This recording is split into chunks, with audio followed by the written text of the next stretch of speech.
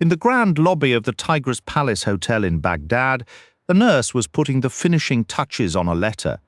Her pen moved quickly across the page. "Well, my dear, I believe that covers all my news.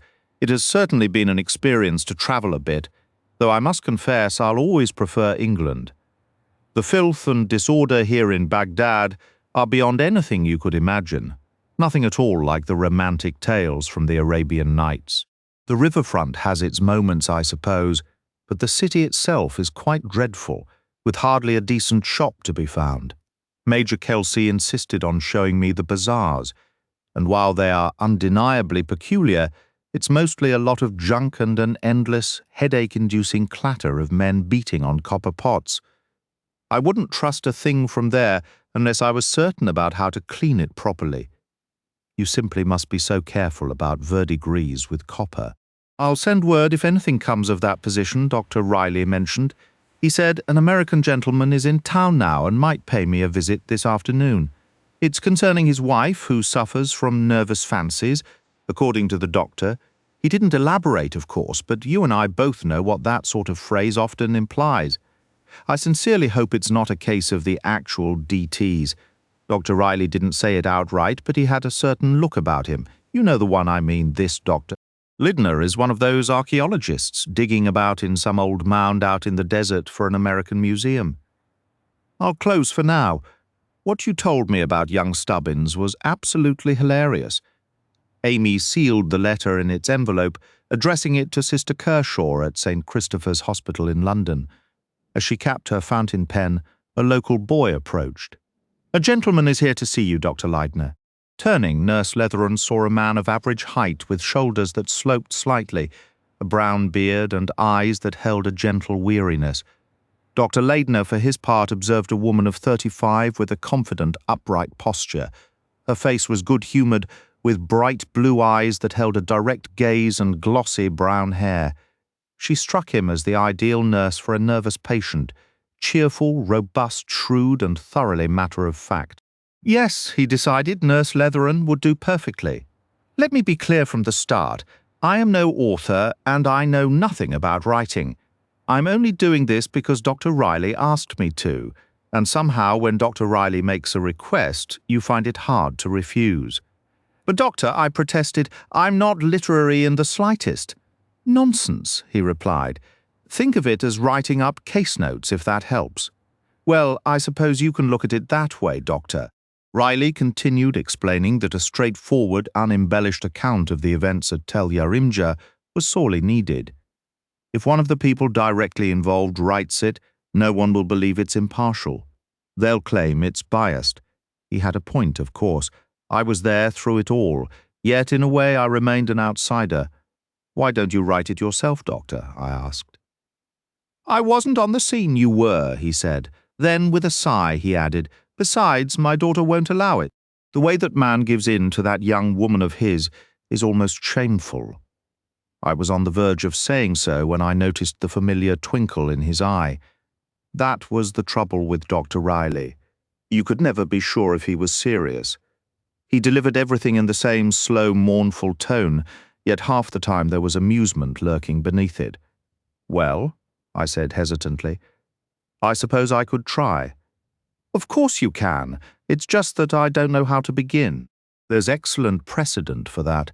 Start at the beginning, carry on until you reach the end, and then simply stop. I'm not entirely sure what or where the beginning was, I admitted. Believe me, nurse, the trouble of starting will be nothing compared to the trouble of knowing how to finish. That's always my problem when I have to give a speech. Someone usually has to grab my coattails and yank me off the stage by force. Oh, you're joking again, Doctor. I'm in deadly earnest. So what do you say? Another concern was nagging at me. After a moment's hesitation, I said, Doctor, I'm afraid I might be inclined to get, well, a little personal at times. Good heavens, woman, the more personal the better. This is a story about people, not wooden dummies. Be personal, be prejudiced, be catty, be whatever you like. Write it in your own voice. We can always cut out anything legally troublesome later. You go ahead. You're a sensible woman, and you'll give a sensible, common-sense record of the affair. So that settled it, and I promised to do my best. And here I am, beginning though, as I told the doctor. It's tricky to know where to start. I suppose I should say a few words about myself. I'm 32 and my name is Amy Leatheran. I trained at St. Christopher's and afterward completed 2 years in maternity nursing. I've done a fair amount of private duty work and spent 4 years at Miss Bendix's nursing home on Devonshire Place. I came out to Iraq accompanying a Mrs. Kelsey. I had been her nurse when her baby was born. She was travelling to Baghdad to join her husband and had already secured a children's nurse who had been with some friends of hers stationed there. Their own children were returning home to start school, and that nurse had agreed to transition to Mrs. Kelsey's service. Mrs. Kelsey was in delicate health and anxious about the long journey with such a young infant, so Major Kelsey arranged for me to travel with her, overseeing both her well-being and the baby's care during the trip. The Kelseys had arranged to cover my fare back, unless I could secure a return nursing position. The family themselves were pleasant enough. The baby was a darling, and Mrs. Kelsey was kind, if a bit prone to worry. I thoroughly enjoyed the sea voyage. It was my first long journey by water. On board I met Dr. Riley, a dark-haired man with a solemn face who had a dry, humorous way of speaking. He seemed to take pleasure in teasing me, offering outlandish claims just to see if I'd believe them. He served as the civil surgeon in Hassaneh, about a day and a half from Baghdad. I'd been in the city for roughly a week when I bumped into him again. He inquired when I might be leaving the Kelseys, and I mentioned it was a curious coincidence he should ask. The Wrights, another family I'd mentioned earlier, had moved up their departure, so their nurse was available immediately. He said he'd heard about the Wrights' change of plans, which was why he'd approached me. As it happens, nurse, I might have a position for you. A medical case, he made a considering face. You could hardly call it that. It's more a lady who has, let's say, nervous fancies. I see, I replied, my mind jumping to the usual suspects. Dr. Riley, ever discreet, didn't elaborate. Yes, Mrs. Leidner, her husband is American-Swedish, to be precise. He leads a large American dig. He went on to explain the expedition was uncovering a major Assyrian city, similar to Nineveh. The expedition house was somewhat isolated, though not terribly far from Hassaneh, and Dr. Leidner had grown increasingly concerned about his wife's state of mind. He hasn't been entirely clear, but it seems she suffers from bouts of recurring nervous terror. Is she left alone all day with just native workers, I asked. Oh, no. There's a full team, 7 or 8 people. I don't believe she's ever alone in the house. But she's evidently worked herself into a peculiar condition. Leidner carries a heavy workload, but he's devoted to his wife, and it preys on him to see her like this. He thought he'd feel easier if a capable person with professional training could keep an eye on her. And what is Mrs. Leidner's own opinion? Dr. Riley answered seriously. Mrs. Leidner is a very beautiful woman. She rarely holds the same opinion on anything for 2 consecutive days, but generally she is in favor of the idea. He added almost as an afterthought. She's a complicated person, full of warmth, and yet, I suspect, a magnificent liar. But Leidner genuinely seems to believe she is terrified nearly to death by something. What did she tell you herself, Doctor? Oh, she hasn't consulted me. She doesn't care for me, for several reasons. It was Leidner who came to me with this proposal. So, nurse, what do you think? You'd get to see more of the country before heading home. They'll be digging for another 2 months, and excavation work is quite fascinating. I hesitated a moment, turning it over. Well, I said finally, I believe I might give it a try. Excellent, said Dr. Riley, getting to his feet. Leidner is in Baghdad now. I'll have him call on you to arrange the details. Dr. Leidner came to my hotel that afternoon. He was a middle-aged man with a hesitant, somewhat nervous manner. There was a gentle, kindly, almost helpless quality about him. He spoke with obvious devotion about his wife, but was frustratingly vague regarding her troubles. You see, he said, tugging at his beard in a perplexed way I would later recognize as characteristic. My wife is in a very highly strung condition. I'm quite worried about her. Is her physical health sound? I asked. Yes, oh yes, I believe so. No, I shouldn't think there's anything physically wrong. But she imagines things, you understand. What sort of things? I pressed.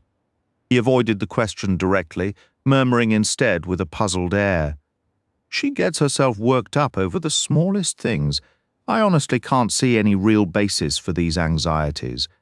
Anxieties about what, Dr. Leidner? He replied vaguely. Oh, just nervous dreads, you understand. Odds were, I thought privately, it might be something like medication, and he doesn't even suspect it. So many husbands never do. They just wonder why their wives seem so on edge and swing through such wild shifts in mood. I inquired whether Mrs. Leidner herself liked the plan of my joining them. His expression brightened immediately. Yes, it surprised me, a very pleasant surprise. She said it was an excellent idea. She told me she'd feel much more secure. That word stuck out to me. Secure. An odd choice, really. I started to wonder if Mrs. Leidner might be struggling with something psychological. He continued with an almost boyish enthusiasm. I'm certain you'll get along wonderfully with her. She's truly a delightful person. He gave a disarming smile. She believes you'll be a great comfort to her. I felt the same the moment I saw you. You seem, if I may say so, so wonderfully robust and sensible.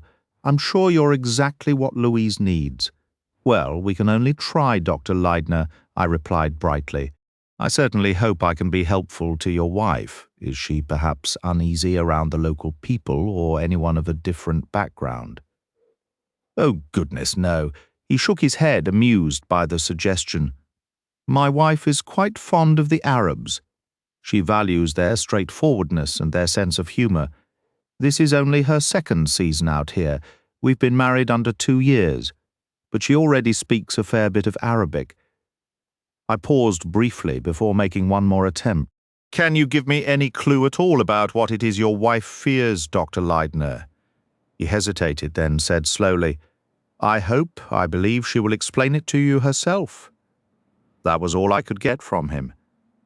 It was settled that I would travel to Tel Yarimja the following week.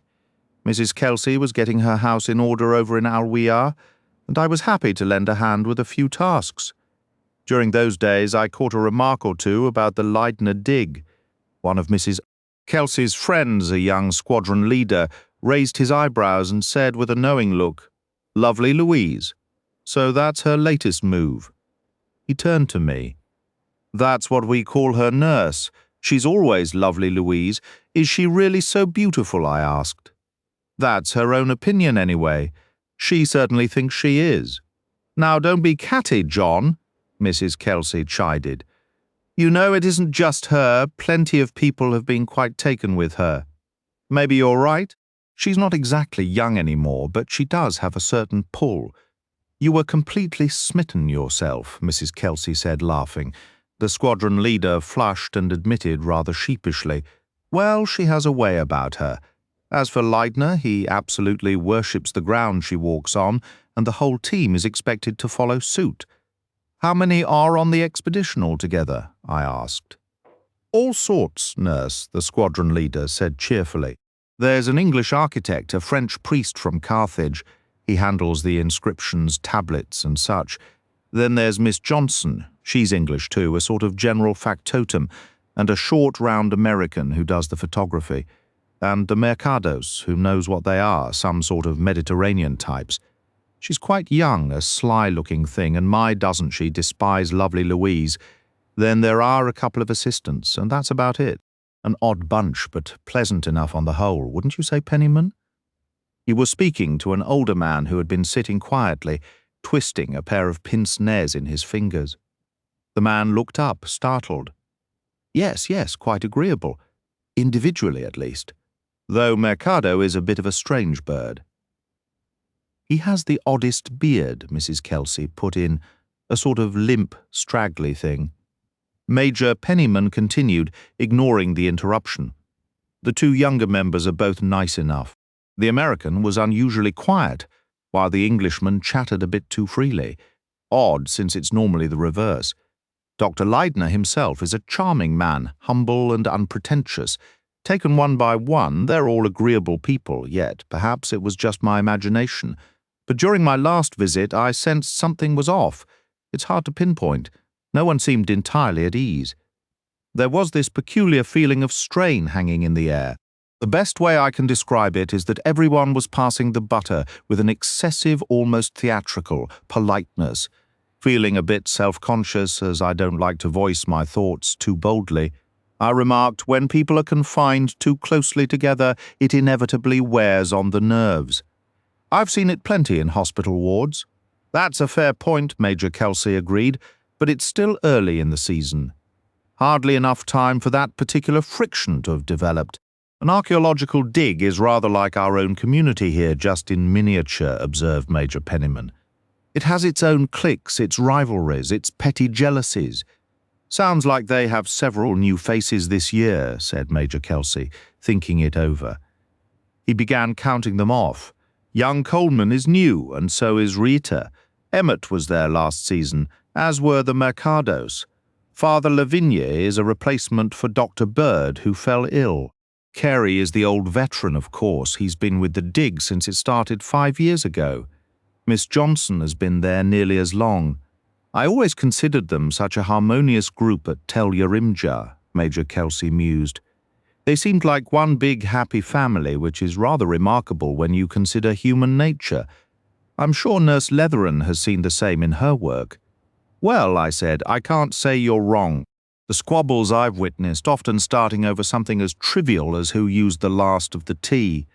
Petty grievances do flourish in close quarters, Major Penniman conceded. Yet I feel there must be something more at play here. Leidner is such a tactful, gentle soul. He's always managed to keep his team content and on good terms. Still, I definitely noticed that odd tension the other day. Mrs. Kelsey gave a light laugh. And you really don't see the obvious reason? It's perfectly plain. What do you mean, Mrs. Leidner, naturally? Oh, come now, Mary, her husband protested. She's a delightful woman, not the argumentative type in the least. I didn't say she was argumentative. I said she causes arguments. How? And why on earth would she? Why, because she's bored, plain and simple. She's not an archaeologist, only married to one. She's stuck out there miles from any proper excitement, so she manufactures her own drama. She amuses herself by stirring the pot and setting people against each other. Mary, you have no evidence for that. You're simply inventing a story. Of course I'm inventing. But you'll see I'm right. The lovely Louise doesn't have that enigmatic. Mona Lisa smiled for nothing. She may not intend real harm, but she enjoys watching the sparks fly. She's utterly devoted to Leidner. Oh, I don't doubt it. I'm not suggesting anything vulgar. But that woman is a born instigator. She lights fires just to watch them burn. Women are so terribly kind about each other, Major Kelsey said with a sigh. Yes, yes, I know what you men say, catty, but we're usually correct about our own sex. Even so, Major Penniman said thoughtfully, even if we accept Mrs. Kelsey's rather uncharitable theory, I'm not sure it fully explains that peculiar electric tension. It felt more like the heavy stillness right before a thunderclap. I had the strong impression the storm could break at any moment. Now don't go frightening the nurse, Mrs. Kelsey chided. She's due to go out there in 3 days, and you'll put her off entirely. Oh, you won't frighten me, I said with a laugh. But privately I turned their words over in my mind. Dr. Leidner's strange choice of the word safer came back to me. Was it his wife's own secret fear, whether spoken or silently nursed, that was casting a shadow over the entire group? The thought lingered as persistent and unsettling as the desert heat.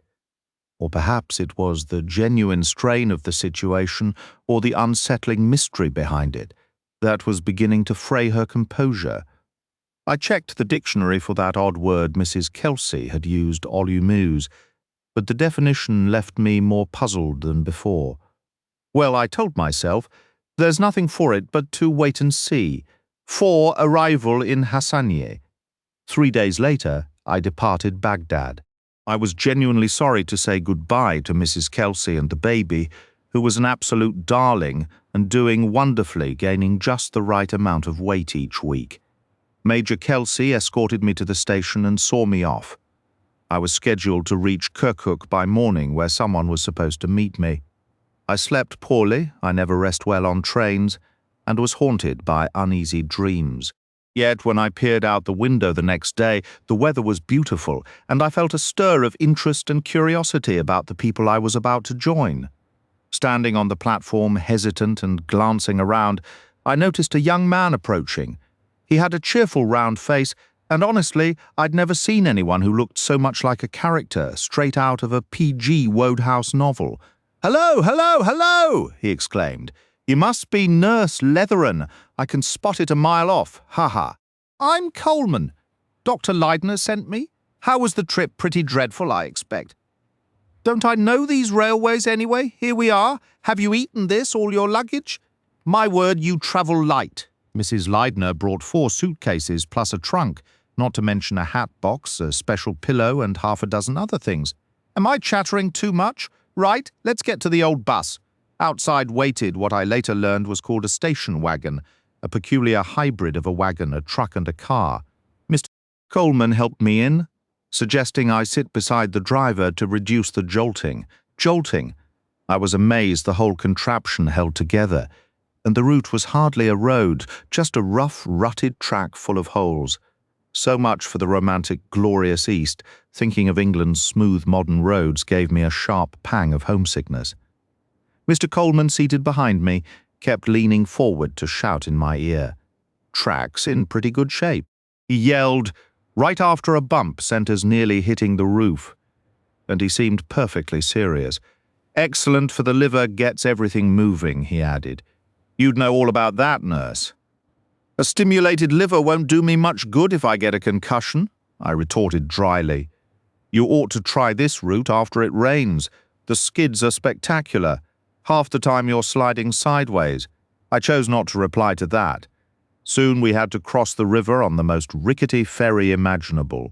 It was a minor miracle we made it to the other side, though everyone aboard acted as if it were perfectly normal. The journey to Hassaneh took about 4 hours. To my surprise, it was quite a sizable town. From across the river, it looked almost picturesque. White buildings and minarets standing out like something from a storybook. That fairy tale impression vanished, however, once we crossed the bridge and entered the streets. The place was a jumble of ramshackle structures. Everything seemed on the verge of collapse, and the air carried a distinct odor with mud and disorder everywhere. Mr. Coleman brought me to Dr. Riley's house, saying the doctor expected me for lunch. Dr. Riley was as pleasant as I remembered, and his home was lovely, spotless and modern, complete with a proper bathroom. A refreshing bath left me feeling much restored. By the time I had changed back into my uniform and came downstairs, I was in better spirits. Lunch was ready, and the doctor apologized for his daughter, whom he said was perpetually late. We had just started on a very nice dish of eggs in sauce when she entered, and Dr. Riley said, "Nurse, this is my daughter Sheila." She shook hands, offered a quick hope that my journey had been tolerable, tossed her hat aside, gave Mr. Coleman a cool, brief nod, and sat down. "So, Bill," she said, "what's the news?" He launched into talk about some upcoming party at the local club, and I took the chance to study her. I can't say I formed a favourable first impression. The impression she gave was one of cool detachment, which I found rather off-putting. She was certainly attractive, with dark hair, striking blue eyes, and a fair complexion, her lips painted in the usual fashion. Her manner of speaking was laced with a cool sarcasm that got under my skin. It reminded me of a probationer I once supervised, competent enough at her duties, I'll grant, but with an attitude that constantly grated on my nerves. It seemed rather obvious that Mr. Coleman was quite taken with her. He began to stammer slightly, and his already somewhat foolish conversation grew even more inane if such a thing were possible. He put me in mind of an overeager, not too bright dog, wagging its tail and desperate to please after lunch. Dr. Riley departed for the hospital, and Mr. Coleman had some errands to run in town. Miss Riley inquired whether I would prefer to see a bit of the local area or remain at the house, mentioning that Mr. Coleman would return for me in about an hour. Is there much worth seeing? I asked. There are a few quaint corners, she replied, her tone implying a private joke. Though I'm not sure they'd appeal to you. They're frightfully grimy. Her manner of saying it irked me. I've never subscribed to the notion that charm is an excuse for filth. In the end, she took me to the club, which was quite pleasant with a view over the river, and offered English newspapers and periodicals. Upon our return, Mr. Coleman had not yet come back, so we sat and attempted conversation. It flowed with a certain stiffness. She asked if I had met Mrs. Leitner. Not yet, I said, only her husband. Oh, she responded. I wonder what you'll make of her. I offered no comment. She continued, I'm very fond of Dr. Leitner. Everyone is the unspoken addition, I thought, was that not everyone felt the same about his wife. I remained silent, and she soon asked bluntly, What's supposed to be wrong with her? Did Dr. Leitner explain? I wasn't about to discuss a patient's details before I'd even met her, so I answered vaguely, My understanding is she's rather worn out and needs proper care. She let out a short, harsh laugh. Good Lord, she said. Aren't 9 people dancing attendance on her already sufficient? I expect they all have their own work, I countered. Work? Naturally, they have work. But Louise always comes first. She makes perfectly sure of that. No, I thought to myself, you certainly do not like her. All the same, Miss Riley went on, I can't fathom why she needs a professional nurse. I'd have thought amateur sympathy was more her style, not someone who'll stick a thermometer in her mouth, count her pulse and reduce everything to cold, hard facts. Well, curiosity got the better of me. Are you suggesting there's nothing actually wrong with her? Of course there isn't. The woman is as strong as a horse. Poor Louise didn't sleep a wink. She has dreadful circles under her eyes. Yes, likely drawn there with a bit of pencil. It's all a performance to command attention, to have the entire household fluttering about, making a tremendous fuss. There was, I had to concede, a ring of possibility to that. In my career, what nurse hasn't encountered hypochondriacs who derive pleasure from orchestrating a whole domestic drama? Tell them plainly, there is absolutely nothing the matter with you, and not only would they refuse to believe it, their outrage would be utterly sincere. It was plausible, Mrs. Leitner could be such a case. The husband, of course, would be the first and most thoroughly deceived. In my experience, men can be remarkably gullible where a wife's ailments are concerned. Yet, something about this theory didn't align with what I had been told. It didn't fit, for instance, with that single unsettling word, safer. Funny how that term had lodged itself in my mind. Turning it over, I asked, Is Mrs. Leitner a nervous sort of person? Anxious, perhaps, about living so remotely? What on earth is there to be nervous about? She retorted. Good heavens, there are 10 of them there, and they even have guards on account of the old relics. Oh no, she isn't nervous, at least not in the usual way. She paused, as if a new idea had just occurred to her, and after a moment continued more slowly. It's funny you should mention that. Why Flight Lieutenant Jervis and I rode over the other morning. Most of the team was already up at the excavation site. She was sitting there writing a letter and probably didn't hear us approach. The boy who usually greets visitors wasn't around, so we walked straight up onto the veranda. She caught sight of Jervis's shadow falling across the wall, and she let out a proper scream. She apologized afterward, of course, said she thought it was some stranger. But it struck me as odd. I mean, even if it had been a stranger, why such a panic? I considered this quietly. Miss Riley fell silent herself, then suddenly exclaimed, I can't figure out what's wrong with everyone this season. They're all on edge. Johnson moves about so gloomily she can hardly speak. David avoids conversation whenever possible. Bill, naturally, never stops talking, and somehow his constant chatter just makes the rest of them more tense. Carey looks like he's about to snap at any second, and they're all watching each other as though, well, I don't know, but it's strange. It was interesting, I reflected, that 2 people as different as Miss Riley and Major Penniman had both noticed the same strained atmosphere. Just then Mr. Coleman bustled in. Bustling was precisely the right word. If he'd suddenly grown a tail and started wagging it, it wouldn't have seemed out of place. "Hello there," he announced. "The world's champion shopper reporting for duty. Have you given the nurse the grand tour of our metropolis?" "She wasn't overly impressed," Miss Riley replied dryly. "Can't say I blame her," Mr. Coleman said with enthusiasm. "What a sleepy, ramshackle little spot. Not a fan of the picturesque or the ancient, are you, Bill? I can't imagine why you ever got into archaeology. Don't pin that on me. Blame my guardian. He's the scholarly type, a college fellow always buried in books wearing his slippers, that sort. Must have been a bit of a shock for him to end up with a ward like me. I think it's terribly silly to let yourself be pushed into a career you have no interest in," the girl said sharply. "Wasn't pushed, Sheila, old thing." The old man asked if I had any profession in mind, and I told him I didn't. So he arranged a season out here for me, simple as that. But you must have some idea of what you'd actually like to do. Everyone does. Of course I do. My ideal would be to skip work entirely. What I'd really love is to have plenty of money and get into motor racing. "You're impossible," Miss Riley sounded genuinely irritated. "Oh, I know it's completely unrealistic," Mr. Coleman replied cheerfully. "So, since I have to do something, I don't much care what it is, as long as it doesn't involve being stuck in an office all day. I was perfectly happy to see a bit of the world. Here goes," I said, and off I came.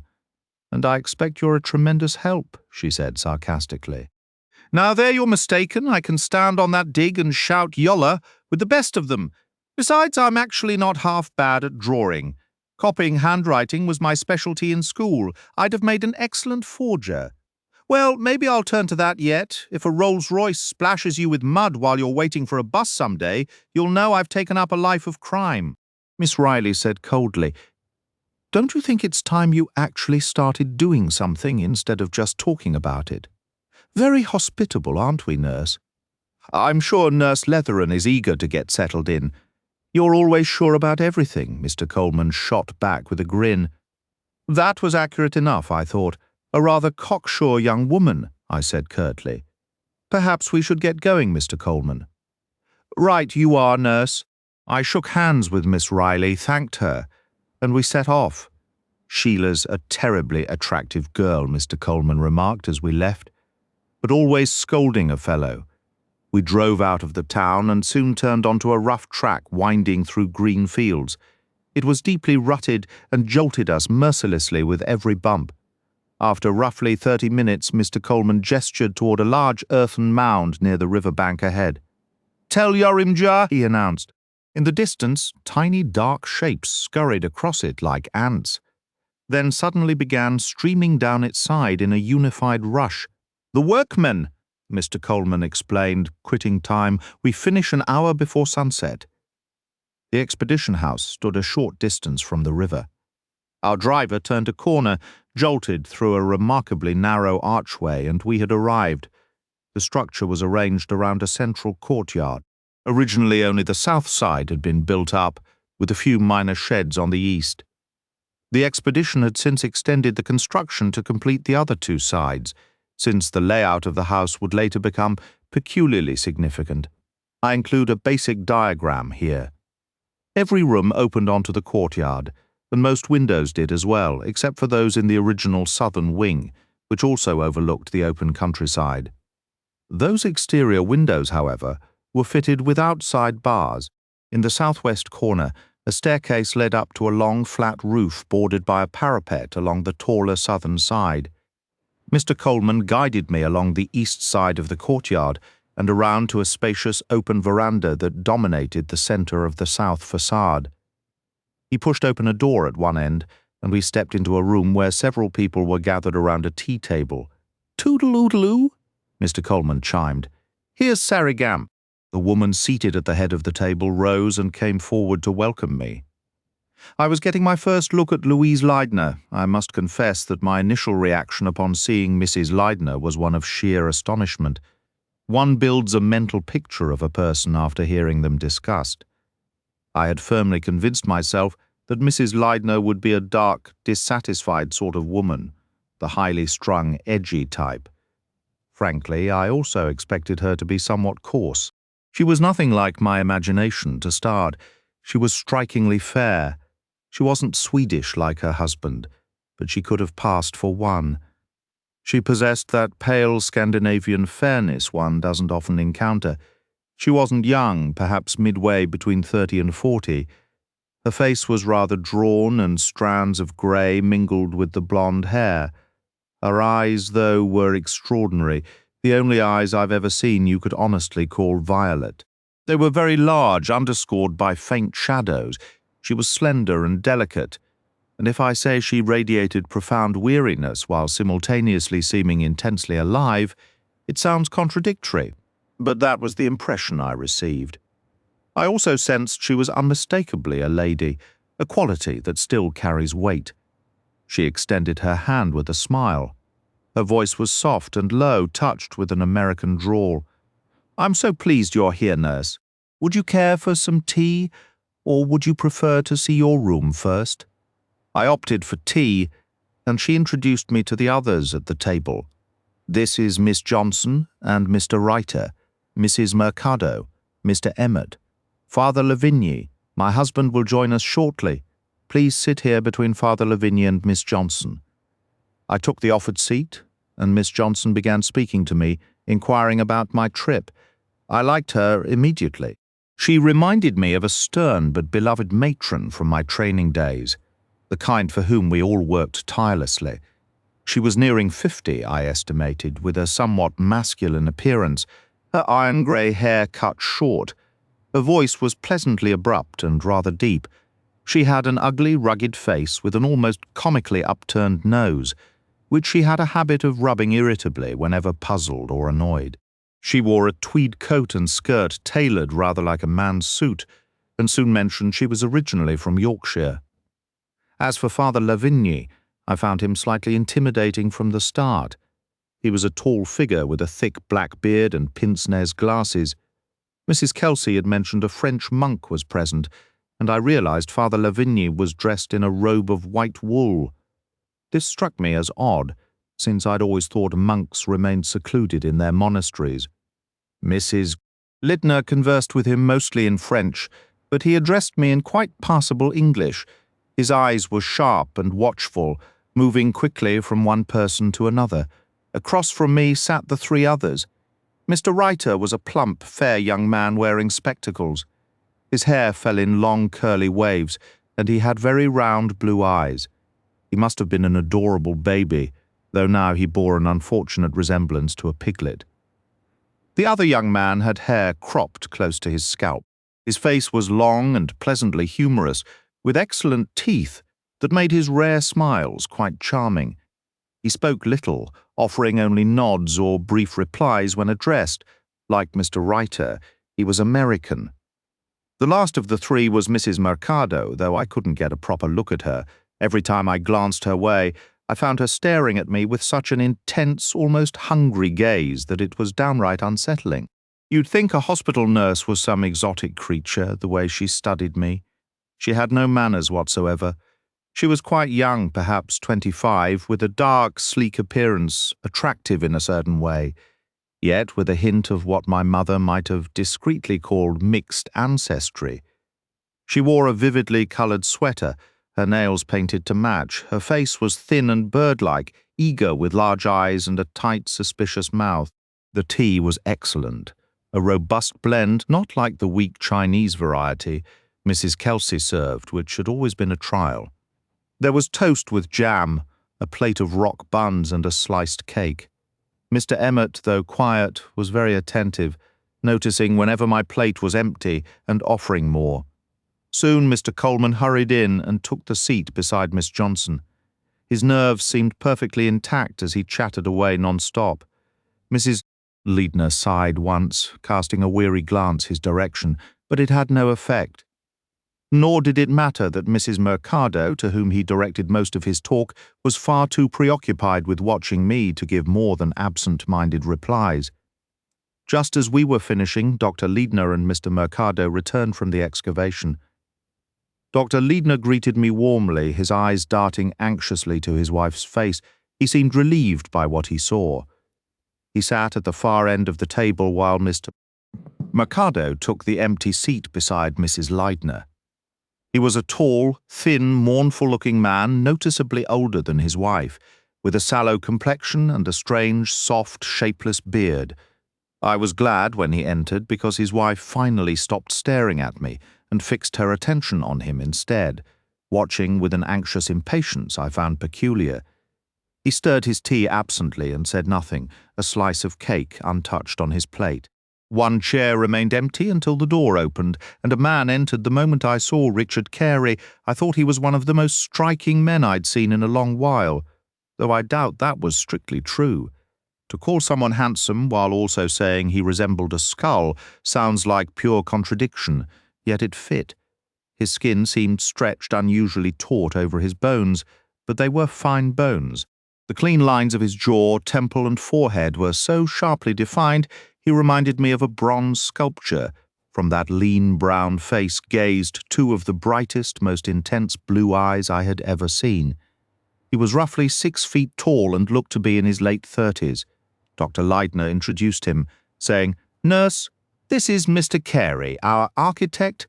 Mr. Carey offered a quiet, polite greeting in his soft English accent and took a seat beside Mrs. Mercado. Mrs. Leidner said, "I'm sorry, Mr. Carey, but the tea may have gone a bit cold."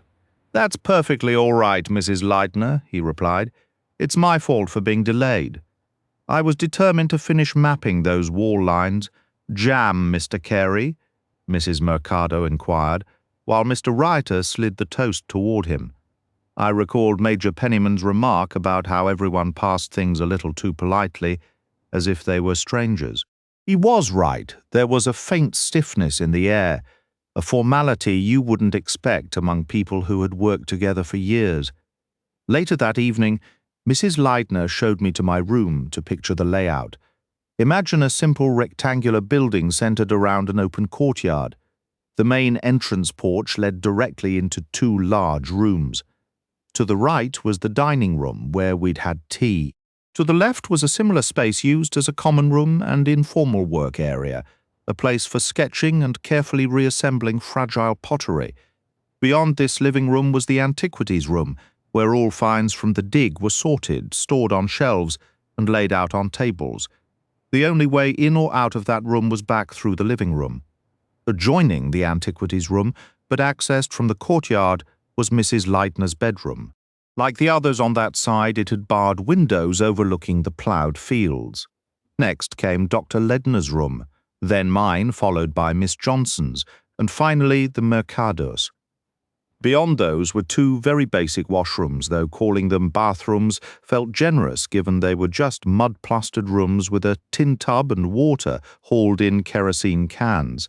All these bedrooms had been added by Dr. Leidner onto the original Arab structure, each with a door opening onto the courtyard. The north side housed the drawing office, the laboratory, and the photographic rooms opposite. On the other side of the porch, the dining room connected to an office used for filing and cataloguing. Father Lavinier had the largest bedroom there, which he also used for studying tablets. A staircase in the southwest corner led up to the roof. The west side contained the kitchen and 4 small bedrooms for the junior staff, Carey, Emmett, Reiter, and Coleman. Near the northwest corner was the photographic room with its dark room, then the laboratory, and finally the main arched gateway. Outside were quarters for the local staff, a guardhouse for the soldiers, and stables for the draft animals. The drawing office occupied the remainder of the north wing, just inside the entrance. I've gone into quite a bit of detail about the house's layout now, so I won't have to revisit it later. As I mentioned, Mrs. Leidner herself showed me around the building and finally settled me into my room, expressing her hope that I'd be comfortable and have everything I needed. The space was furnished simply but well, a bed, a dresser, a washstand, and a single chair. The local boys will bring you hot water before lunch and dinner. And in the morning, naturally, if you need it at any other time, just step outside and clap your hands. When a boy appears, say "Jib my ha." Do you think you can remember that phrase? I told her I believed I could and repeated it back a bit hesitantly. That's perfect, and make sure you call it out clearly. The local workers often don't understand anything spoken in a typical quiet English tone. Languages are such curious things, I remarked. It seems strange there should be so many entirely different ones. Mrs. Ladner offered a slight smile. There's a church in Palestine where the Lord's Prayer is displayed in, I believe it's 90 different languages. My goodness, I said. I'll have to write and tell my elderly aunt about that. She'll find it fascinating. Mrs. Ladner absently ran her fingers over the water jug and basin, moving the soap dish a small distance. I do hope you'll be content here, she said, and not find the time dragging too much. I'm not one to get bored easily, I assured her. Life feels too short for that sort of thing. She didn't reply immediately, her attention seemingly still on the washstand. Then, quite abruptly, she fixed her striking dark violet eyes directly on mine. What, precisely, did my husband tell you, nurse? One generally has a standard reply for that sort of inquiry. I understood you were feeling a bit worn out, Mrs. Ladner, I said smoothly, and that you simply wanted someone to care for you and handle any minor worries. She lowered her head thoughtfully for a moment. Yes, she said quietly. Yes, that explanation will do nicely. It was a somewhat cryptic response, but I didn't press the matter. Instead, I said, I do hope you'll allow me to assist with any household tasks. Please don't feel you must keep me idle, she gave a small smile. Thank you, nurse. Then, rather to my surprise, she sat on the edge of the bed and began questioning me quite thoroughly. I say it was surprising because from my first glance at her, I was certain Mrs. Ladner was a refined woman. And in my experience, a true lady seldom pries into one's personal background, yet Mrs. Ladner seemed eager to learn every detail about me. Where I'd trained and how long ago, what had brought me to the Middle East, how Dr. Riley had come to recommend me. She even asked if I had ever been to America or had any family connections there. She posed several other questions that seemed rather pointless at the time, though I later understood their significance. Then, just as suddenly, her manner shifted entirely. She smiled a warm, radiant smile and said very kindly that she was very glad I had come and felt sure I would be a great comfort to her. She rose from the bed. Would you care to go up to the roof and see the sunset? It's usually quite magnificent around this hour. I agreed readily. As we left the room, she asked almost as an afterthought, were there many other people on the train from Baghdad? Any gentlemen? I replied that I hadn't taken particular note of anyone. There had been 2 Frenchmen in the dining car the previous evening, and a group of 3 men who, from their conversation, I gathered, were connected to the oil pipeline company. She nodded, and a faint sound escaped her. It sounded like a small, relieved sigh. We went up to the roof together. Mrs. Mercado was already there, perched on the low wall, and Dr. Ladner was bent over examining rows of stones and broken pottery fragments. There were large objects he called querns, along with pestles, celts, stone axes, and more pieces of patterned pottery than I think I'd ever seen in one place. Do come over here, Mrs. Mercado called out. Isn't it just utterly beautiful? The sunset, indeed, was breathtaking. From a distance, Hassaniya looked almost magical with the sunset behind it, and the wide, flowing Tigris seemed less a real river and more a vision from a dream. Isn't it beautiful, Eric? Remarked Mrs. Ladner. The doctor glanced up, his eyes distant, and muttered, Beautiful, yes, before turning right back to sorting his pottery fragments. With a faint smile, Mrs. Ladner observed, To an archaeologist, only the ground beneath their boots seems to matter. The sky above might as well not be there. Mrs. Mercado gave a light, nervous laugh. They're a strange bunch. You'll see that soon enough, nurse, she said. After a brief pause, she added, We're all so relieved you're here. We've been terribly concerned about dear Mrs. Ladner, haven't we, Louise? Have you? Mrs. Ladner's tone was distinctly cool. Oh, absolutely. She's been in a dreadful state, nurse. All these frights and disturbances. You know, whenever someone tells me a person's trouble is just nerves, I always think what could possibly be worse. Our nerves are at the very heart of who we are, aren't they? What a piece of work, I thought privately, Mrs. Leidner replied with dry precision. Well, you needn't trouble yourself about me any longer, Marie. The nurse is here to take care of things now. That's right, I am, I said brightly. I'm sure that will change everything. Mrs. Mercado went on. We've all felt she should see a proper doctor or take some action. Her nerves have been completely shattered. Isn't that so, Louise dear? So shattered, it seems. I've managed to shatter yours along with them, Mrs. Leidner retorted. Shall we discuss something more engaging than my tiresome health? In that moment I recognized that Mrs. Leidner was precisely the sort of woman who could cultivate animosity without much effort. The cool, dismissive edge in her voice, though I couldn't fault her for it, brought a flush to Mrs. Mercado's rather pale cheeks. She stammered out a reply, but Mrs. Leidner was already rising and moving to join her husband at the opposite end of the rooftop. I doubt he noticed her approach until she rested a hand on his shoulder. Then he looked up swiftly, his face softening with affection and a kind of hopeful inquiry. Mrs. Leidner gave a gentle nod. Soon, arm in arm, they strolled toward the distant parapet and eventually descended the steps together. He's utterly devoted to her, isn't he? Mrs. Mercado remarked. Yes, I agreed. It's a lovely thing to witness. She was watching me with an odd, intense, sidelong look. Lowering her voice slightly, she asked, What do you really believe is wrong with her, nurse? Oh, I shouldn't think it's anything serious, I replied cheerfully. Probably just a bit overtired and run down. Her gaze remained fixed on me, sharp and probing, much as it had been during tea. Abruptly, she said, Are you a psychiatric nurse? Goodness? No, I answered. What gave you that idea? She was quiet for a moment. Do you know how strangely she's been acting? Did Dr. Leidner explain it to you? Now, I don't approve of gossiping about patients. Yet, in my experience, the full truth is often hard to come by from family members, and without it, you can end up working blindly and doing little good. When a doctor is overseeing the case, it's different. They tell you what you need to know, but here there was no attending physician. Dr. Riley hadn't been consulted professionally, and privately I wasn't convinced. Dr. Leidner had shared everything he could have.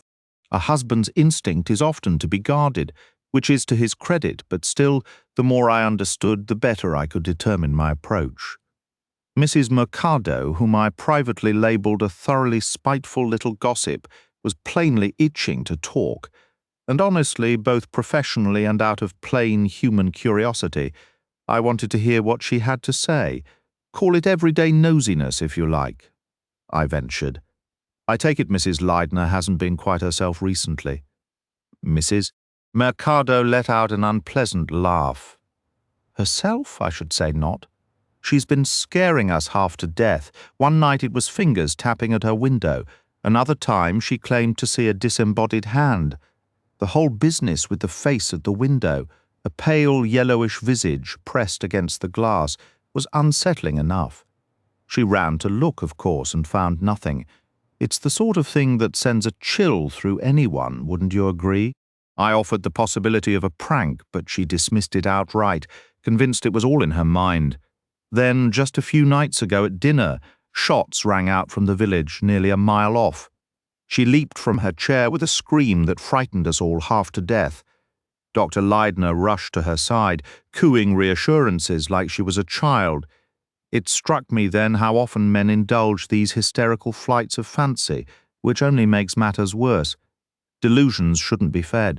If they are delusions, I remarked coolly, what else could they be? I held my tongue, lacking a ready answer. The gunfire and the screaming were understandable. Anyone with frayed nerves might react that way. But the story of the phantom face and hand was another matter entirely. It seemed to me there were two possibilities. Either Mrs. Leidner had invented the tale, much like a child spinning lies for attention, or it was a cruel joke. Someone with a boisterous, unimaginative sense of humour, a young man like Mr. Coleman, perhaps, might find such a stunt amusing. I resolved to keep a closer eye on him. A foolish joke can shatter someone already on edge. With a sly glance my way, Mrs. Mercado observed, She has such a romantic look about her, don't you think? The kind of woman around whom dramatic things simply happen. Have many dramatic things happened to her? I inquired. Well, her first husband was killed in the war when she was barely 20. Tragic and romantic, I'd say. It's one way to call a goose a swan, I said dryly. Oh, nurse, what a strange thing to say, but it was the plain truth. How often do you hear women sigh, if only he had lived, and I often think if he had, he'd likely have turned into just another stout, irritable, middle-aged husband. The light was fading, so I suggested we head back down. Mrs. Mercado agreed and asked if I'd like to see the laboratory. My husband will be there working, she added. The lab was lit by a single lamp, but it was empty. She showed me some of the equipment, a few copper artifacts undergoing treatment, and some bones carefully coated with wax. Where can Joseph be? She wondered aloud. We peeked into the drawing office where Mr. Carey was bent over his work. He barely acknowledged us. The strain on his face was startling, a man stretched to his absolute limit. It occurred to me then that someone else had mentioned this same tense aura about him. He looked like a knight from an old tale riding knowingly to his doom. There was an extraordinary unconscious magnetism to him, even in his distress. We found Mr. Mercado in the living room instead, explaining some new technical process to Mrs. Leidner. She sat on a straight-backed chair embroidering delicate flowers with fine silk. In that moment she appeared more like some ethereal fairy creature than a woman of flesh and blood. Mrs. Mercado's voice cut shrilly through the quiet. "Oh, there you are, Joseph. We expected to find you in the lab." He jumped up, startled and flustered, as if her entrance had shattered a fragile spell. I should be going," he stammered. He broke off, turning toward the door in her soft, unhurried tone. Mrs. Leidner replied, "You'll have to finish that story another time." I found it quite fascinating. She glanced up at us, offering a distant, almost ethereal smile before returning to her needlework. After a moment she added, "Nurse, you'll find some books on the shelf there. We have a decent variety. Pick one and make yourself comfortable." I moved to the bookcase.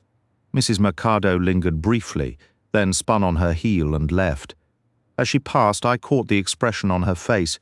It was twisted with a raw, seething anger against my will. Mrs. Kelsey's earlier hints and remarks about Mrs. Leidner echoed in my mind. I didn't want to believe them because I genuinely liked Mrs. Leidner, yet I couldn't help wondering if there might be a sliver of truth there. It wasn't entirely her fault, of course, but the plain fact was that neither the kindly, plain Miss Johnson nor the fiery, common Mrs. Mercado could compete with her in looks or charm, and men, well, men are the same everywhere, a truth you learn quickly in nursing.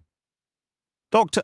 Mercado struck me as rather weak, and I doubted Mrs. Leidner gave his admiration a second thought, but his wife certainly did. If I read the situation right, she minded intensely and would gladly do Mrs. Leidner harm if the chance arose.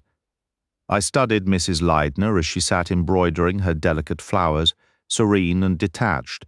An urge to warn her stirred in me. She seemed unaware of how stupid and violent jealousy could be, how a single spark could ignite a slow-burning fire. Then I chided myself. Amy Leatheran, don't be a fool. Mrs. Leidner is no inexperienced girl. She must be nearing 40, and she's surely seen enough of life to know its dangers. Yet something about her gave me pause, an untouched, almost sheltered quality. I found myself speculating about her past. I knew she had married Dr. Leidner only 2 years earlier, and according to Mrs. Mercado, her first husband had passed away some 15 years ago. Selecting a book, I settled near her. Not long after, I went to wash up for supper. The meal was satisfying, featuring a remarkably good curry. Everyone retired early, which I was grateful for, feeling weary myself. Dr. Leidner accompanied me to my room to ensure I had everything. He clasped my hand warmly, his manner almost boyishly eager. "She likes you, nurse. She's taken to you immediately. I'm so relieved. I feel everything will be all right now." I was pleased. Mrs. Leidner seemed to favor me, but I couldn't fully share his optimism. Something more lingered beneath the surface, something he himself might not perceive. There was a tension in the air, a current I couldn't quite grasp. My bed was comfortable, yet I slept poorly, troubled by vivid dreams. Lines from a Keats poem I'd been forced to memorize as a child looped incessantly in my mind. I kept muddling the words, which annoyed me. I'd always disliked that poem, probably because it had been an obligation. But waking in the dark, I suddenly sensed a strange beauty in it. "Oh, what can ail thee, knight-at-arms, alone and palely loitering?" For the first time, I pictured the knight's face clearly. It was Mr. Carey's face, grim and tense and sun-bronzed, reminiscent of the young soldiers I recalled from the war years. I felt a pang of sorrow for him. Falling back asleep, I dreamed the belle dame sans mercy was Mrs. Leidner, seated sideways on a horse, her embroidery in hand. Then the horse stumbled, and I was surrounded by bones coated in wax. I woke shivering, covered in gooseflesh, and told myself firmly that curry at night never did agree with me. I should probably state up front that you won't find much in the way of local atmosphere here. Archaeology has never been my subject, and I can't say I have any real desire for it to be. Spending time with things that are long dead and buried just doesn't seem sensible. Mr. Carey once told me I lacked the proper temperament for it, and he was undoubtedly correct. On my very first morning he asked if I'd like to see the palace he was. What was his word, planning? How you can plan for something that's already happened is beyond me. Still, I agreed, and I'll admit I felt a flicker of excitement. This palace was supposed to be nearly 3,000 years old. I imagined grand halls, perhaps something like the treasures from King Tut's tomb I'd seen in pictures. Would you believe it? There was nothing to see but mud, just grubby low walls of dried earth, maybe 2 feet high. That was the entire palace. Mr. Carey led me around, pointing out where the great court had been, where chambers and an upper story once stood, rooms fanning off a central courtyard. All I could think was, how on earth does he know any of this? Though I was too polite to voice it, it was a profound letdown. The whole dig looked like a patch of dirt to me. No marble, no gold, nothing splendid. My aunt's house back in Cricklewood would have made a far more impressive ruin. And these ancient Assyrians, or whoever they were, had the nerve to call themselves kings after the palace tour. Mr. Carey passed me along to Father Lavigny to see the rest of the mound. I was a bit wary of him, a monk, a foreigner, with that deep, resonant voice. But he was kind, if somewhat distant. Sometimes I got the feeling the whole place wasn't much more real to him than it was to me. Mrs. Leidner explained that later. She said Father Lavigny was only interested in what he called written documents. These people wrote everything on clay tablets with strange pagan-looking symbols that somehow made perfect sense. They even had school tablets, the teacher's lesson on one side, the student's attempt on the back. I confess that detail got to me. It felt so profoundly human. Father Lavigny walked aside with me, indicating temples, palaces, private houses, and a spot he identified as an early Akkadian burial ground. He spoke in a peculiar, abrupt manner, tossing out a fact before veering off. "It is unusual that you are here," he said suddenly. "Is Mrs. Leidner truly unwell?" "Not exactly unwell," I replied carefully. He nodded slowly. "She is a peculiar woman, a dangerous woman, I believe." "Now, what could you possibly mean by that?" I asked. "Dangerous how?" He shook his head thoughtfully. "I think she is ruthless." "Yes, I believe she could be absolutely ruthless. You'll forgive me," I said, "but I think that's nonsense." He gave a small, knowing smile. "You do not understand women as I do. A funny thing for a monk to say, I thought, though I supposed he might hear all sorts of things. It puzzled me, as I wasn't sure if monks heard confessions or if that was strictly for priests." He looked the part in his long, dirt-trailing woolen robe with his rosary beads. "Yes, she could be ruthless," he mused again. "I am certain of it. And yet, for all her hardness, like stone or marble, she is afraid. What is she afraid of?" That, I thought, is the question we'd all love answered. Perhaps her husband knew, but I doubted anyone else did. He fixed me with a sudden, sharp look. It feels odd here, does it not? Do you find it odd? Or quite natural? Not quite natural, I said, after a moment's consideration. The very air felt charged, like the stillness before a summer storm back home, a tension that had nothing to do with the ancient dust under our feet. The accommodations themselves were quite comfortable, but there was an undeniable tension in the air. It unsettles me, he admitted, his accent thickening slightly as he leaned in. I have this feeling that something is brewing.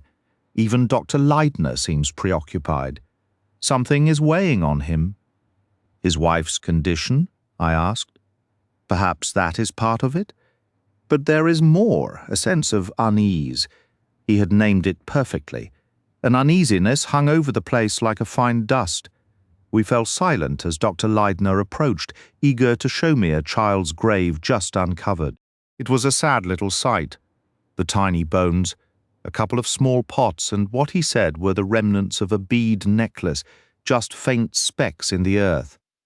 The workmen provided a stark contrast, a ragged chorus in their long, tattered garments, with their heads wrapped like mummies. As they shuffled back and forth with baskets of dirt, they'd break into this strange, repetitive chant that seemed to go on forever.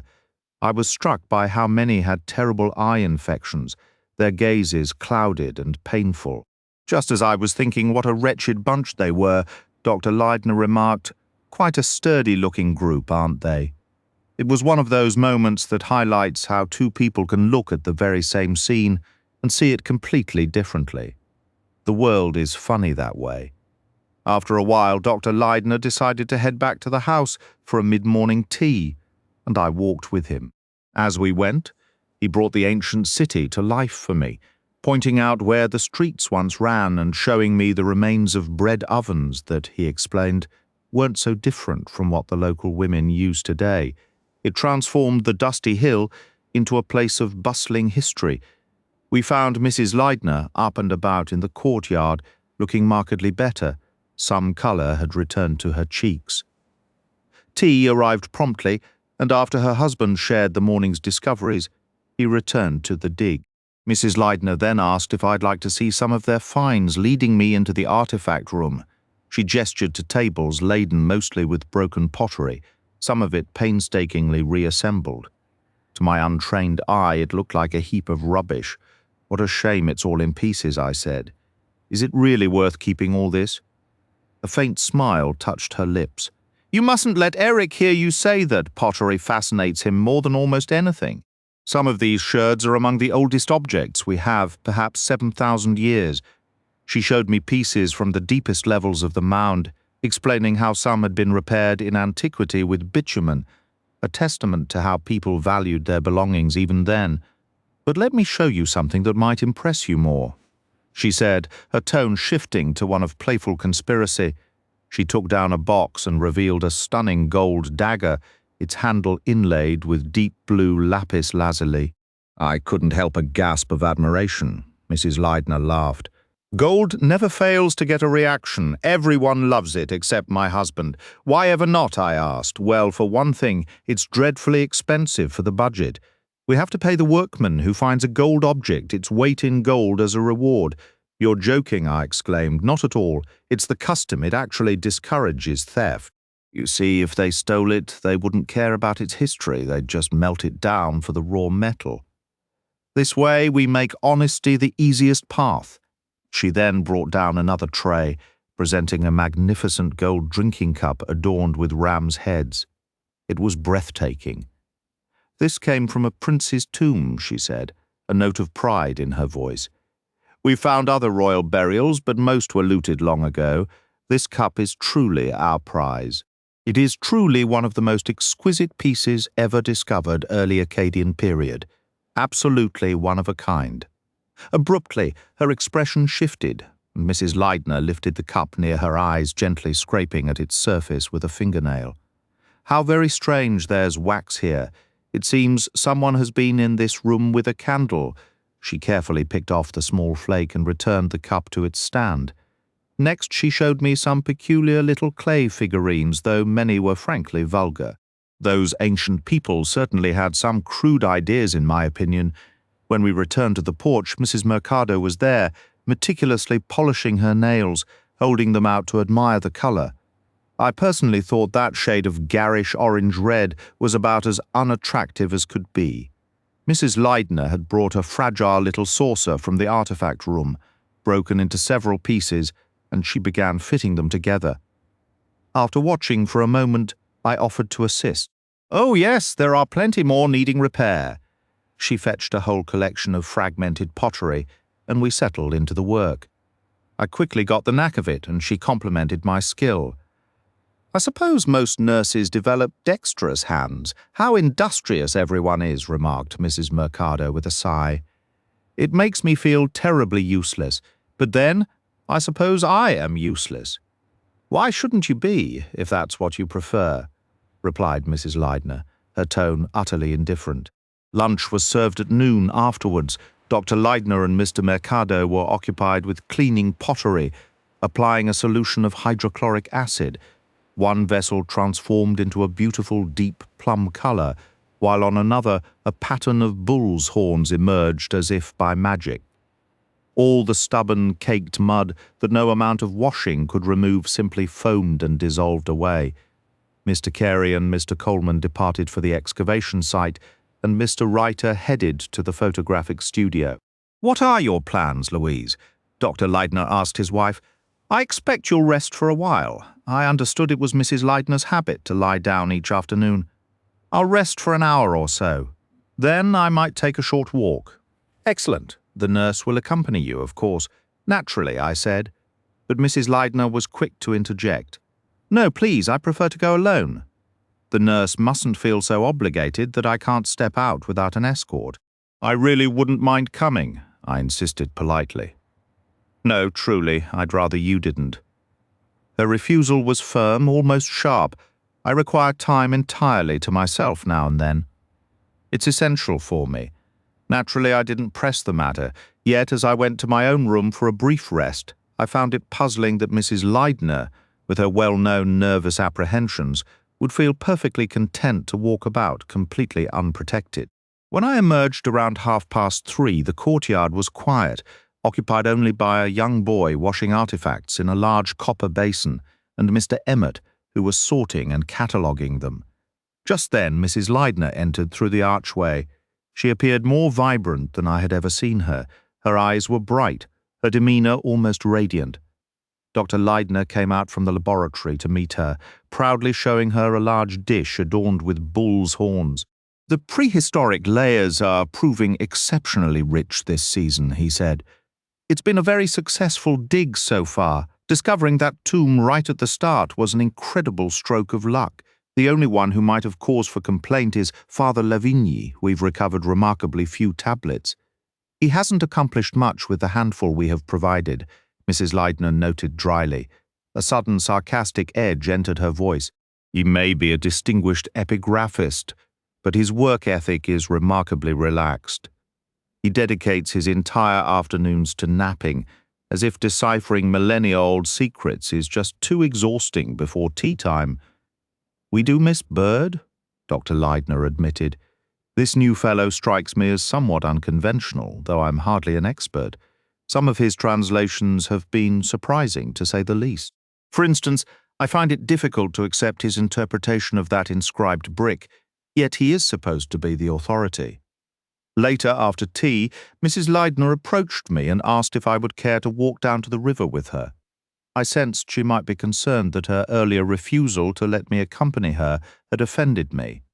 I wanted to make it clear I wasn't the sentimental type, so I agreed right away. It was a beautiful night. We walked a path between barley fields, then through some blossoming fruit trees, until we reached the banks of the Tigris River. To our immediate left was the excavation mound, where the workmen's strange, monotonous singing drifted down.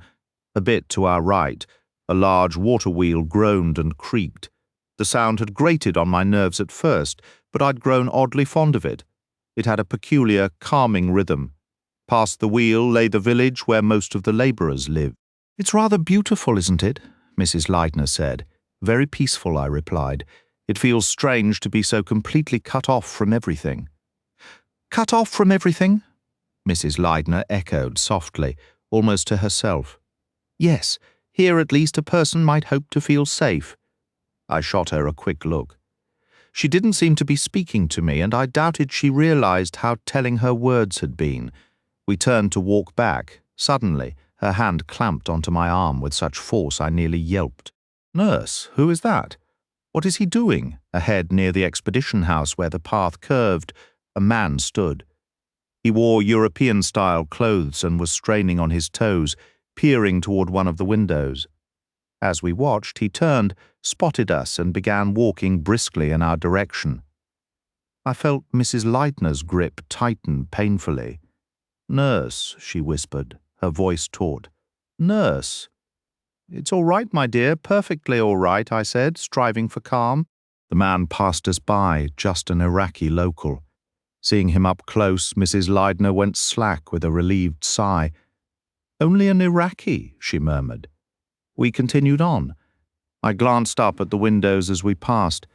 They were not only barred, but set too high from this lower ground outside the courtyard wall for anyone to see inside. Must have been simple curiosity, I offered. Mrs. Leidner nodded. Yes, that's all, but for a moment I thought. She stopped herself. I thought privately, you thought what?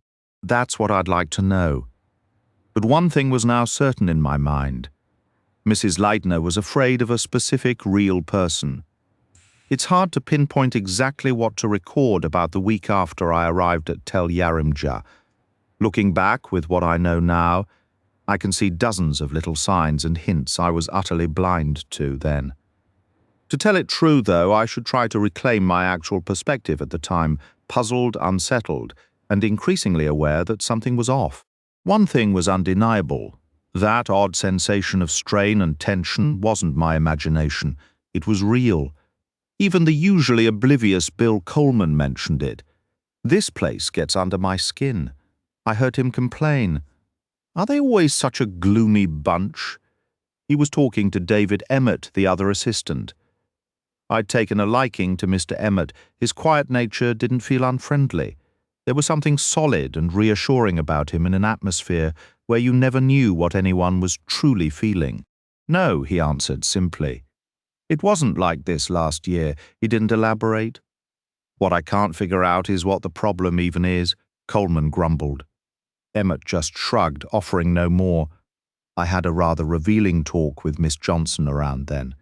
I liked her immensely. She was capable, practical, and sharp. She clearly held a kind of hero worship for Dr. Leidner. She told me all about his career, every site he'd ever dug and what he'd found. I'd almost bet she could quote from every lecture he'd ever given. She considered him, she confided, simply the finest field archaeologist alive.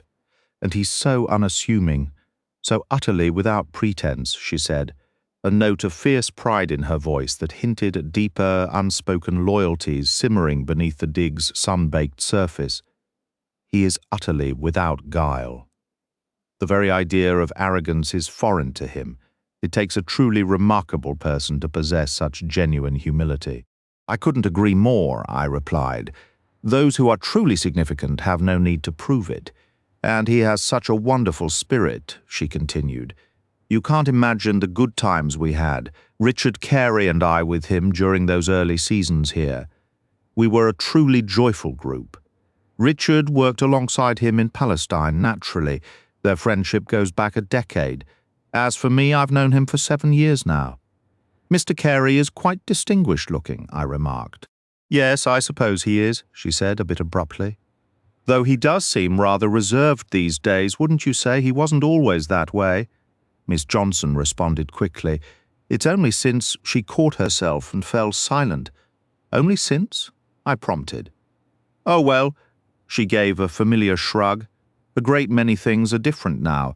I remained quiet, hoping she would continue. After a moment, she did, offering a light laugh as if to soften her words. I'm afraid I'm something of a traditionalist. I often think if an archaeologist's spouse isn't genuinely invested, it might be better if she didn't join the expedition. It can create tension. Are you referring to Mrs. Mercado? I suggested. Oh, her. Miss Johnson dismissed the notion with a wave. I was really thinking of Mrs. Leidner. She's a tremendously charming woman. One can easily see why Dr. Leidner was so captivated, to use the common phrase. But I can't help feeling she's a bit out of her element here. She disrupts the equilibrium. So Miss Johnson, like Mrs. Kelsey, attributed the strained atmosphere to Mrs. Leidner. Yet, where did Mrs. Leidner's own palpable anxiety originate?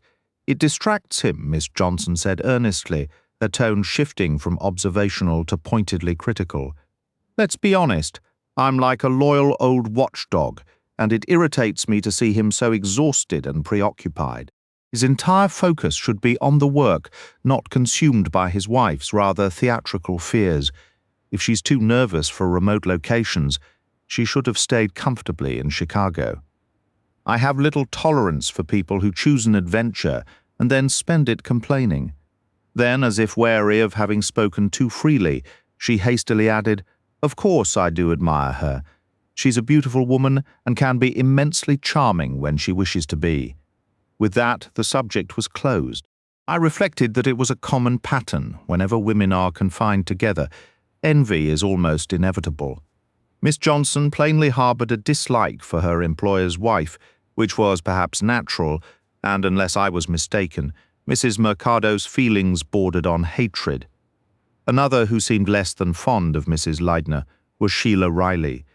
She visited the site occasionally, once by car, and a couple of times on horseback with a young man. It seemed to me she had taken a fancy to the quiet American David Emmett when he was working.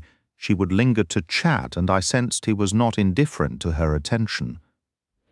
One day at lunch, Mrs. Leidner made what I thought was a rather unwise comment.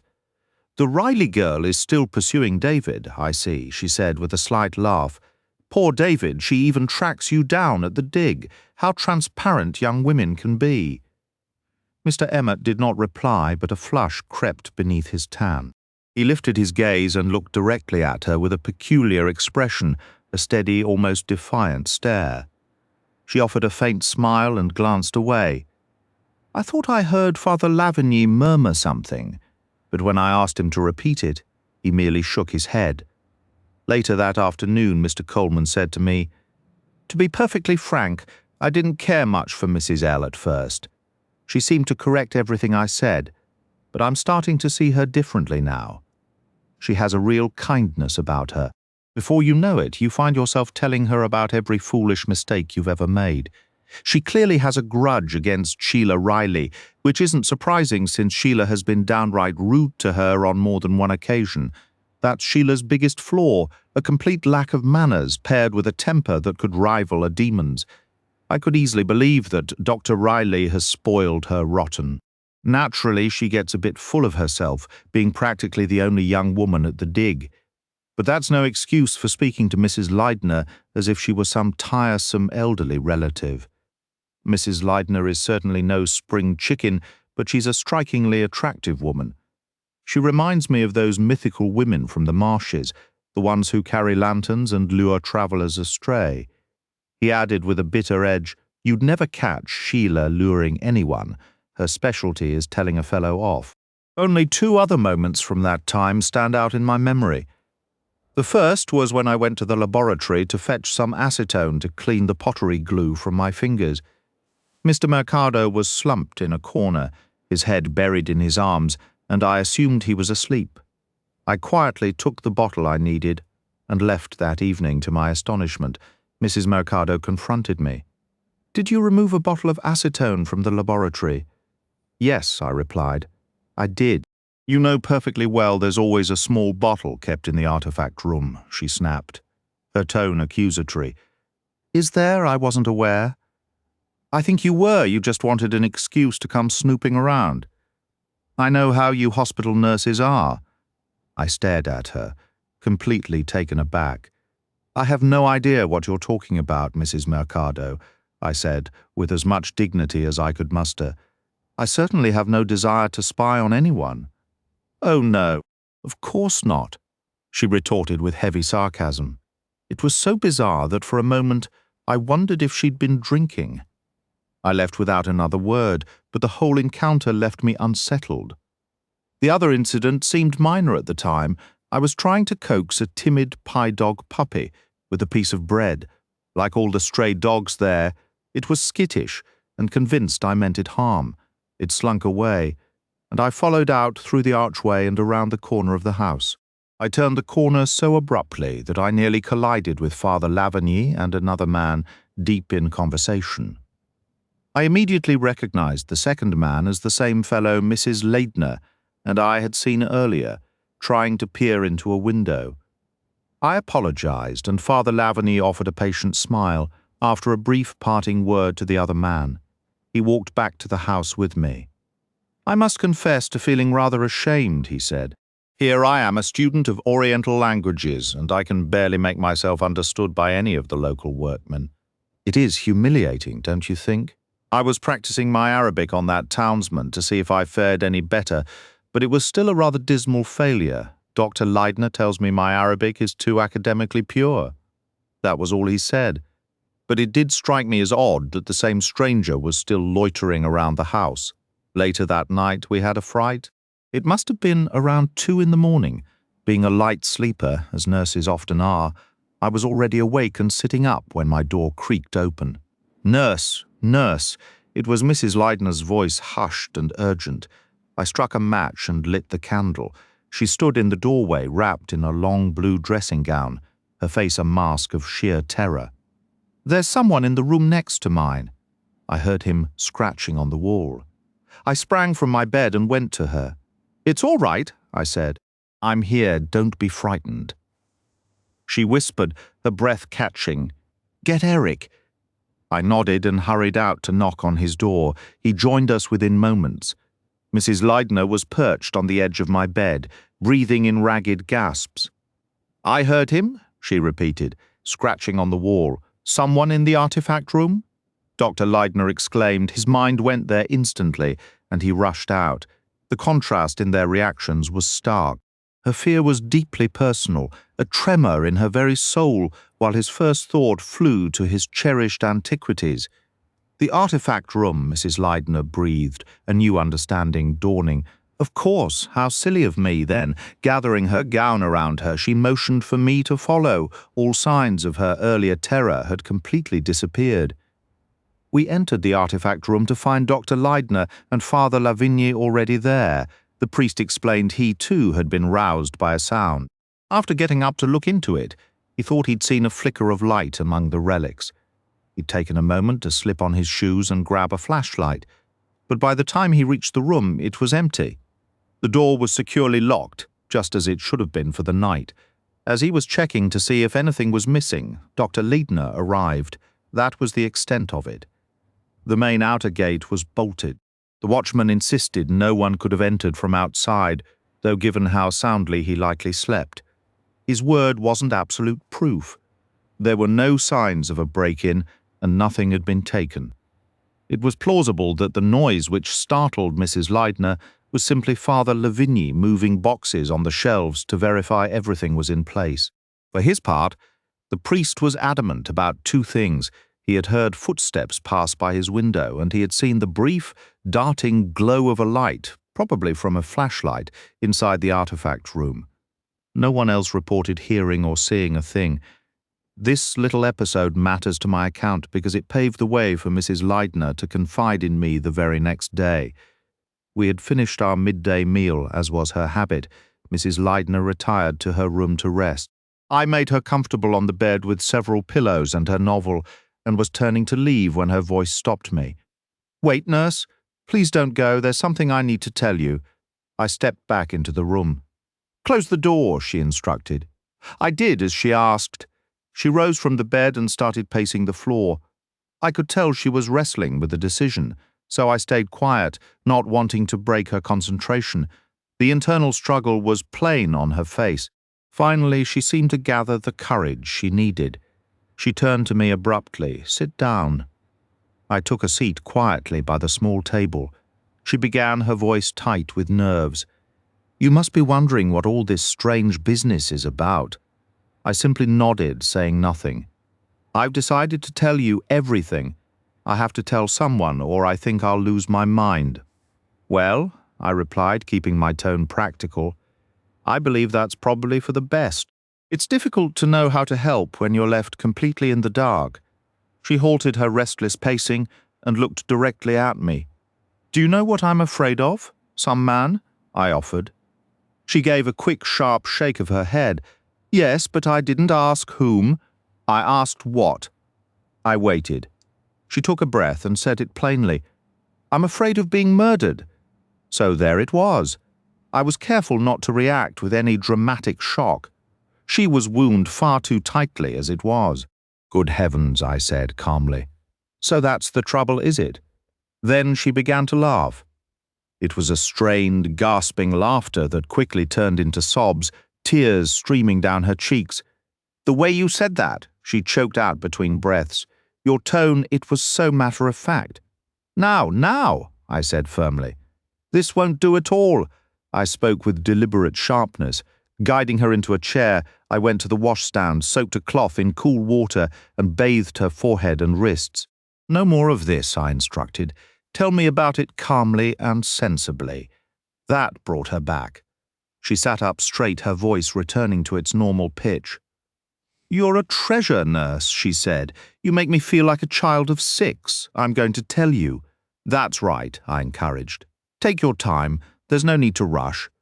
She began to speak, choosing her words with slow deliberation. When I was 20 years old, I married. He was a young man with one of our government departments. This was back in 1918. I know, I said. Mrs. Mercado mentioned it. She said he was killed in the war. But Mrs. Leidner shook her head. That's what she believes. That's what everyone was meant to believe. The truth is quite different. I was a terribly patriotic, idealistic girl back then, nurse, full of lofty principles. Only a few months into our marriage, I discovered through a sheer, unforeseeable accident that my husband was a spy working for the Germans. I learned that the information he provided had led directly to the sinking of an American troop ship and the loss of hundreds of lives.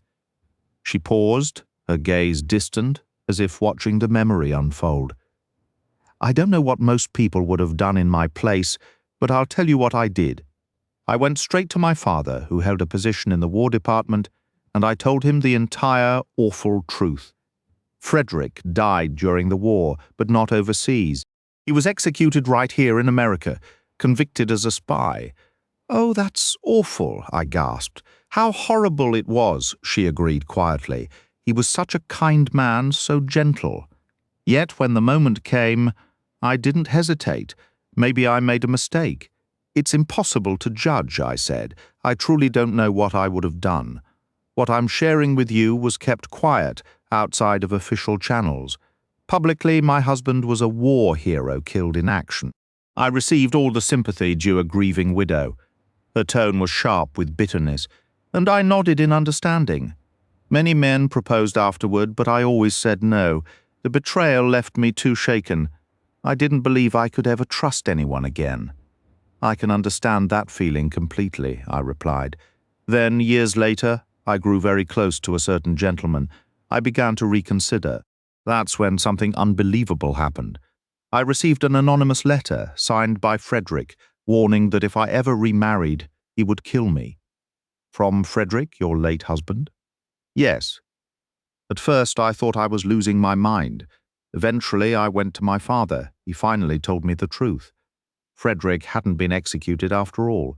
He had managed to escape, but it did him no good. Just a few weeks later, he was killed in a terrible train accident. His body was identified among the victims.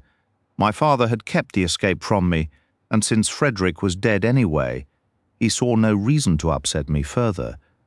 But that letter changed everything. Could my husband actually still be alive? My father investigated carefully. He concluded that, as far as anyone could be certain, the man buried under Frederick's name was indeed Frederick. The remains were somewhat disfigured, so he couldn't swear with absolute certainty, but he firmly believed the letter was a cruel, malicious trick. The threats didn't stop whenever I grew close to someone. Another letter would arrive. Was it in your husband's handwriting? She hesitated. That's hard to say. I had no old letters of his to compare. I was relying on memory alone. Was there any particular phrase or private reference that could have convinced you? No. There were little nicknames, terms only we used. If one of those had appeared, I would have been sure. Their absence makes me doubt it was really him. She paused, looking out the window as if searching the past. But there is another possibility. Frederick had a much younger brother, William. He was just a boy when we married, and he absolutely idolized Frederick. I don't know what became of him. It's possible his childish jealousy of me twisted into something darker as he grew. He might blame me for his brother's death and see this as his warped form of justice. It's possible, I said. Children can cling to a trauma with frightening intensity. Exactly.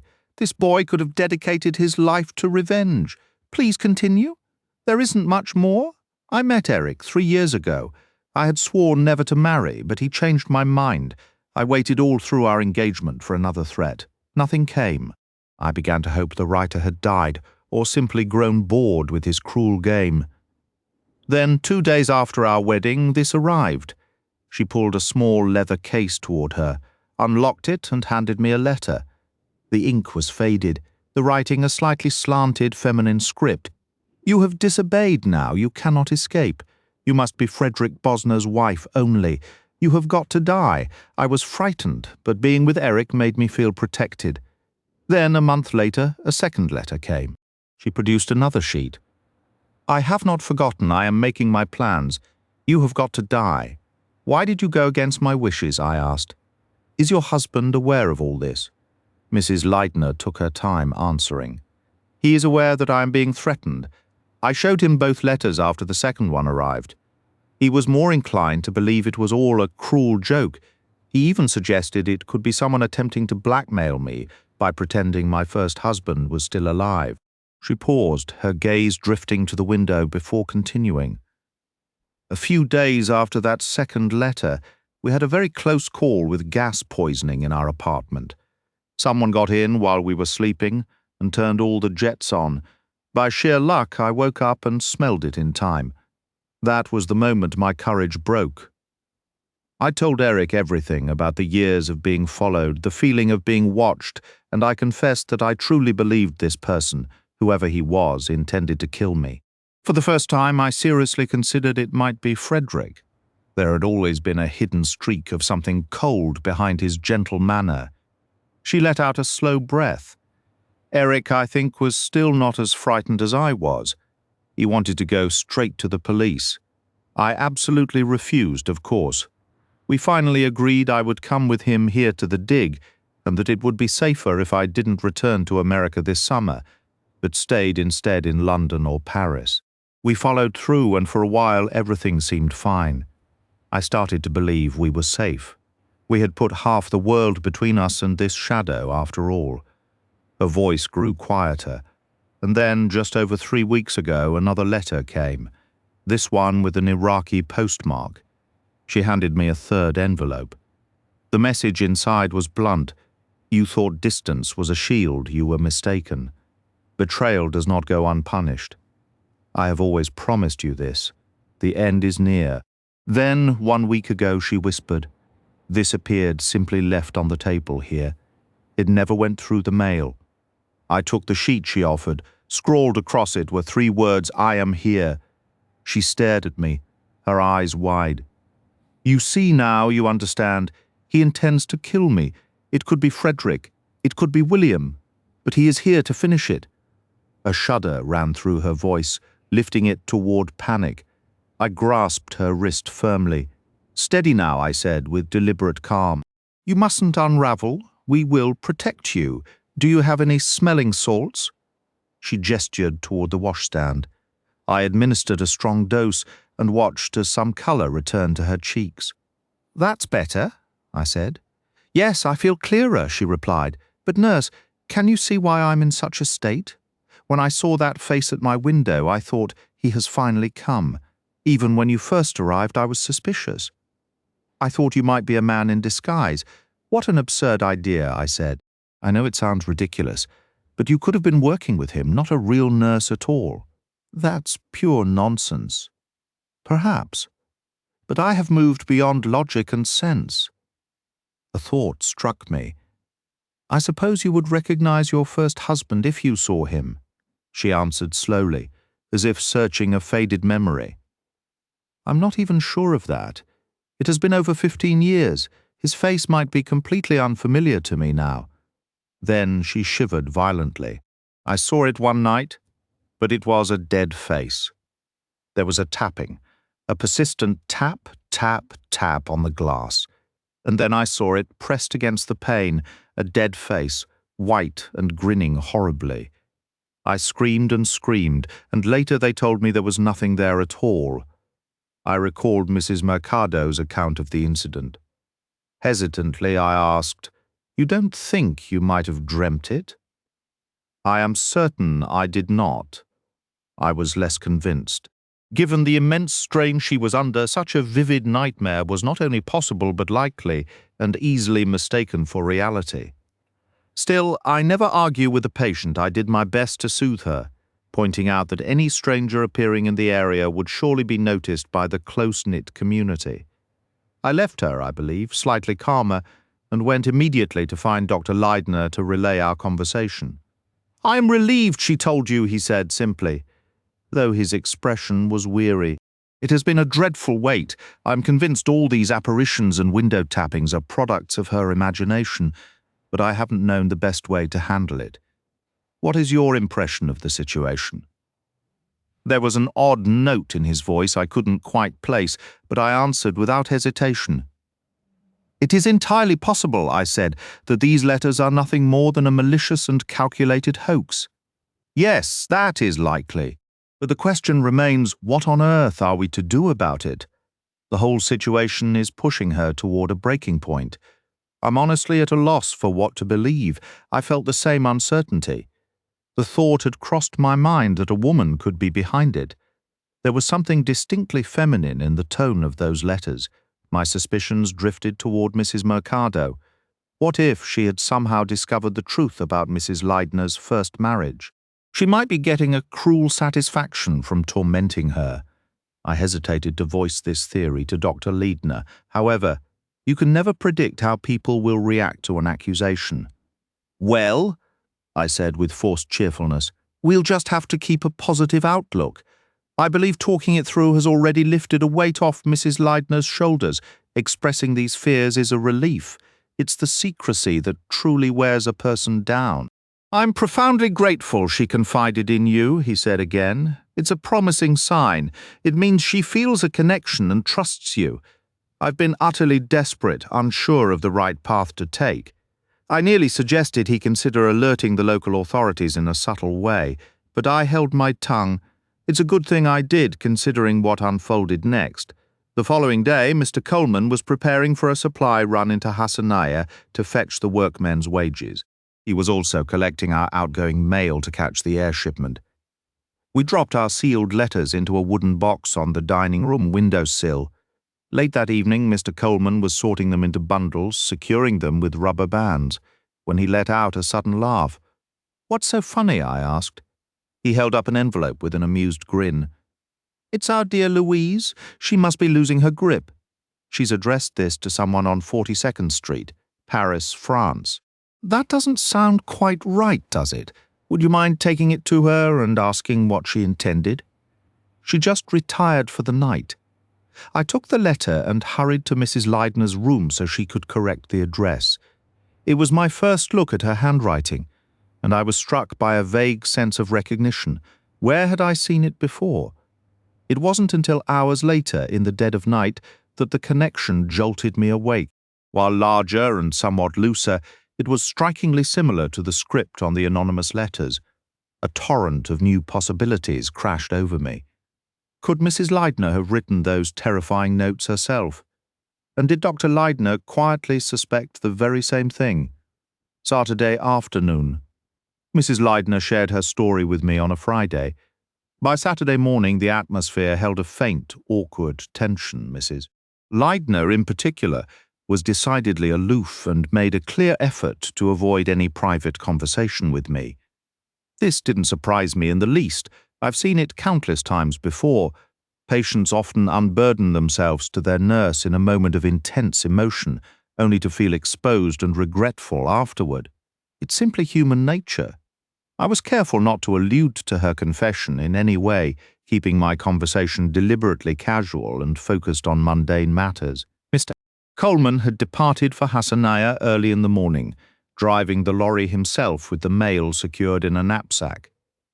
He also had a few personal errands to run for various expedition members.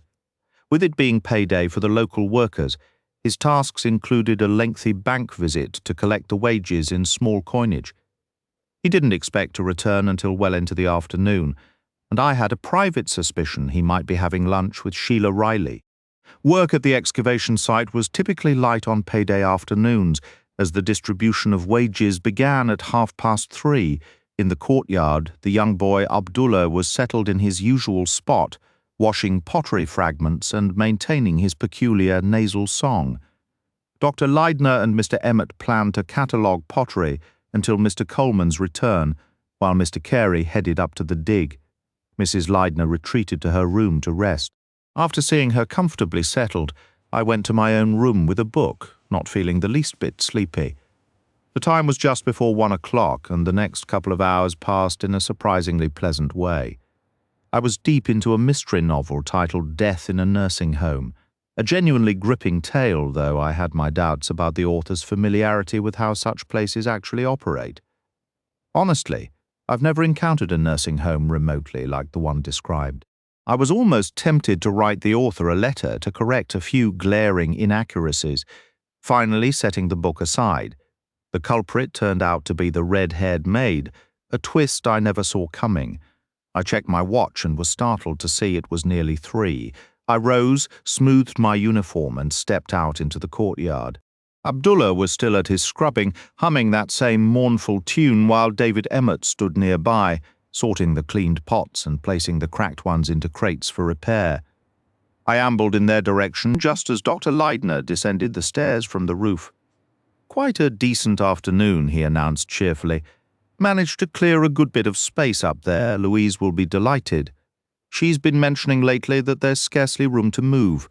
I'll go share the good news with her now." He walked to his wife's door, gave a light knock, and entered. It must have been roughly 90 seconds later when he emerged. I happened to be looking right at the door, and what I saw was like something from a bad dream.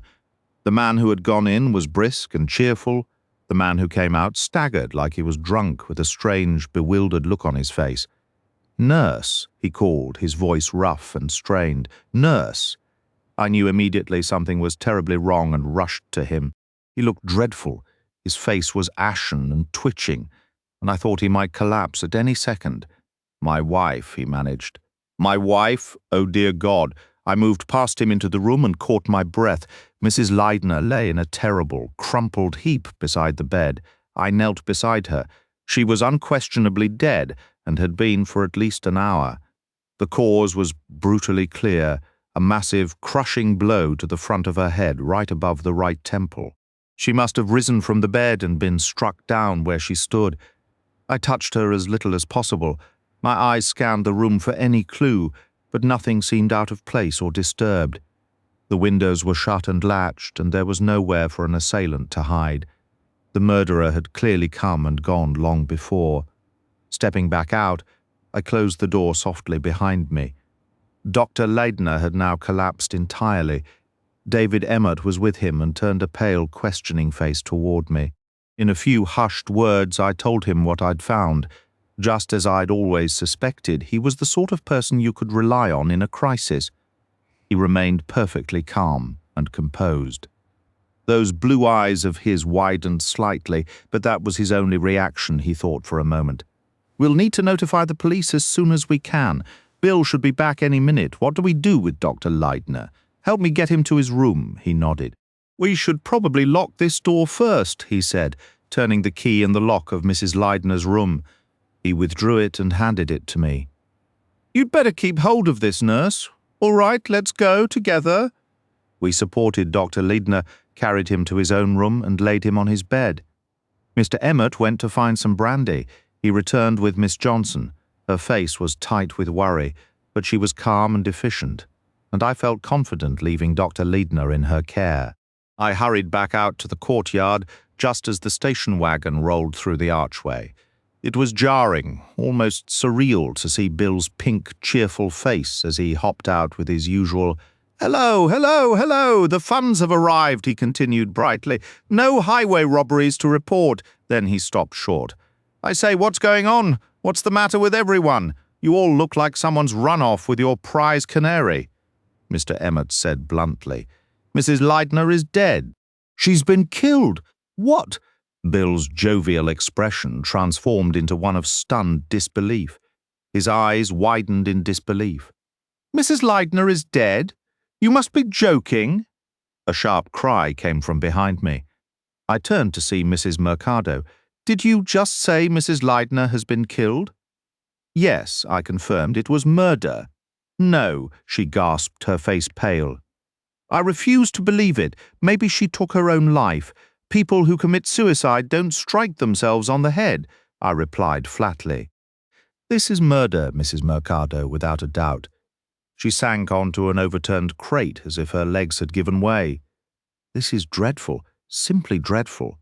Obviously, it was dreadful. We hardly needed her to point that out. I wondered if she was feeling a pang of guilt over all the unkind thoughts and bitter remarks she'd directed toward the deceased. After a moment, she asked breathlessly, "What will you do now?" Mr. Emmett assumed control in his calm manner. "Bill, you should head back to Hassaneya immediately. I'm not entirely clear on the official steps, but find Captain Maitland. He's the senior police officer here. Contact Dr. Riley first. He'll know how to proceed." Mr. Coleman simply nodded, all his usual joking manner gone. He looked suddenly very young and very scared. Without a word, he climbed into the station wagon and sped off. Mr. Emmett then said, a bit hesitantly, "I suppose we ought to search the area." He raised his voice. "Ibrahim. Nam." The houseboy came running. Mr. Emmett spoke to him rapidly in Arabic. A heated exchange followed, the boy emphatically denying something. Finally, Mr. Emmett turned back, his voice puzzled. "He insists no one came this afternoon, no stranger at all. I suppose the person must have slipped in without being seen." "Naturally he did," Mrs. Mercado cut in. "He sneaked in while the boys weren't paying attention." "Perhaps," said Mr. Emmett, but the slight uncertainty in his tone made me glance at him curiously. He turned and questioned the young potboy, Abdullah, who replied at length with great energy. The frown on Mr. Emmett's brow deepened. "I don't understand it," he murmured, almost to himself. "I simply don't understand." Yet he didn't explain what exactly was troubling him. An odd business. "I'm sticking to my own part in this affair as much as possible. I'll skip over the next 2 hours, the arrival of Captain Maitland, the police, and Dr. Riley. There was plenty of general commotion, questioning, all the usual procedural matters. In my view, things started getting serious around 5 o'clock when Dr. Riley asked me to join him in the office. He shut the door, took Dr. Leitner's chair, gestured for me to sit opposite, and said briskly, "All right, nurse, let's get to the heart of it. There's something very strange going on here." I adjusted my cuffs and waited. He pulled out a notebook. "This is for my own clarity now. Exactly what time did Dr. Leitner discover his wife's body?" "I'd say it was nearly 2:45, I told him. "How can you be sure?" "Well, I looked at my watch when I got up. It was 20 minutes to 3 then." "Let me see that watch." I took it off and handed it to him. "Accurate to the minute." "Excellent. Good. That's settled. Now, did you form any opinion about how long she'd been dead?" "Oh, doctor," I said, "I really wouldn't like to speculate. Don't be so professionally reserved. I want to see if your estimate matches mine. Well, if pressed, I'd say she had been dead at least an hour. Exactly. I examined the body at 4:30, and I'd placed the time of death between 1:15 and 1:45. Let's say around 1:30 as a working guess. That's close enough." He paused, drumming his fingers thoughtfully on the desk. "This is a damned odd business," he repeated. "Can you tell me what you know? You said you were resting. Did you hear anything?" "At 1:30? "No, doctor. I didn't hear a thing at 1:30 or at any other time.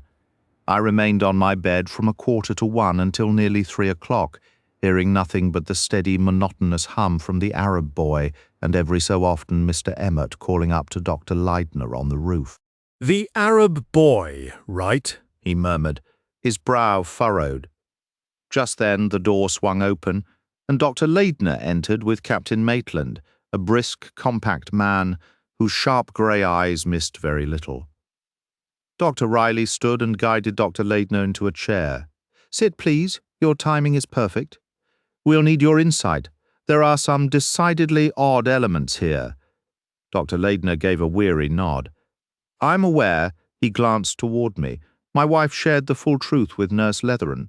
At this point, secrecy serves no one.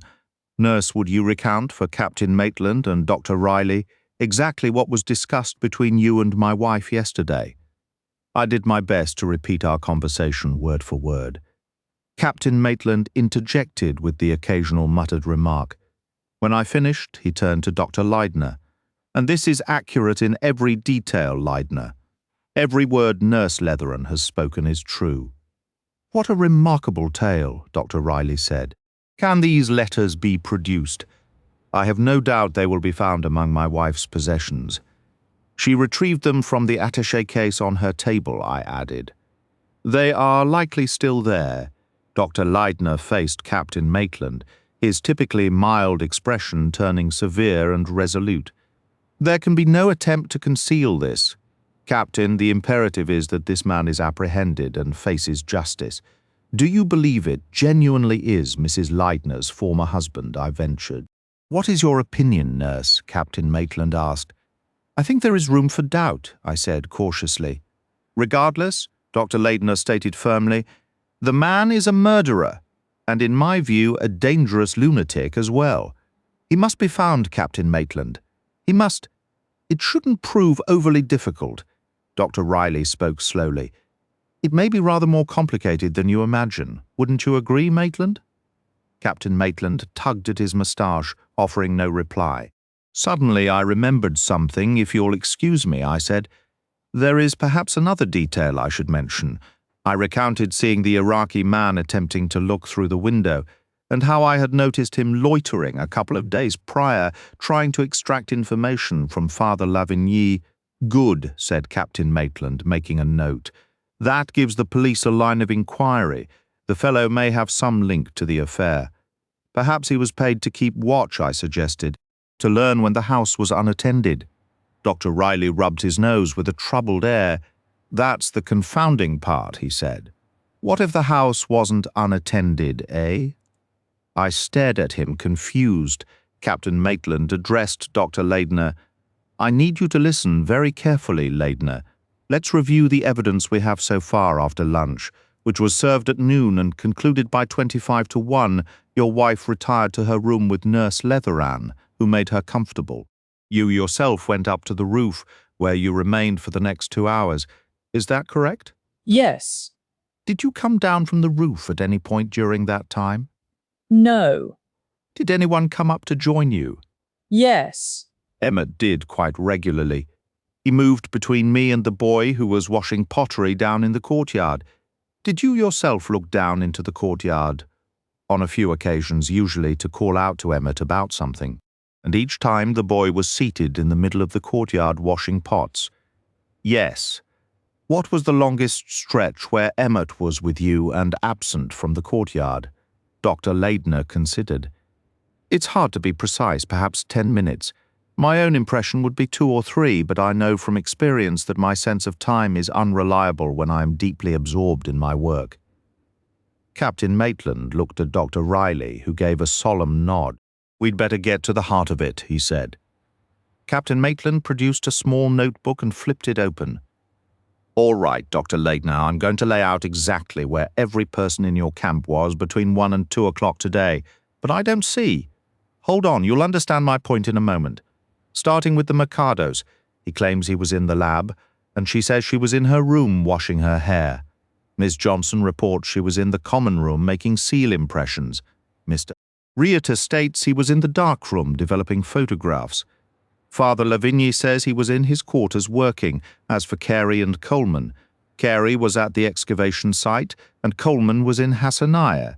That covers your team, now the staff. Your cook, the man from India, was right outside the main archway, talking with the guard and plucking chickens. The two houseboys, Ibrahim and Mansour, came out and joined him around 1:15. All three of them stayed there, laughing and chatting until 2:30, by which time your wife was already gone. Dr. Leidner leaned forward, his face pale. I don't follow you. What are you suggesting? Was there any other way into your wife's room besides the door to the courtyard? No, there are 2 windows, but they're barred securely, and I believe they were shut. He glanced at me for confirmation. They were closed and latched from the inside, I confirmed. Captain Maitland continued, even if they'd been open, no one could have gotten in or out that way. My men and I have verified it. It's the same for every other window facing the open desert. They all have iron bars in good repair for a stranger to have entered your wife's room. They would have had to come through that arched gateway into the courtyard. Yet we have the consistent statements of the guard, the cook, and the houseboys that no one did. Dr. Leidner jumped to his feet. What are you implying? What is this? Steady yourself, said Dr. Riley calmly. I know it's a blow, but we must face it. The killer didn't come from outside the compound, so the person must have come from inside. It appears Mrs. Leidner was murdered by someone within your own expedition. No, that's not possible. Dr. Leidner began pacing the room, visibly shaken. What you're saying is absurd, Riley, completely absurd. One of us, every single member of this team, adored Louise. A faint, knowing expression touched Dr. Riley's mouth. Under the circumstances, it was hard for him to reply, but his silence in that moment spoke volumes. It's impossible, Dr. Leidner repeated firmly. They were all devoted to her. Louise had a special magnetism. Everyone felt it. Dr. Riley cleared his throat. Forgive me, Leidner, but that is your personal view. If anyone on the team disliked your wife, they certainly wouldn't have advertised it to you. Dr. Leidner looked pained. That's true, of course. But even so, Riley, you're mistaken. I'm certain everyone was fond of Louise. He fell silent for a moment before exclaiming, This notion of yours is outrageous. It's frankly unbelievable. You can't argue with the evidence, Captain Maitland stated. Evidence? Evidence? Stories from an Indian cook and a couple of Arab houseboys. You know these men as well as I do, Riley, and you too, Maitland. The literal truth means little to them. They'll tell you what they think you want to hear out of sheer courtesy in this instance. Dr. Riley noted dryly, They are telling us precisely what we do not want to hear. Besides, I'm quite familiar with the daily rhythms of your household. Just outside that gate is essentially a social spot for the staff. Every time I've visited in the afternoon, I've found most of your people gathered there. It's their natural place to be. Even so, I believe you're leaping to conclusions. Dr. Leidner's voice was strained as he pressed the point. Couldn't this man, this devil, have entered the house earlier and hidden himself? I concede the possibility is not entirely out of the question, Dr. Riley replied with a measured calm. Let's suppose a stranger did manage to slip in unseen. He would then need to remain concealed until the precise moment to act, and he certainly couldn't have hidden in Mrs. Leidner's room, as it offers no cover. He'd also be taking a tremendous risk entering and leaving the room, especially with Emmett and the young Arab boy present in the courtyard for most of the afternoon. The boy! Dr. Leidner murmured, his expression tightening. I'd forgotten about him. He's an observant little fellow, but Maitland, surely the boy would have seen anyone going into my wife's room. We've looked into that, Captain Maitland answered. The boy was occupied washing pots all afternoon with one break sometime around 1:30. Emmett can't be more precise. He went up to the roof and was with you for about 10 minutes. Is that correct? Yes, I couldn't give the exact time, but it was approximately then. Dr. Leidner confirmed, a fresh wave of anguish crossing his face as the implication settled in. Exactly! During those 10 minutes, the boy seized his chance for a break. He wandered out to the gate to chat with the others outside. When Emmett came down and found him gone, he called him back quite sharply. As far as we can determine, your wife must have been killed within that narrow window. With a heavy groan, Dr. Leidner sank into a chair and buried his face in his hands. Dr. Riley continued, his tone deliberately flat and factual.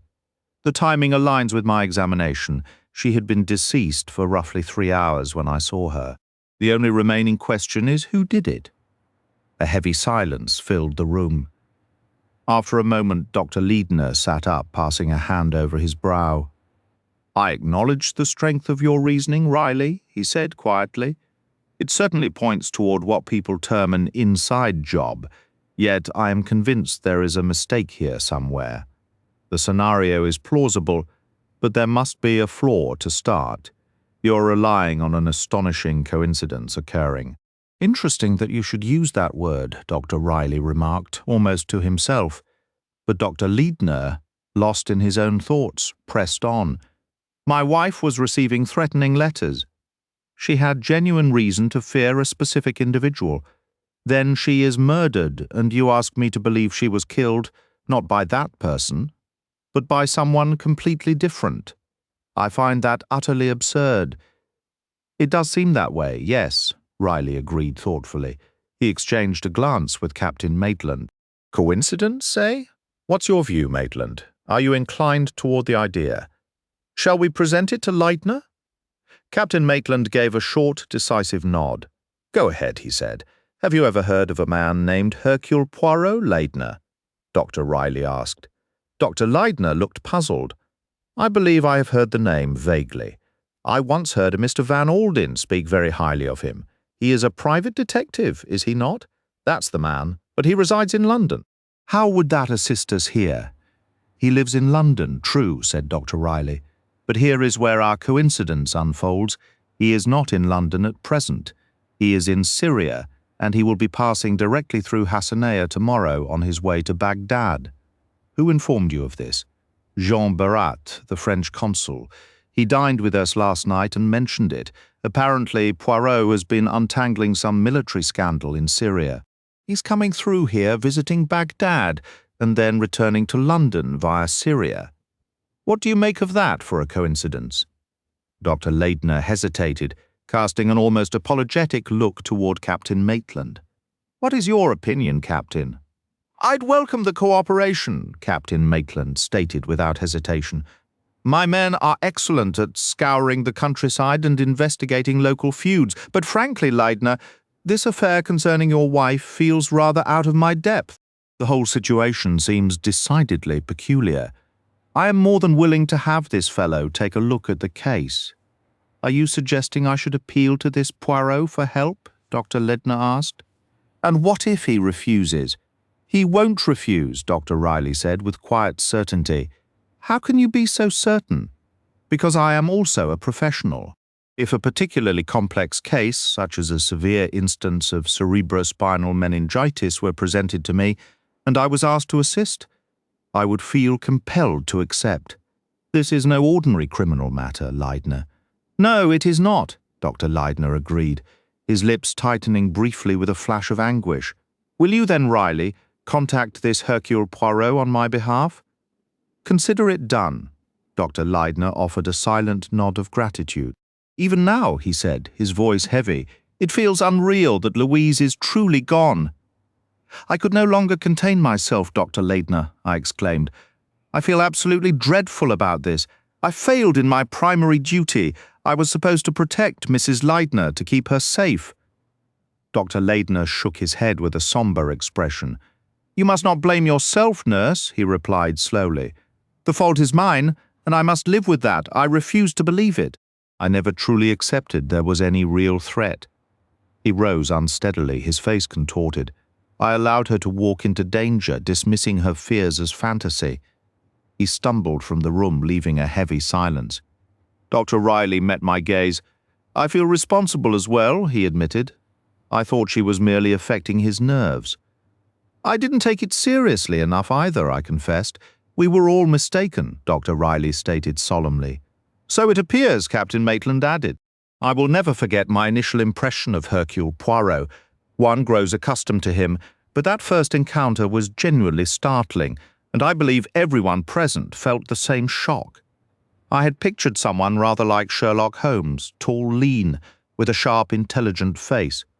I knew he was foreign, but I was unprepared for just how foreign he seemed. He was a figure straight out of a comedy revue. The man couldn't have been more than 5'5", a peculiar, round little person well on in years, sporting an immense moustache and a head shaped remarkably like an egg. He resembled a barber from a slapstick film. And this was the individual tasked with uncovering Mrs. Leidner's killer. My dismay must have been plain on my face, for he addressed me almost immediately with a peculiar gleam in his eye. "You do not approve of me, sister. Recall the pudding is proven only upon being tasted." I supposed he meant the proof is in the eating, a sound enough proverb, though it did little to bolster my confidence. Dr. Riley brought him by car shortly after lunch on Sunday, and his first action was to request everyone assemble. We gathered in the dining room, seated around the table with Mr. Poirot at the head, Dr. Leidner on one side, and Dr. Riley on the other. Once we were all present, Dr. Leidner cleared his throat and spoke in his gentle, hesitant manner. "You have all likely heard of Mons. Hercule Poirot. He is travelling through Hassanaya and has kindly agreed to delay his journey to assist us. The Iraqi police and Captain Maitland are, I am certain, doing their utmost, but there are certain complexities in this situation," he faltered, casting an anxious look toward Dr. Riley. "It seems there may be some difficulties. It is not all straightforward and above board, no?" inquired the little man at the table's head. Good heavens, he couldn't even speak English correctly. "Oh, but he must be caught," cried Mrs. Mercado. "It would be intolerable if he escaped." I noticed the little foreigner's eyes rest on her, studying her carefully. Who is he, madame? Why the murderer, of course." "Ah, the murderer," said Hercule Poirot, as if the subject were of trivial importance. We all stared at him. He let his gaze travel from one face to another. "It is probable, I think," he remarked, "that none of you have ever been involved in a murder case before." A murmur of agreement rippled through the room. Hercule Poirot offered a faint smile. "It's clear you haven't grasped the fundamentals of the situation. Unpleasantness?" "Absolutely. There's plenty of that. To start, there is the matter of suspicion." "Suspicion?" "That was Miss Johnson." Poirot studied her, and I sensed his approval. He seemed to be thinking, "Now here is a practical, clear-headed woman." "Precisely, mademoiselle," he replied. "Suspicion. Let's not avoid the plain truth. Every person in this house is under a cloud. The cook, the houseboy, the kitchen help, yes, and every member of the expedition as well." Mrs. Mercado sprang to her feet, her face contorted. "How dare you? This is vile, intolerable. Dr. Leidner, surely you won't just sit there and allow this man to—" Leidner responded with a tired voice, "Marie, please try to remain calm." Mr. Mercado also stood. His hands trembled and his eyes were inflamed. "I agree, this is an outrage, a direct insult." "Not at all," Poirot interjected smoothly. "I offer no insult. I'm merely asking everyone to confront reality. In a house where a murder has occurred, every occupant naturally falls under some degree of suspicion. I put it to you, what proof is there that the killer came from outside in the first place?" Mrs. Mercado exclaimed, "But it's obvious. It's only logical. Why?"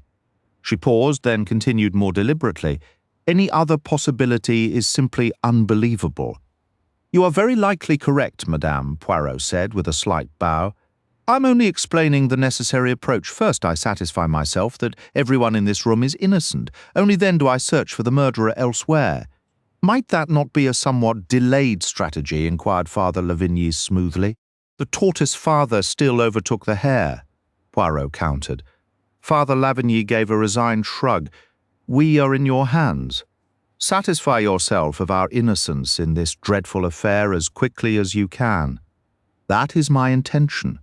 It was my duty to clarify the position. So you do not take offense at the necessary impertinence of my questions. Perhaps, Father, the Church will lead by example?" "Ask me anything you wish, Father," Lavigny stated solemnly. "Is this your first season working here?" "Yes. And you arrived when?" "Almost exactly 3 weeks ago." That would be February 27th. Coming from where? The monastery of the White Fathers in Carthage. Thank you, Father. Had you ever met Mrs. Ledner before arriving here? No, I had never seen the lady until I encountered her here. Would you tell me what you were doing at the time the tragedy occurred? I was in my own room studying a series of cuneiform tablets. I saw that Poirot had a rough sketch of the building layout beside him. That is the room in the southwest corner, directly corresponding to Mrs. Leidner's on the opposite side. Yes. At what time did you go to your room? Immediately following lunch. I would estimate approximately 20 minutes before 1 o'clock. And you remained there until when? Just before 3 o'clock. I heard the station wagon return, and then I heard it depart again. I wondered why and came out to investigate during that entire period. Did you leave the room at all?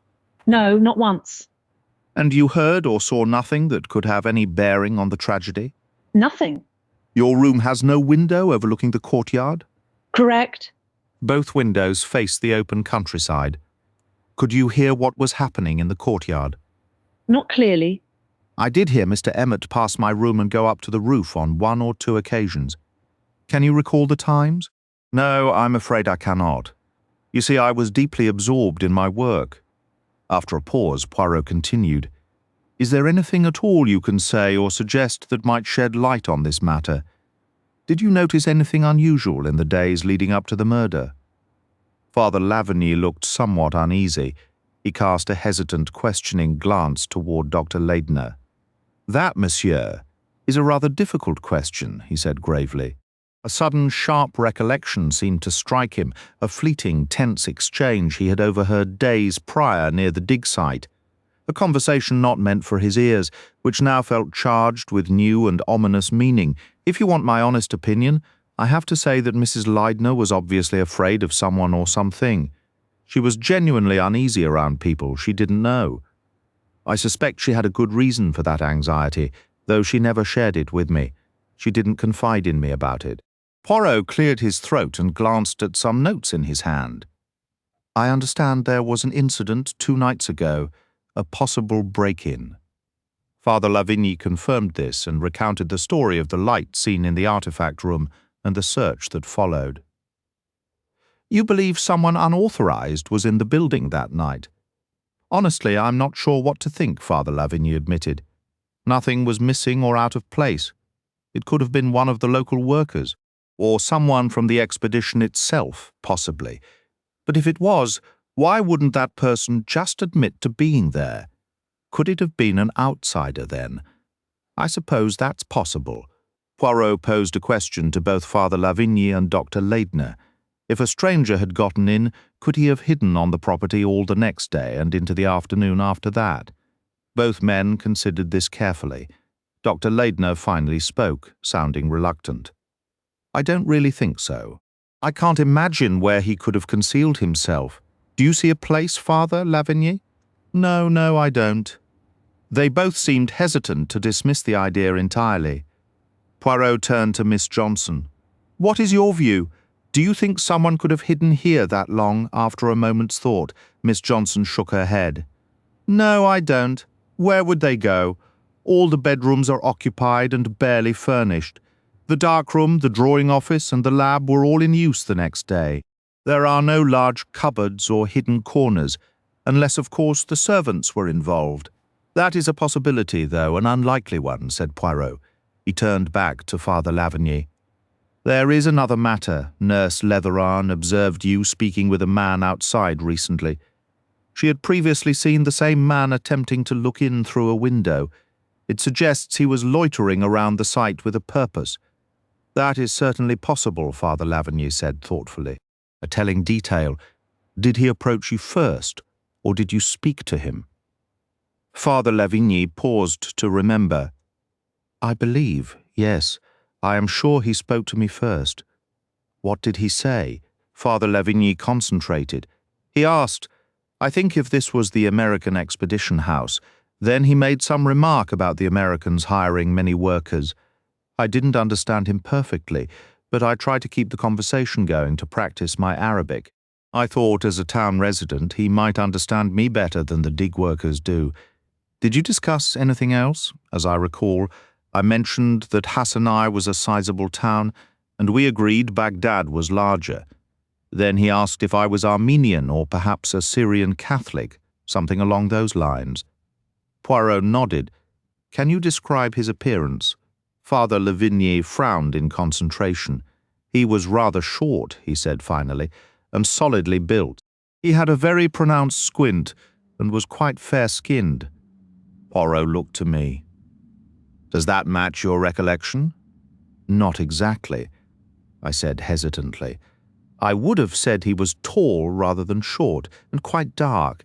He struck me as slender. I didn't notice a squint. Poirot gave a frustrated shrug. It is always this way. If you were with the police, you would know it well. 2 witnesses, 1 man, their descriptions never match. Every detail is contested. I'm quite certain about the squint, Father Lavigny maintained. Nurse Leatheran might have a point on the other matters. Incidentally, when I described the complexion as fair, I meant by Iraqi standards. I imagine the nurse would consider that quite dark. Extremely dark, I insisted stubbornly, a sort of muddy, sallow shade. I noticed Dr. Riley press his lips together to suppress a smile. Poirot merely threw his hands up in a gesture of surrender. Let us move on, he declared.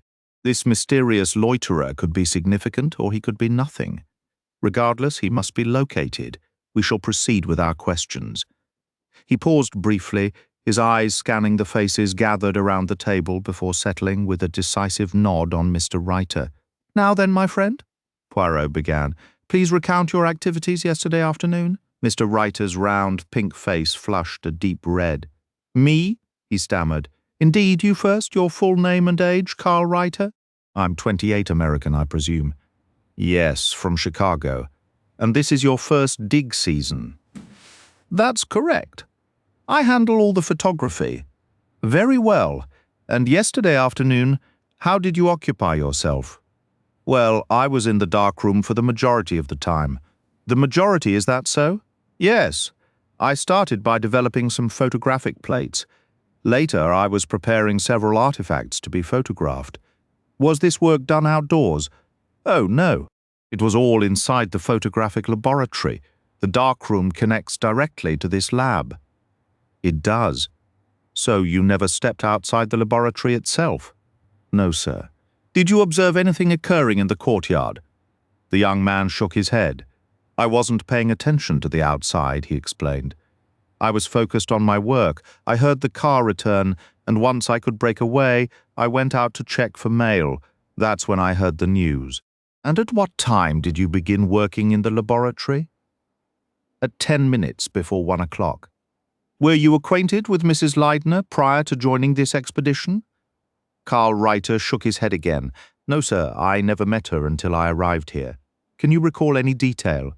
Any incident, however minor, that might assist us. Carl Reiter looked helpless. I'm afraid I don't know anything useful, sir. Mr. Emmett.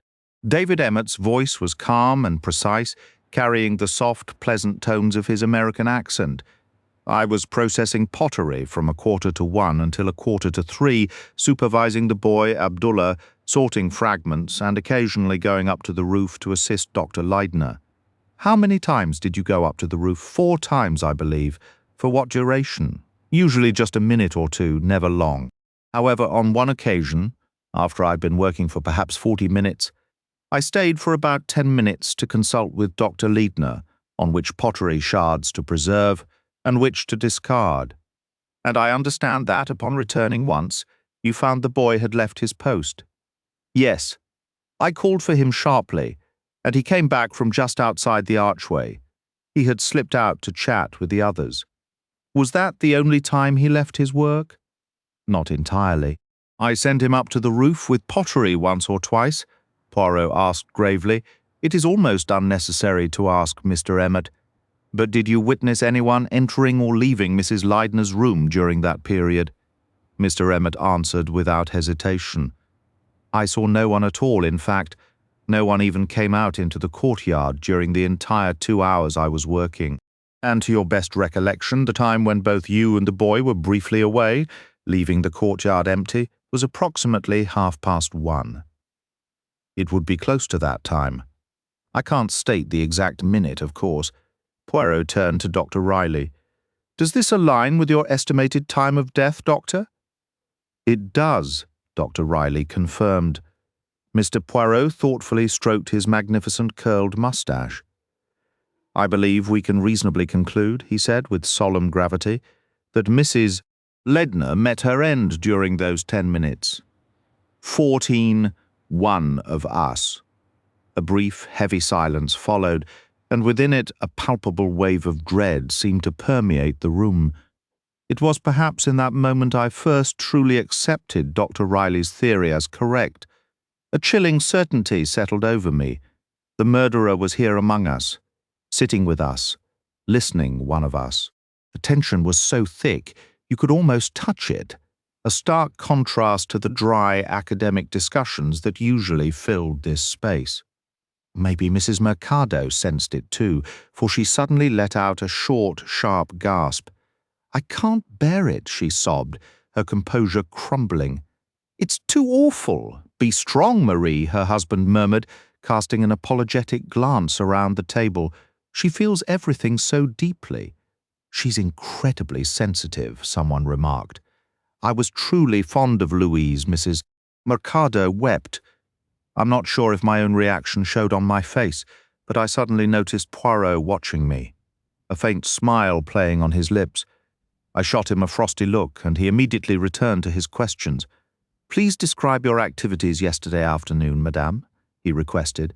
I was washing my hair, Mrs. Mercado sobbed. It feels terrible that I was just going about my day, completely unaware.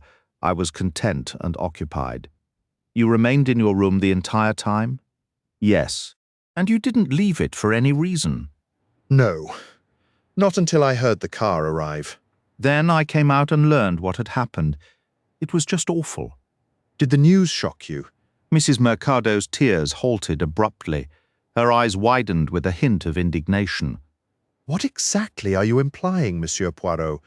Are you insinuating? What could I possibly mean, madame? You've just told us how dear Mrs. Leidner was to you. It's possible she might have shared her troubles with you. Oh, I understand. No, dear Louise. Never told me anything specific. But of course anyone could see she was terribly anxious and on edge. And then there were all those bizarre incidents, like the hands tapping on the windows. Imaginations, I believe you called them. I interjected, unable to stay quiet. I was pleased to see her momentarily flustered. Once again, I sensed Poirot's amused gaze briefly turning my way. He refocused efficiently. To summarize, madame, you were occupied with your hair. You heard and saw nothing unusual. Is there anything else, however small, that you believe could assist us? Mrs. Mercado didn't hesitate. No, there absolutely isn't. It's utterly baffling, but I must say it's obvious, completely obvious, that the killer came from outside the compound. It's the only thing that makes sense, Poirot then addressed her husband. And you, monsieur, what is your account, mister? Mercado started nervously, tugging absently at his beard. It must have been. It simply must have been, he muttered. But who would want to hurt her? She was so gentle, so kind. He shook his head slowly. Whoever did this must be a monster, a true monster. Regarding your own movements yesterday afternoon, monsieur. Me? He looked vague and confused. You were in the laboratory, Joseph, his wife prompted sharply. Ah, yes, of course, I was carrying out my usual work. At what time did you begin again? He turned a helpless, questioning look toward his wife. At 1:10, Joseph, she supplied. Ah, yes, at 1:10. Did you step out into the courtyard at any point? No. I don't believe so, he pondered for a moment. No, I'm quite certain I didn't. When did you learn of the tragedy? My wife came and told me it was dreadful. Unbelievable. I could scarcely accept it. Even now it hardly feels real. He began to tremble suddenly. It's horrific. Truly horrific. Mrs. Mercado swiftly moved to his side. Yes, Joseph, we all feel that. But we mustn't lose composure. It only makes it harder for poor Dr. Leidner. I noticed a flicker of pain cross Dr. Leidner's face, and I understood this emotional display was difficult for him. He glanced almost pleadingly at Poirot, who responded promptly. "Miss Johnson," he said. "I'm afraid I have very little to contribute," Miss Johnson replied. Her calm, cultured voice was a relief after Mrs. Mercado's shrill tones. She continued, "I was in the living room making impressions of some cylinder seals in plasticine, and you observed nothing out of the ordinary." "No?" Poirot gave her a sharp look. His ear, like mine, had detected a faint uncertainty in her voice. "Are you entirely sure, mademoiselle? Is there perhaps something lingering in your memory?" "No, not really. Something you might have seen perhaps from the corner of your eye without fully registering it." "No, certainly not," she stated firmly. "Something you heard then, a sound you're not entirely sure you heard at all." Miss Johnson let out a short, irritated laugh. "You are pressing me very hard, Monsieur Poirot. I'm afraid I might be leading you to believe something that only exists in my own mind," Miss Johnson said carefully. "Then there was something you, let's say, thought you perceived." Poirot prompted. She spoke slowly, choosing her words with deliberate care.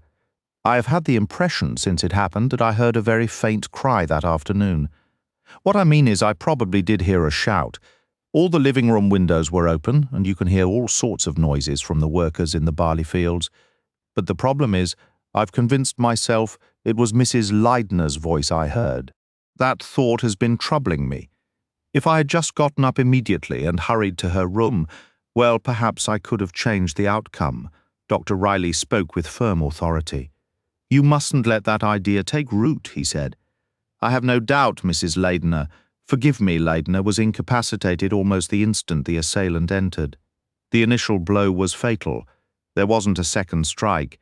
If there had been, she would have had a moment to scream properly or call for help." "Still, I might have intercepted the killer," Miss Johnson insisted quietly. "What time was this, mademoiselle?" Poirot asked. "Approximately 1:30. It would have been around then." "Yes," she agreed after a moment's thought. Poirot nodded, his expression thoughtful. "That timing is consistent. Did you hear anything else? Perhaps a door opening or closing?" Miss Johnson shook her head. "No, I don't recall anything like that. You were seated at a table, I assume. In which direction were you facing? Toward the courtyard, the artifact room, the veranda, or the open fields?" "I was facing the courtyard from your position." "Could you see the boy Abdullah washing the pots?" "Oh, yes, if I had glanced up, but I was completely absorbed in my task. My full attention was on my work. However, if someone had passed by the courtyard window, you would have noticed." "Oh, yes, I'm quite certain I would have." "And no one did?" "No. But if someone had walked, for instance, directly across the center of the courtyard, would you have been aware of it?" "I suppose probably not, unless, as I said, I had happened to look up and out the window." "You did not notice the boy Abdullah leave his work to go join the other servants?" "No." 10 minutes, Poirot murmured. "Those decisive 10 minutes." A brief silence fell over the room. Suddenly, Miss Johnson looked up, a new realization dawning on her face. "You know, M. Poirot, I believe I may have unintentionally given you a false impression. Upon further reflection, I don't think it would have been possible for me to hear a cry from Mrs. Leidner's room from where I was sitting. The artifact room was between us, and I understand her windows were found shut."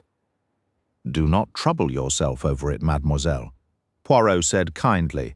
"It is not in truth of great consequence." "No, of course not, I see that. But for me it feels significant because I keep thinking I could have acted." "Don't torment yourself, dear Anne," said Dr. Leidner, his voice warm with affection. "You must be rational. What you heard was most likely one Arab labourer calling to another far out in the fields." Miss Johnson flushed slightly at the gentleness in his tone. I even saw her eyes glisten with unshed tears. She turned her head away and spoke in an even gruffer voice than usual. "It probably was. It's the usual thing after a tragedy. You start imagining details that never happened." Poirot turned a page in his notebook. I suppose there is little more to add on that point, Mr. Carey. Richard Carey's response was slow and devoid of inflection, as if recited by rote. I'm afraid I can contribute nothing useful. I was on duty at the excavation site. The news was brought to me there, and in the days leading up to the murder, can you recall or think of anything that might be helpful? Nothing at all, Mr. Coleman. Well, I was completely out of the picture for the whole affair, said Mr. Coleman. And was there just a hint of disappointment in his tone? I had gone into Hassanai yesterday morning to fetch the money for the men's wages. After Emmett filled me in, I took the bus back to town to fetch the police and Dr. Riley. Before all that, though, things had been pretty tense around the dig. You remember the scare in the Antica room and those faces at the window, just a couple of the strange incidents? Dr. Leidner can confirm it. My guess is you'll find some clever outsider managed to slip in. Had to be a crafty sort. Poirot studied him quietly for a moment. You are English, Mr. Coleman? Through and through, sir? Guaranteed genuine article? Is this your first season here? That's right. And you have a deep passion for archaeology? The question seemed to fluster Coleman. He flushed and glanced almost guiltily toward Dr. Leidner. Well, it's all fascinating, of course, he stammered. I wouldn't call myself the scholarly type exactly. His voice trailed off awkwardly. Poirot didn't press further. Instead, he tapped his pencil thoughtfully against the table, carefully straightening the inkpot in front of him. So that is where we stand for now, he said finally. If anyone remembers a detail that has slipped their mind, please come to me. For the moment, I would like to speak privately with Dr. Leidner and Dr. Riley. That was our cue to leave. We all stood and began filing out. I was nearly through the door when Poirot's voice called me back. Nurse Letheron, if you would be so kind as to stay, your perspective may prove valuable. I returned to my seat at the table once the others had gone, Doctor. Riley closed the door firmly, then, with a questioning look at Poirot, shut the window overlooking the courtyard. The room was now sealed. Bien, said Poirot. We may speak freely, we have heard from the members of the expedition. But yes, monsieur, what is it you are thinking? I felt myself colour. The little man missed nothing. He'd clearly seen the thought cross my mind. It's nothing really. I began hesitantly. Go on, nurse, Dr. Riley urged. Don't keep the specialist waiting. Well, it only occurred to me, I said quickly, that even if someone did know or suspect something, it might be difficult to speak up in front of everyone, or even perhaps in front of Dr. Leidner. To my surprise, Poirot nodded vigorously. Precisely. A very just observation, but allow me to explain. That little gathering served a purpose. In England, before a race, the horses are paraded before the grandstand so all may observe and judge them. That was the aim of my assembly, to, as the sporting phrase goes, run my eye over the possible starters. Dr. Leidner broke in sharply. I refuse to believe anyone from my expedition is involved in this crime. Then, turning to me, he said with authority, Nurse, please tell Poirot now exactly what passed between you and my wife 2 days ago. Taking a breath, I launched into my account, doing my best to recall Mrs. Leidner's exact words and phrases. When I finished, Poirot gave an approving nod. Very good. You have an orderly mind. You will be of great assistance here. He turned to Dr. Leidner. You have the letters with you. I have them right here. I assumed you'd want to review these immediately, he said. Poirot accepted the letters, reading them with a deliberate, careful scrutiny. I must admit, I felt a flicker of disappointment. I'd half expected him to produce a magnifying glass or some fine powder, the way detectives do in the pictures. But then he wasn't a young man, and his methods were likely more old-fashioned. He simply read them, much as anyone might. Finishing, he set them aside and cleared his throat. Very well, he began. Let us establish the facts clearly. The first of these letters reached your wife not long after your marriage in America. There were others before it, which she destroyed. A second letter followed shortly after. Almost immediately, you both had a narrow escape from a gas leak in your home. You then left the country, and for nearly 2 years there was silence. The letters resumed at the start of your current dig season within the last 3 weeks. Is that accurate? Perfectly. Dr. Leidner confirmed your wife showed extreme distress. After consulting Dr. Riley, you engaged Nurse Leatheran to provide companionship and calm her fears. Yes. Then came the incidents: tapping at the window, an apparition at the glass, strange sounds in the artifact room. You personally witnessed none of these? No, I did not. In fact, the only witness was Mrs. Leidner herself. Father Lavigny reported seeing a light in that room. Ah, yes. I have noted that detail. Poirot fell silent for a moment, his fingers tapping a soft rhythm on the table. Tell me, Doctor, had your wife made a will? I don't believe so. Why was that? From her perspective, it seemed unnecessary. But she was a woman of means, was she not? Yes, during her lifetime, her father left a substantial trust. She could not access the principal. Upon her death, it was to pass to any children, and failing that, to the Pittstown Museum. Poirot's tapping grew more thoughtful. Then we may eliminate one motive from our consideration. You understand, this is always my starting point. Who benefits? Here it is an institution. Had it been otherwise, had she died without a will but possessed of a fortune, we would face a most intriguing question. Would the money pass to you or to a former husband? Of course, that former husband would need to return from the dead to claim it, a maneuver that would undoubtedly lead to his arrest, though given the years since the war, I doubt the death penalty would apply. But these are mere speculations. As I said, the financial motive is settled. He leaned forward slightly. My next step is always to consider the spouse. In your case, however, 3 points absolve you.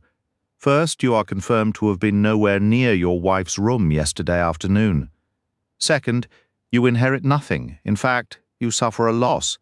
And third, Poirot paused, his gaze steady. Third, I believe I recognize genuine devotion when I encounter it. Your love for your wife, Dr. Leidner, was the central force of your life. Is that not true? Dr. Leidner's reply was quiet and unadorned. Yes, Poirot gave a single satisfied nod. Therefore, we may proceed. Excellent, let's get on with it then. Dr. Riley interjected, a note of impatience in his voice. Poirot shot him a mildly reproving look. My friend, patience in matters such as these, order and method are paramount. It is my invariable rule, having dismissed certain avenues, we now reach a critical juncture. It is imperative that all cards are laid upon the table. There must be no omissions. Absolutely, Dr. Riley agreed. Which is why, Poirot continued, turning his attention fully back to Dr. Leidner, I must insist upon the complete truth. Dr. Leidner looked genuinely taken aback. I assure you, M. Poirot, I have concealed nothing. I have told you everything I know. Dr. Leidner had kept nothing back, or so he claimed. Yet Poirot shook his head, a gentle but firm denial. No, he said, you have omitted something significant. For example, you have not explained your true reason for bringing Nurse Leatheran into this house. The doctor appeared utterly confused. But I told you my wife's anxiety, her terror. Leaning forward, Poirot wagged a finger slowly and with great emphasis. No, that explanation is insufficient. Your wife is in peril, yes? She receives death threats, yes. And your response? You do not call the police. You do not even hire a private investigator. Instead, you send for a nurse. It does not add up. I thought, Dr. Leidner stammered, colour flooding his cheeks. He fell silent, looking trapped and miserable. Now we approach the truth, Poirot said, his tone becoming coaxing. You thought what? Dr. Leidner remained stubbornly quiet, his face a mask of distress. Poirot's voice softened, turning persuasive. Everything else you have said fits together, except this one point. Why a nurse? There is an answer, indeed. There can be only one logical answer. You did not truly believe your wife was in danger from an outside source. With a choked cry, Dr. Leidner's composure shattered. God help me, he groaned, covering his face. I never really believed it. Poirot watched him with the intense, unblinking focus of a predator waiting for the full confession to emerge. What then did you believe? He pressed. I don't know. I can't be sure. But you do have an idea. Perhaps I can assist with a theory." Poirot paused, then delivered his guess like a carefully placed blade. "Did you, Dr. Leadner, suspect that your wife was the author of those threatening letters herself?" No verbal answer was necessary. The doctor's horrified expression, the hand he raised as if to ward off the accusation, confirmed everything. I drew a sharp breath, so my own vague suspicion had been correct. I remembered the odd, probing way Dr. Leadner had once asked for my opinion on the matter. I was nodding slowly to myself when I suddenly felt Poirot's gaze upon me. "Did you share this suspicion, nurse?" "The possibility did occur to me," I admitted frankly. "And what led you to that conclusion?" I explained about the letter Mr. Coleman had shown me and the unmistakable similarity in the handwriting. Poirot turned back to the doctor. "Had you also noticed this resemblance?" Dr. Leidner gave a weary nod. "Yes." The anonymous writing was smaller, more constrained. Not like Louise's usual generous script, but certain letters were formed identically. He drew a folded letter from his inner pocket, extracted a single page, and handed it to Poirot. It was a personal note from his wife. Poirot studied it, comparing it to the threatening messages. "Yes," he murmured. "The similarities are clear. A distinct curl to the S, a particular shape of the E. I am no handwriting expert, heaven knows they never agree with one another, but one can reasonably say the resemblance is striking. It is highly probable they were penned by the same hand, though we cannot be certain. We must consider every possibility." Settling back in his chair, he laid out the options thoughtfully. "First, the similarity is mere coincidence. Second, Mrs. Leidner wrote the letters herself, for reasons unknown. Third, someone else deliberately imitated her writing, though to what purpose is unclear." He gave a slight, almost sarcastic shrug. "One of these three must be the truth, however inconvenient." After a moment's reflection, he resumed his brisk manner and addressed Dr. Leidner directly. "When this idea first took hold of you, what theory did you construct to explain it?" Dr. Leidner shook his head, his voice hollow. I tried to dismiss the thought entirely. I couldn't bear to examine it. I found the whole thing utterly horrifying, I confessed. "Did you try to find any reason for it?" he asked. "Well," I paused, considering my words. "I considered whether the constant strain and dwelling on old tragedies might have begun to affect my wife's mental state. It occurred to me that she could have written those letters herself without any conscious memory of doing so. That is a possibility, isn't it?" I turned to Dr. Riley for his professional opinion. Dr. Riley gave a non-committal shrug. "The mind is capable of extraordinary things," he said vaguely, yet he exchanged a quick, significant look with Poirot, who seemed to understand and smoothly changed the subject. "Those letters present a fascinating puzzle," Poirot said. "But we must view the entire picture. As I see it, we have three distinct possibilities to consider." "Three?" I echoed. "Indeed," he continued. "The first is the most straightforward. Suppose her first husband never died. He begins by sending threats and then follows through. Accepting this, our task is to unravel how he managed to enter and leave without being observed.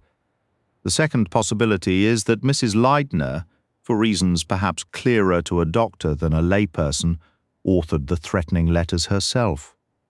The gas incident was then a performance, recall. It was she who woke you claiming to smell it. If she wrote the letters, then the danger was not from an external writer. Consequently, we must search for her killer elsewhere, specifically among your staff." He held up a hand to quiet my instinctive protest. "It is the only logical path. Someone with a private grievance killed her."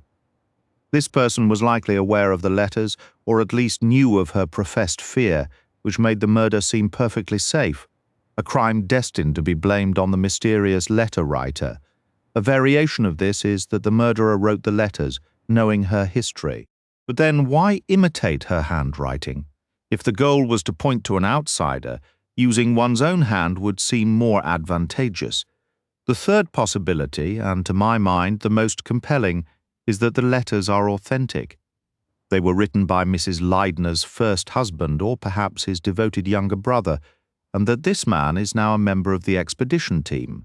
16, the suspects. I shot up from my chair. Preposterous. That is completely absurd. Poirot observed me with calm detachment, saying nothing. You are suggesting that my wife's former husband is here among us, and that she failed to recognize him. Precisely, consider the facts. 15 years ago, she lived with this man for a brief period. Would she know him now after all this time? I think not. His appearance would have altered. His physique changed. His voice might remain similar, but that is a detail he could consciously disguise. More importantly, she is not looking for him within her own circle. She imagines him as an outsider, a stranger. No, recognition is unlikely, and we must consider the second figure, the younger brother. That devoted child is now a man nearing 30. Would she see the boy of 10 in the face of the adult? We must account for young William Bosner. In his eyes, his brother was not a traitor, but a patriot, a martyr for Germany. To him, Mrs. Leidner is the betrayer, the monster who sent his beloved brother to his death. A child's intense hero worship can solidify into a lasting obsession, shaping the actions of the man he becomes.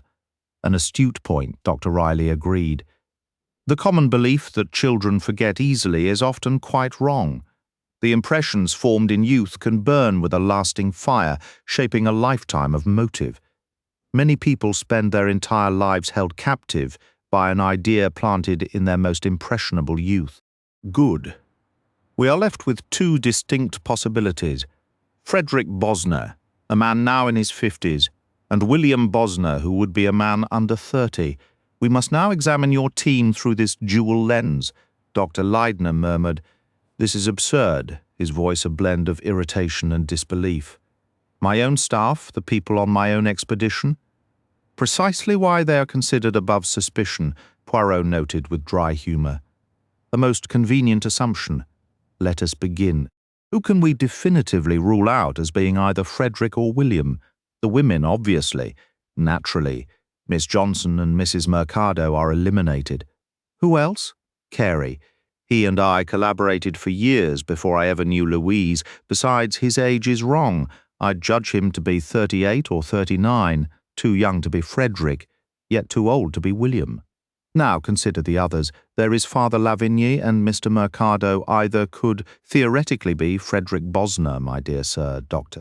Leidner protested, a note of exasperated amusement in his tone. Father Lavigny is internationally recognized as an epigrapher, and Mercado has spent years at a prominent museum in New York. The notion that either could be your man is utterly impossible.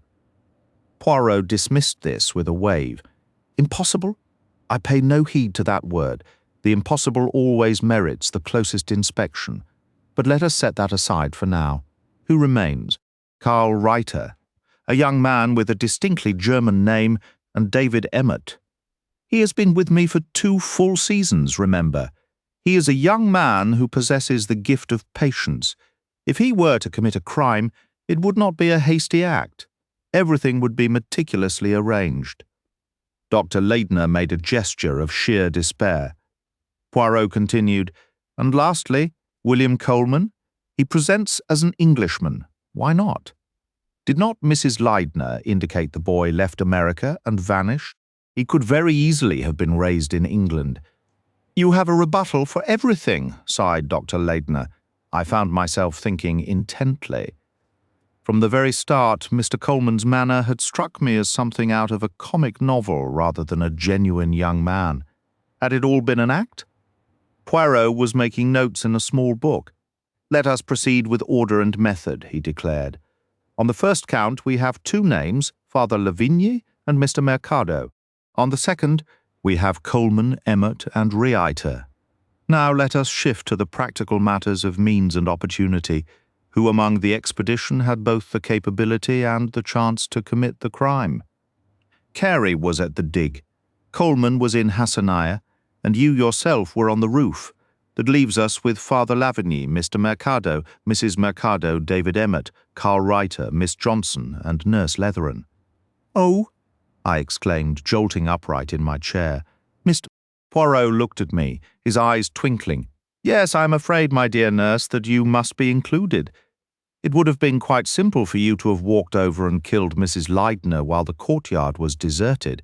You possess ample strength, and she would have been entirely unsuspecting until the very moment the blow fell. I was so flustered, I could not utter a word. I noticed Dr. Riley looked thoroughly entertained. An interesting case of a nurse methodically dispatching her patients, he murmured. The look I gave him could have curdled milk. Dr. Leidner's thoughts, however, had taken a different path. Not Emmett M. Poirot, he objected. You cannot include him. He was on the roof with me, remember, for those crucial 10 minutes. Nevertheless, we cannot exclude him. He could have descended, gone directly to Mrs. Leidner's room, killed her, and then summoned the boy back. Or he might have killed her on one of the occasions when he had sent the boy up to you. Dr. Leidner shook his head, murmuring, "What a waking nightmare. It all feels so theatrical." To my surprise, Poirot agreed, "Yes, that is true. This is a theatrical crime. One does not often encounter them. Murder is typically a sordid, simple affair. But this is an unusual murder. Dr. Leidner, I believe your wife was a truly exceptional woman." He had struck the core of the matter so precisely that I started. "Is that accurate, nurse?" he inquired. Dr. Leidner spoke softly. "Please describe Louise for him, nurse. You have an unbiased perspective." I answered with complete honesty. She possessed a remarkable beauty, I stated. It was impossible not to feel admiration for her and a desire to help her. I have never encountered anyone quite like her. "Thank you," Dr. Leidner said, offering me a grateful smile. "That is a significant statement from a neutral observer," Poirot remarked courteously. "Now let us continue. Concerning means and opportunity, we have 7 individuals: Nurse Letheran, Miss Johnson, Mrs. Mercado, Mr. Mercado, Mr. Reiter, Mr. Emmett, and Father Lavigny." He cleared his throat again in that peculiar way I've often noticed with foreigners. "For the moment, let us operate under our third theory. This assumes the killer is Frederick or William Bosner, and that this man is currently a member of the expedition. By cross-referencing our lists, we can narrow this particular suspicion to 4 people: Father Lavigny, Mr. Mercado, Carl Reiter, and David Emmett. Father Lavigny is an impossibility, Dr. Leidner stated firmly. He is a well-established white father from Carthage, and his beard is completely genuine, I added. "My sister," said Poirot, "a first-rate murderer would never resort to a false beard." "How can you be so sure the murderer is first-rate?" I asked, somewhat defiantly.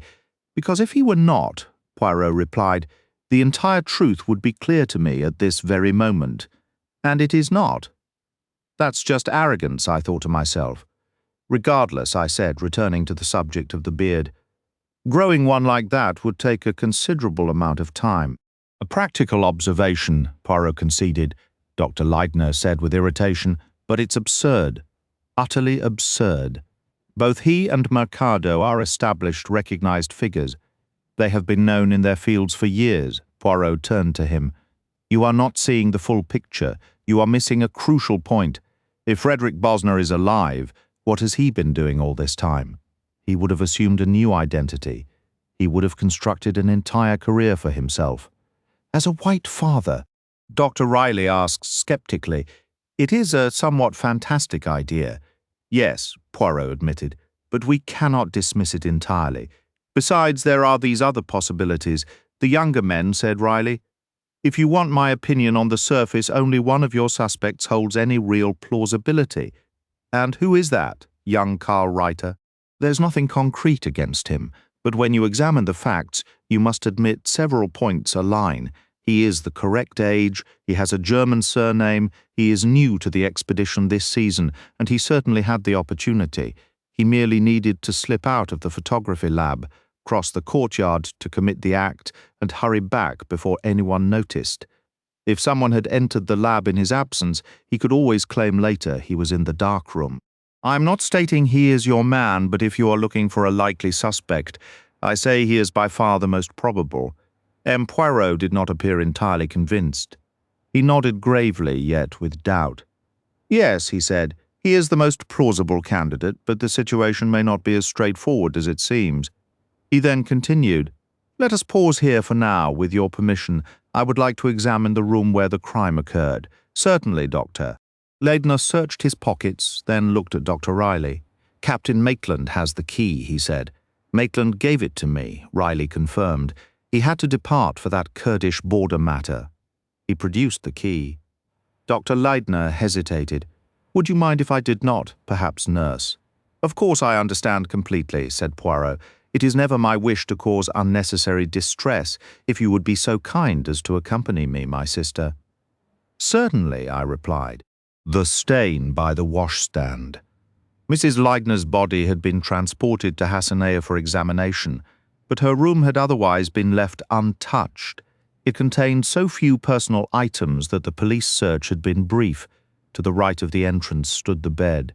Directly across from the door, 2 barred windows looked out over the open landscape.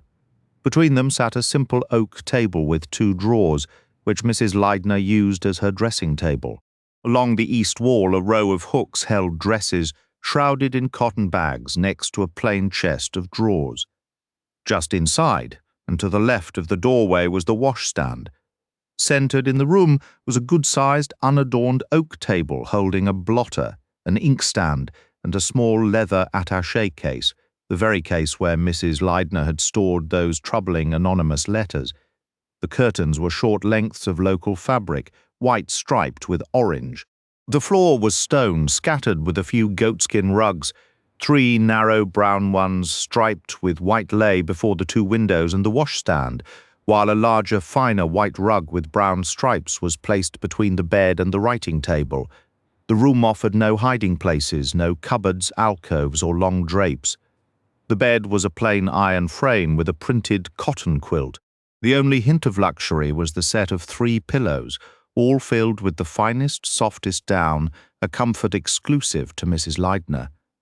Dr. Riley briefly described where her body had been discovered in a crumpled heap on the rug beside the bed. To demonstrate, he gestured for me to step forward. "If you wouldn't mind, nurse. I'm not one to be easily unsettled." I knelt on the floor and arranged myself as closely as possible to the position in which Mrs. Leydner was found.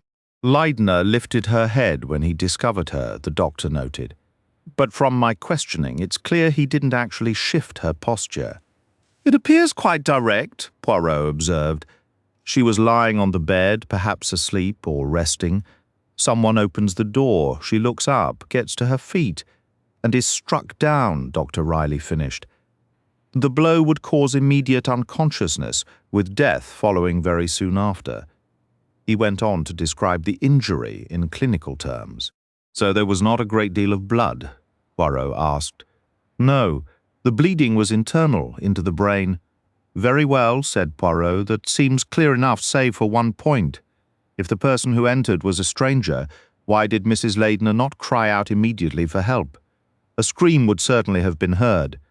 Nurse Leatheran here would have heard it, as would Mr. Emmett and the houseboy." "That's easily explained," Dr. Riley replied tersely, "because it was not a stranger." Poirot gave a slow nod. "Yes," he said thoughtfully, "she may have been startled to see the person, but she was not frightened. Then, as the blow fell, she might have let out a half cry, but too late. The cry Miss Johnson reported hearing. Perhaps, though, I rather doubt she heard it at all. These mud-brick walls are thick, and the windows were shut." He moved toward the bed. "You left her actually lying down?" he asked me. I explained my actions precisely. "Did she intend to sleep, or was she planning to read?" I had given her 2 books, a light novel and a volume of memoirs. Her habit was to read for a time, and then sometimes doze off briefly. "And her manner, how would you describe it?" "Quite ordinary," I thought for a moment. "Yes, she seemed normal and in decent spirits," I said. "Perhaps just a touch reserved, but I attributed that to her having confided in me the previous day. Sharing a secret often leaves people feeling slightly awkward afterward." Poirot's eyes gleamed with understanding. "Ah, yes, indeed, I know that feeling very well." He let his gaze travel around the room. And when you returned here after the murder, was everything just as you had seen it earlier? I looked around, too. Yes, I believe so. I don't recall anything being out of place. There was no sign of the weapon that struck her. None. Poirot turned to Dr. Riley. In your opinion, what was it? The doctor answered promptly. Something fairly heavy and solid, of a good size, with no sharp corners or edges. Say, the rounded base of a statue. Something along those lines. Now, I'm not stating that was the object, but that general type of thing. The impact had been delivered with tremendous force. A powerful arm, then, a man's? Yes, unless what? Dr. Riley considered his words carefully. It is conceivable that Mrs. Ledner might have been kneeling if the blow came from above. From a heavy object, the strength required would be significantly less. On her knees, Poirot murmured. That is an interesting thought. Merely a thought, mind you, the doctor was quick to clarify. There is no evidence to support it. But it remains possible. Yes, and given the circumstances, it isn't an unreasonable notion. Her fear could have driven her to a posture of supplication rather than a scream, her instinct perhaps telling her it was already too late for help to arrive. Yes, Poirot said thoughtfully. It is an idea. I found it a rather weak idea, frankly. I simply could not picture Mrs. Ledner kneeling before anyone. Poirot moved slowly about the room. He tested the windows, tried the bars, and confirmed that while his head could fit through, his shoulders most certainly could not. The windows were closed when you discovered her, he noted. Were they also closed when you left her at 1:45? Yes, they were always shut in the afternoon. Unlike the living quarters, these have no screens. They are kept closed to keep the flies out, and in any case, entry that way was impossible. Poirot mused. The walls are solid mud brick. There are no trapdoors, no skylights. No, there is only one way into this room through the door. Only one path to that door crosses the courtyard, and only one entrance leads into the courtyard through the archway. Outside that archway, 5 people were stationed, all telling the same story, and I do not believe myself that they are lying. No, they are not lying. They have not been bribed into silence. The murderer was here. I remained quiet. Hadn't I felt that same oppressive certainty earlier when we were all gathered around the table? Poirot continued his methodical prowl. He picked up a photograph from the dresser depicting an older gentleman with a white goatee and looked inquiringly at me. Mrs. Ledner's father, I supplied. She mentioned him to me. He set it down and surveyed the items on the dressing table, all of plain, good-quality tortoiseshell, his gaze lifted to a shelf of books, and he read the titles aloud. Who were the Greeks? An Introduction to Relativity. The Life of Lady Hester Stanhope. Crew Train. Back to Methuselah. Linda Condon. Yes, these perhaps tell us something. She was not unintelligent, your Mrs. Ledner. She had an active mind. Oh, she was exceptionally clever, I said with feeling. Very well read and informed about everything. She wasn't ordinary in the least. He smiled faintly in my direction. No, he agreed. I had already gathered that. He moved on, pausing at the washstand with its array of bottles and creams. Then, abruptly, he knelt to examine the rug. Dr. Riley and I joined him. He was studying a small dark brown stain, nearly invisible against the rug's pattern, and only noticeable where it touched one of the white stripes. What is your opinion, Doctor? He asked. Could that be blood? Dr. Riley knelt as well. It might be, he conceded. I can test it if you wish. That would be most kind. Poirot then inspected the water jug and basin. The jug stood on the washstand's side. The basin was empty, but beside it sat an empty kerosene tin holding wastewater. He turned to me. Try to remember, nurse, when you left Mrs. Ledner. Was this jug inside the basin or resting beside it? I thought for a moment. I can't be certain, I admitted, but I rather believe it was standing in the basin. Ah, you see? I added quickly. I think so, only because that was the usual way. The houseboys leave it like that after the midday meal. I have a feeling I would have noticed if it had been out of place. He gave an appreciative nod. Yes, that is logical, I see. That's your hospital training. If anything in the room had been out of place, you would have automatically straightened it without even realizing you were doing it. But what about after the murder? Was it exactly as you see it now?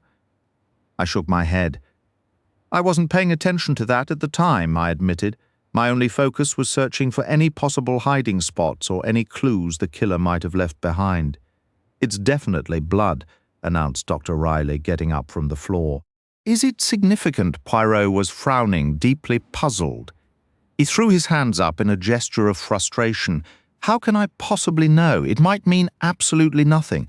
I could speculate that the killer touched her, that there was a small amount of blood on his hands, and so he came here to wash them. That is one possibility. But I cannot simply assume that is what happened. That stain may be completely irrelevant. There wouldn't have been much blood, Dr. Riley said thoughtfully. Nothing would have sprayed out. It would have just seeped slowly from the wound, unless, of course, he interfered with it. He trailed off. An unpleasant shiver ran through me. A horrible image formed in my mind, perhaps that seemingly pleasant young man from the photography team attacking that beautiful woman and then leaning over her, examining the wound with a dreadful, almost gleeful curiosity. His face transformed into something fierce and unrecognizable. Dr. Riley noticed my reaction. "What's wrong, nurse?" he asked. "Nothing, just a chill," I replied. "Someone walking over my grave." Monsieur Poirot turned and looked directly at me. "I know what you require," he stated. "Once we conclude here and I return to Hassanet with the doctor, you will accompany us? You will provide Nurse Letheran with some tea, will you not, Doctor?" "Of course, delighted." Dr. Riley agreed. "Oh, no, Doctor, really?" I protested. "I couldn't possibly impose." Poirot gave me a light, friendly pat on the shoulder. A very British sort of tap, not a foreign one. "You, my dear, will do as you are told," he said firmly. "Besides, it will be helpful for my investigation. There is much more I wish to discuss, and I cannot do so here, where we must maintain certain proprieties.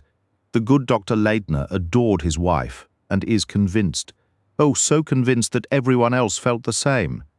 But in my experience, that is not human nature. No, we need to discuss Mrs. Leydner with, what is the phrase, the gloves off. It is settled. When we finish, you come with us to Hassanet." "I suppose," I said hesitantly, "I should be making arrangements to leave soon.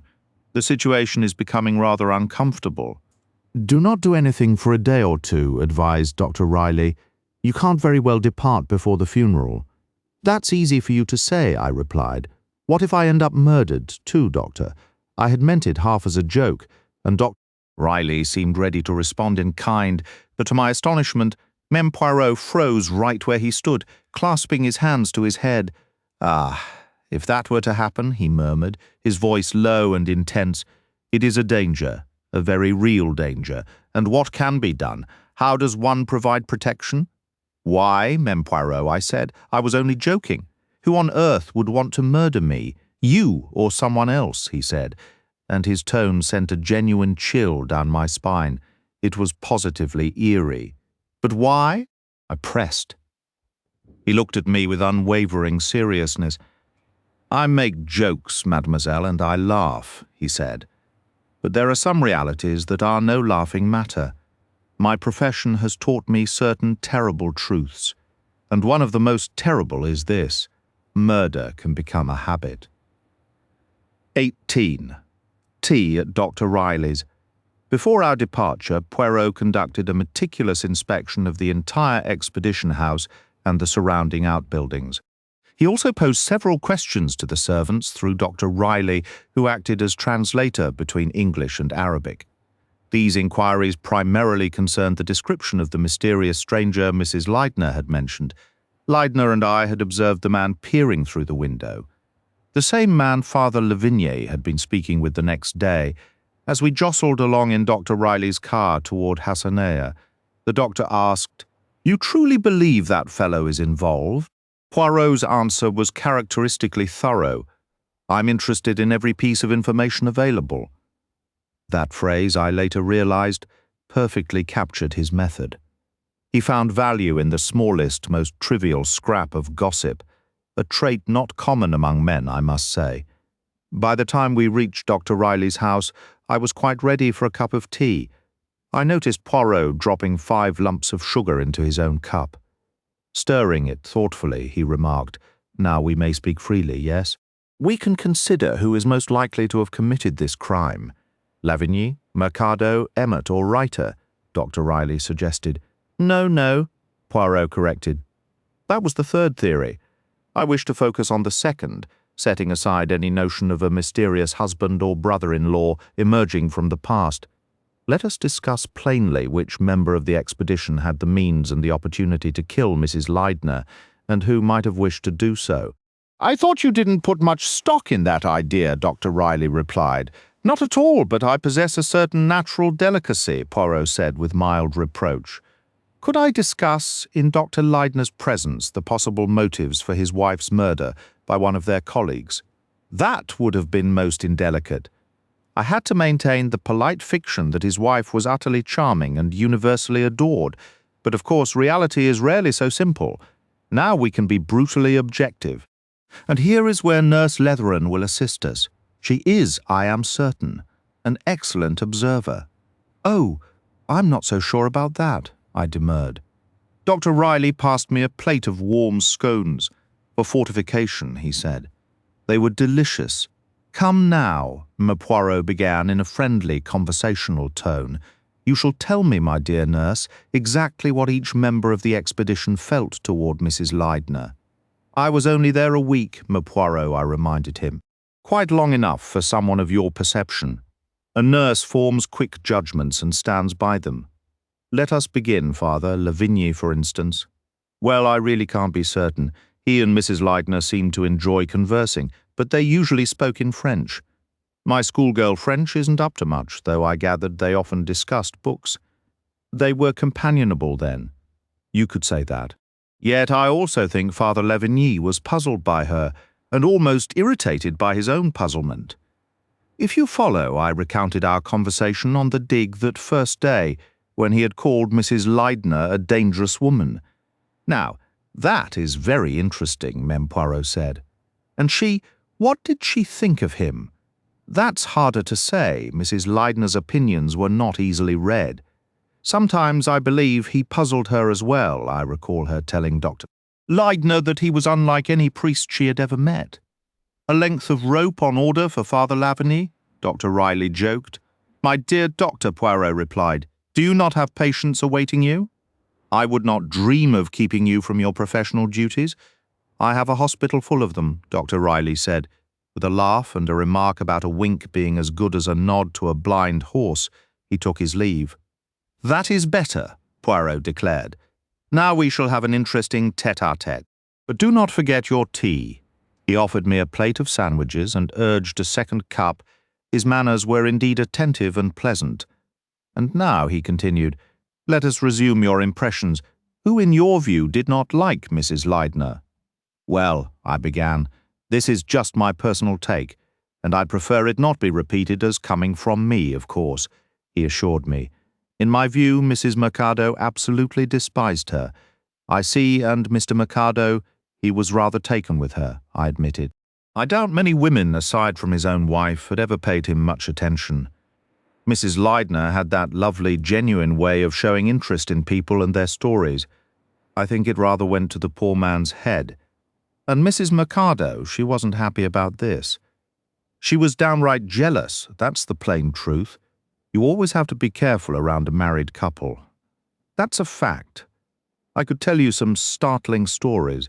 You'd be amazed at the wild ideas that can take root in a woman's mind when it concerns her husband.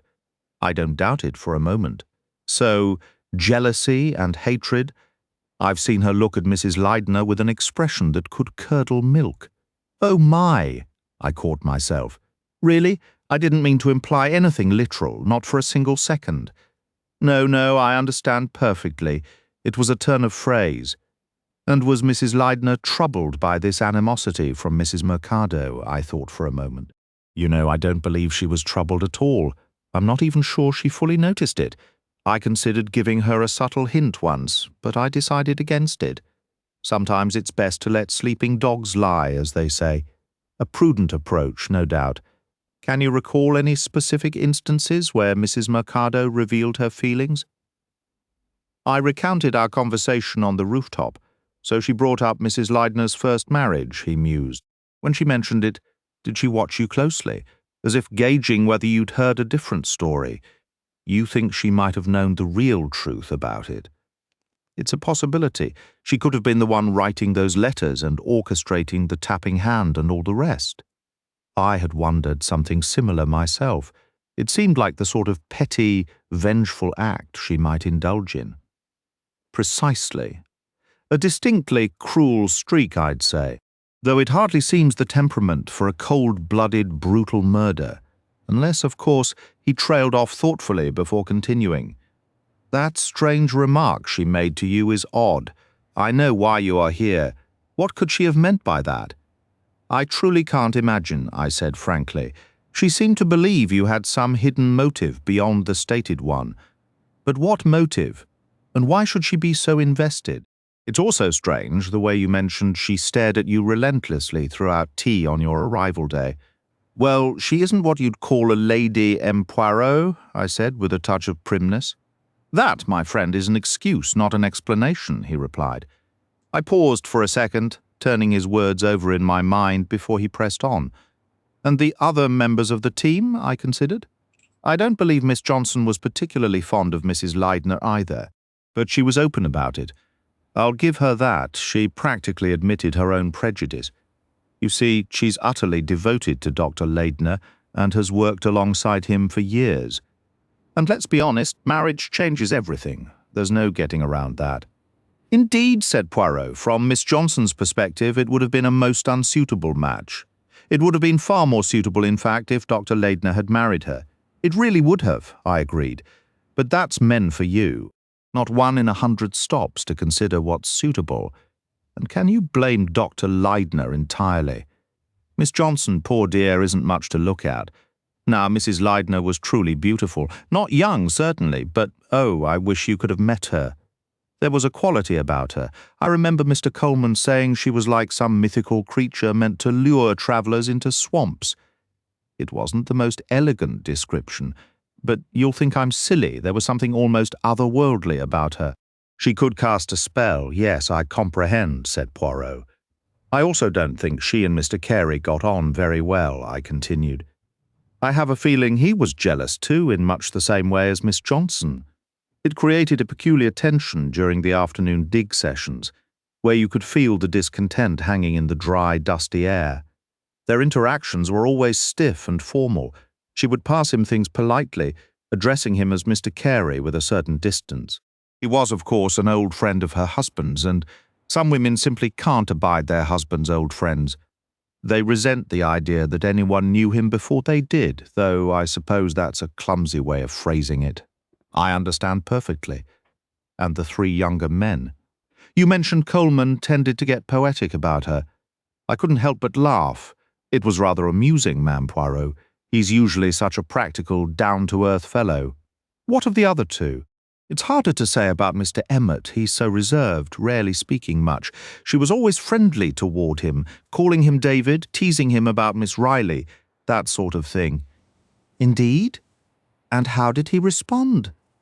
I'm not entirely sure, I admitted, hesitating. He would just look at her in a peculiar way. You couldn't guess what was going through his mind. And Mr. Reiter? She wasn't always particularly kind to him, I said slowly. I think he irritated her. She'd make rather sharp, sarcastic remarks. Did that upset him? He'd flush bright pink, poor young man, though I don't believe she intended to be cruel. Then, abruptly, my sympathy for the boy vanished as it struck me that he might well be a cold-blooded killer, having played a part all along. Oh, Mem Poirot, I burst out, what do you truly believe happened? He shook his head thoughtfully. Tell me, he said, are you afraid to return there tonight? Not at all, I replied. I recall what you said, but who would wish to harm me? I do not think anyone would, he answered slowly. That is partly why I wish to hear everything you could tell me. No, I'm quite certain you are safe. If someone had told me back in Baghdad I began, then stopped. Did you hear any gossip about the Leidners or the expedition before you arrived? He asked. I recounted Mrs. Leidner's nickname and a little of what Mrs. Kelsey had said about her. In the middle of our conversation, the door opened and Miss Riley walked in, tennis racket in hand. I gathered Poirot had already met her upon his arrival in Hassanaya. She nodded to me in her usual casual way and picked up a sandwich. "Well, and Poirot," she said, "making any progress with our local mystery?" "Not very quickly, mademoiselle. I see you've rescued the nurse from the scene. Nurse Letheran has been providing valuable insight into the members of the expedition. In the process, I have learned a great deal about the victim, and the victim, mademoiselle, is frequently the key to the mystery." Miss Riley gave a short, humourless laugh. "That's rather clever, Mime Poirot. It's certainly true that if ever a woman deserved to be murdered, Mrs. Leidner was that woman." "Miss Riley!" I exclaimed, shocked. She shrugged, her tone dripping with a sudden biting sarcasm. "Ah, I thought you might not have heard the full story. Nurse Letheran, like many others, was completely taken in. You know, Meme Poirot, I almost hope this isn't one of your celebrated successes. I wouldn't mind if Louise Leidner's murderer got away with it. Frankly, I wouldn't have objected too strongly to removing her myself." I was utterly repulsed by her callousness. Meme Poirot, however, remained unruffled.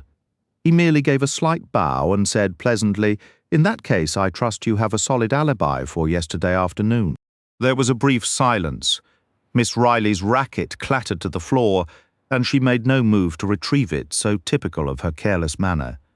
In a slightly breathless voice, she replied, "Yes, I was playing tennis at the club. But seriously, Poirot, do you have any idea what kind of woman Mrs. Leidner really was?" Once again he offered that odd little bow. "You may enlighten me, mademoiselle." She paused, then began to speak with a brutal frankness that turned my stomach. "There's this silly idea that you shouldn't speak poorly of someone who's passed. I find that ridiculous. Truth is truth, no matter when it's told. Honestly, it's the living you should be more careful about. Your words can actually hurt them. The dead are beyond that, but the damage they've done. That sticks around.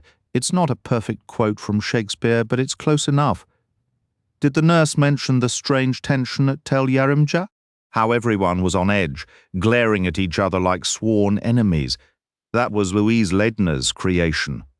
When I was out here 3 years ago, that crew was the happiest bunch you could imagine. Even last year, things were mostly fine. But this season, a dark cloud settled over them, and she was the reason. She was one of those people who simply couldn't stand for anyone else to have joy. Some are built that way, and she was a prime example. She took pleasure in breaking things apart for amusement, for a feeling of control, or maybe just because it was in her nature, and she had this compulsive need to ensnare every man she encountered. "Miss Riley," I protested, "I really don't believe that's fair. In fact, I'm certain it's not." She carried on, completely ignoring my objection. Having her husband worship her wasn't sufficient. She had to make a fool of that clumsy, awkward Mercado. Then she set her sights on Bill. Bill's a sharp guy, but she had him utterly confused and tangled up with Carl Reiter. She just toyed with him for her own amusement. That was easy. He's a sensitive soul, and she gave David a good run for his money, too. David was more entertaining for her because he fought back. He felt her pull, but he wasn't having any of it. I think he was smart enough to realize she didn't genuinely care about anyone, and that's the core of why I despised her. It wasn't about passion or desire for her. She didn't want actual affairs. It was all a cold, calculated experiment, the thrill of stirring the pot and setting people against one another. She meddled in that expertly. She's the type who never seems to be in a direct argument herself, yet conflict erupts wherever she goes. She orchestrates it. She's like a female Iago. She craves drama but insists on staying safely off stage, pulling the strings from the sidelines, watching it all unfold with enjoyment. Do you have any idea what I'm trying to say? I see perhaps more than you realize, mademoiselle, said Poirot. His tone was hard to read. Not angry, but something else. Something more measured and knowing. Sheila Riley seemed to grasp his meaning as a deep flush spread across her face. Think whatever you like, she shot back. But I'm right about her. She was a brilliant, bored woman who experimented with people the way a scientist experiments with chemicals. She enjoyed working on poor old Johnson's nerves, watching her grit her teeth and maintain her composure like the true professional she is. She liked prodding little Mercado into a state of white-hot rage. She loved finding my weak spots and poking at them, and she was alarmingly good at it. She delighted in discovering people's secrets and holding that knowledge over them. Not for crude blackmail, mind you, but just letting them know she knew, leaving them in suspense about what she might do with the information. My God, that woman was an artist. There was nothing clumsy about her methods. And her husband? Poirot inquired. She never had any desire to hurt him, Miss Riley said, her voice slowing. I only ever saw her be sweet and attentive to him. I suppose she was fond of him in her way. He's a dear man, completely absorbed in his own world, his excavations and his theories, and he adored her, believed she was perfection. That would irritate some women, but it didn't bother her. In a sense, he lived in a fool's paradise, yet it wasn't foolish because to him she truly was everything he believed, though it's difficult to square that with... She broke off abruptly. Continue, mademoiselle, Poirot urged. She turned to me suddenly, her focus sharp. What have you said about Richard Carey?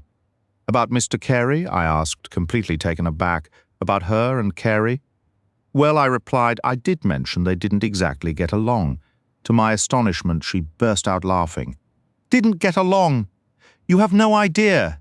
He's completely in love with her. It's destroying him because he also idolizes Leidner.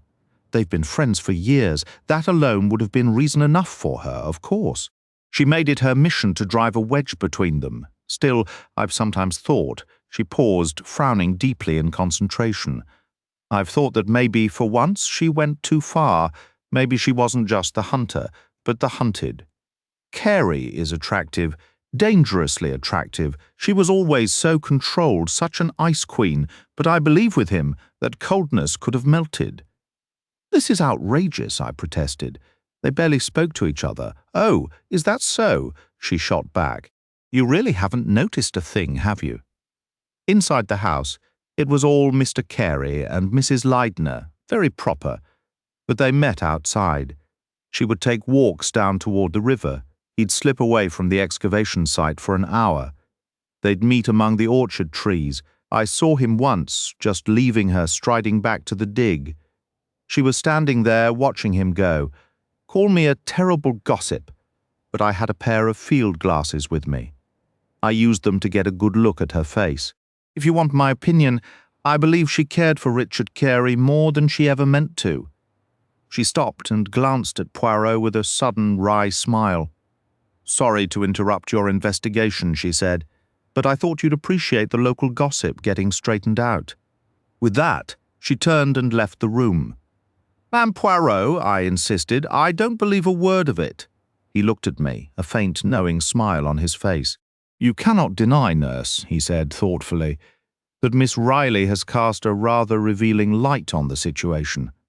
A fresh doubt. We couldn't continue the conversation then, as Dr. Riley entered, joking that he had finally escaped his most tedious patient. He and Poirot drifted into a discussion about the psychology of an anonymous letter writer, citing professional cases and past experiences. It is never so straightforward, Poirot concluded. There is a craving for influence, and very frequently a powerful sense of personal inadequacy. Dr. Riley nodded in agreement. That's precisely why the culprit is often the last person anyone would suspect. Some quiet, harmless soul who seems incapable of saying a cross word, all gentle and meek on the surface, while underneath they're boiling with resentment. Poirot considered this. Would you say Mrs. Leidner exhibited signs of such an inferiority complex, Doctor? Riley chuckled as he tapped out his pipe. She'd be the last person I'd describe that way. No repressions there. She wanted life, and still more life. And she usually got it. Do you think it was psychologically possible for her to have written those letters herself? Yes, I do, the doctor said, But if she did, the motive would have sprung from her need to dramatize her own existence. In her private life, Mrs. Leidner was something of a leading lady. She had to be the center of attention in the spotlight. Almost ironically, she married Leidner, one of the most modest and unassuming men I know. He adored her, but quiet devotion by the hearth wasn't enough. She needed to be the persecuted heroine, too. In other words, said Poirot with a smile, you do not support his theory that she wrote them but had no memory of doing so. No, I don't. I didn't contradict him to his face. You can't very well tell a man who just lost the wife. He loved that she was a relentless performer who nearly worried him to death just to feed her own dramatic instincts. Frankly, it's rarely safe to tell any man the full truth about his wife. Oddly enough, I'd trust most women with the unvarnished truth about their husbands. They often see it already or can accept it with a weary practicality. Women have a remarkable capacity to accept a man as a complete scoundrel, a cheat, an addict, a habitual liar, an utter cad without so much as blinking and without it diminishing their affection for the rogue in the slightest. They are in many ways the ultimate realists. To be perfectly candid, Dr. Riley, what was your genuine assessment of Mrs. Leidner? Dr. Riley settled back into his chair, taking a slow draw from his pipe. Candidly, it's difficult to pin down. I never knew her well enough. She possessed charm, an abundance of it, intelligence, empathy, what more? She lacked the usual petty vices. She wasn't indulgent or idle or even excessively vain. I've always suspected, though I have no proof, that she was an exceptionally skilled liar. What I can't determine, and what I wish I knew, is whether she deceived herself or merely everyone else. I confess a certain fondness for liars. A woman who never lies is a woman devoid of imagination and compassion. I don't believe she was truly hunting for husbands. She simply enjoyed the sport of toppling them, like a skilled archer bringing down her targets. If you were to ask my daughter about her, we have already had that opportunity, Poirot remarked with a faint smile. Ah, said Dr. Riley. She didn't waste any time, I imagine. Drove the knife in quite thoroughly. The younger generation has no sentimentality for the departed. It's a pity all young people are such prigs. They condemn the old morality and then erect a far more rigid code of their own.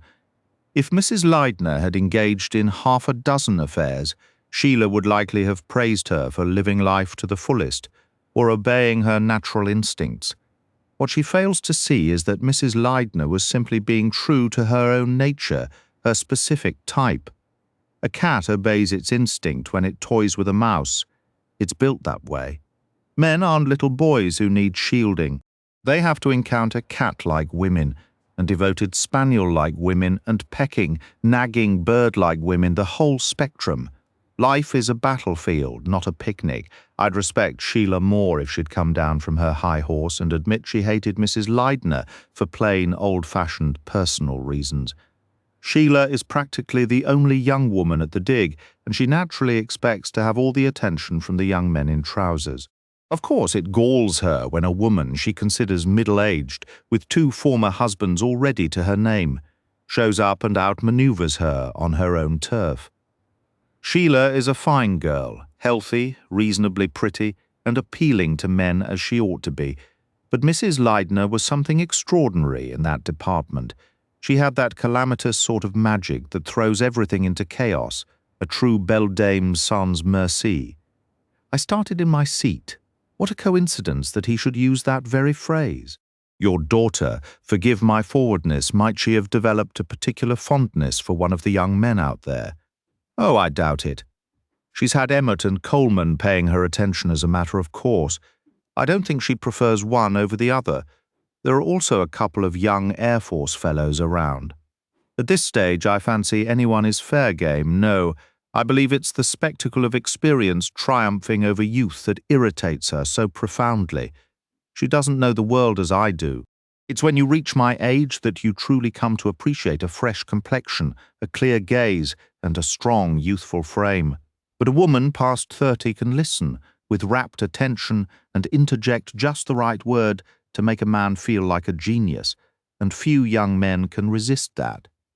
Sheila is a pretty girl, but Louise Ledner was beautiful, those magnificent eyes and that stunning golden fairness.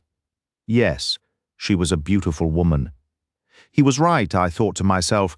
Beauty is a powerful force. She had been beautiful. It wasn't a beauty that inspired envy. You simply sat back and admired. I remembered feeling, from the very first day I met her, that I would have done anything for Mrs. Leidner even. So as the car carried me back to Tel Yorimja that evening, Dr. Riley had insisted I stay for an early supper. A couple of details resurfaced in my mind, leaving me distinctly unsettled. At the time, I'd dismissed Sheila Riley's whole outburst as pure spite. Now, however, I recalled how firmly Mrs. Leidner had insisted on taking that afternoon walk alone, refusing my company outright. I couldn't help but wonder whether she might, after all, have been planning to meet Mr. Carey. And when you thought about it, their manner toward each other was rather formal, wasn't it? She used first names with nearly everyone else. He, I remembered, never seemed to look directly at her. That could simply mean he disliked her. Or, of course, it could mean quite the opposite. I gave myself a mental shake. Here I was, weaving wild theories from a girl's jealous rant. It just proved how poisonous that kind of talk could be. Mrs. Leidner had been nothing like that. Honestly, she'd been almost snippy about Sheila Riley that day at lunch, making a remark to Mr. Emmett. Funny the way he'd looked at her then, a completely unreadable expression. You never could tell what Mr. Emmett was thinking. He was so quiet, but thoroughly dependable. Now, Mr. Coleman, there was a foolish young man if ever I saw one. My reflections were cut short as we arrived. It was just after 9, and the main gate was already shut and barred. Ibrahim came hurrying with his large key to let me in. Everyone at Tel Yorimja retired early. No light showed from the living room. A lamp glowed in the drawing office and another in Dr. Leidner's study, but the other windows were dark. It seemed everyone had turned in even sooner than usual. Passing the drawing office on my way to my room, I glanced inside. Mr. Carey was there in his shirt sleeves, bent over a large plan. He looked terribly unwell, I thought. So strained and exhausted, it gave me a real pang. I don't know what it was about Mr. Carey. He hardly spoke, and when he did it was about the most ordinary things. He didn't do anything particularly remarkable either, and yet you simply couldn't help noticing him. Everything concerning him seemed to carry more weight than it would with anyone else. He just mattered, if you know what I mean. He turned his head and saw me. Taking his pipe from his mouth, he said, "Back from Hassanay, nurse." "Yes, Mr. Carey. You're working late. Everyone else seems to have gone to bed." "Thought I'd try to catch up," he replied. "I'd fallen behind. And I'll be out on the dig all day tomorrow. We're starting work again." "So soon?" I asked, taken aback. He gave me a rather odd look. "It's for the best, I think. I suggested it to Leidner. He'll be in Hassanaya most of tomorrow dealing with arrangements. The rest of us will carry on here. You know it isn't easy, all of us just sitting around staring at each other, not with things as they are." He had a point, of course, especially with everyone so on edge. "I suppose you're right in a way," I said. "Having something to do takes your mind off things." The funeral, I knew, was set for the day after tomorrow. He had bent over his plan again. I don't know why, but my heart ached for him. I felt sure he wouldn't sleep at all. "If you'd like a sleeping draught, Mr. Carey," I offered hesitantly. He shook his head with a faint smile. "I'll manage, nurse. Sleeping draughts are a bad habit." "Well, good night, Mr. Carey," I said. "If there's anything I can do—" "I don't think so. Thank you, nurse. Good night." "I'm so terribly sorry," I said, perhaps too impulsively. "Sorry?" He looked surprised. For everybody. This is all so awful, but especially for you." "For me? Why me?" I asked. "Because you've known them both for so long." "I've known Dr. Leidner for years," he corrected, his tone cool. "I was never particularly close to her." The way he said it made it clear he hadn't cared for her at all. I found myself wishing Miss Riley could have heard that little exchange. "Good night, then," I said. and made my way to my room. I busied myself for a while before getting ready for bed, washing out a few things and making some notes. Just before I started to undress, I peered out my door again. Lights were still burning in the drawing office and over in the south building. I figured Dr. Leidner was probably still working in his study. I debated going to say good night. I didn't want to intrude if he was busy, but a nagging feeling pushed me forward.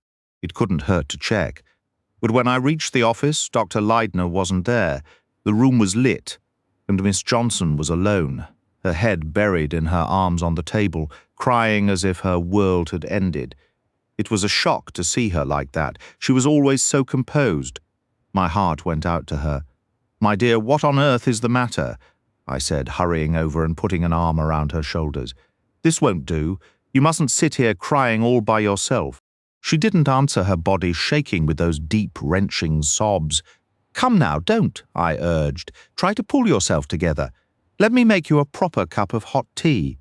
Finally, she lifted her head. "No, it's all right, nurse. I'm being foolish. What's upset you so?" I asked gently. She was quiet for a moment, then whispered, "It's all just too terrible. You mustn't dwell on it," I told her firmly. "What's done is done and can't be changed. Fretting won't help a thing." She sat up straighter, smoothing her hair with a trembling hand. "I'm making a spectacle of myself," she said in her usual brusque voice. "I was trying to keep busy, tidying up in here. Thought it was best. And then it all just overwhelmed me." "Of course it did," I said quickly. "What you need is a strong cup of tea and a hot water bottle in your bed," I insisted, ignoring her weak protests. Once I had her settled with both, she took a sip of tea and said, "Thank you, nurse. You're a kind, sensible woman. I don't usually fall apart like this. Anyone would under the circumstances." I reassured her. "The strain, the shock, the police underfoot, it's enough to make anyone jumpy." In a slow, oddly detached voice, she repeated my earlier words back to me. "What's done is done and can't be changed." She fell silent for a long moment, then added, with a bitterness that surprised me, "She was never a kind woman, you know. I didn't argue." It was no secret that Miss Johnson and Mrs. Leidner hadn't gotten along. I wondered if she was wrestling with a secret, shameful relief now that the woman was gone. "Try to get some sleep now," I said. "Don't worry about anything." I moved quietly around the room, straightening up.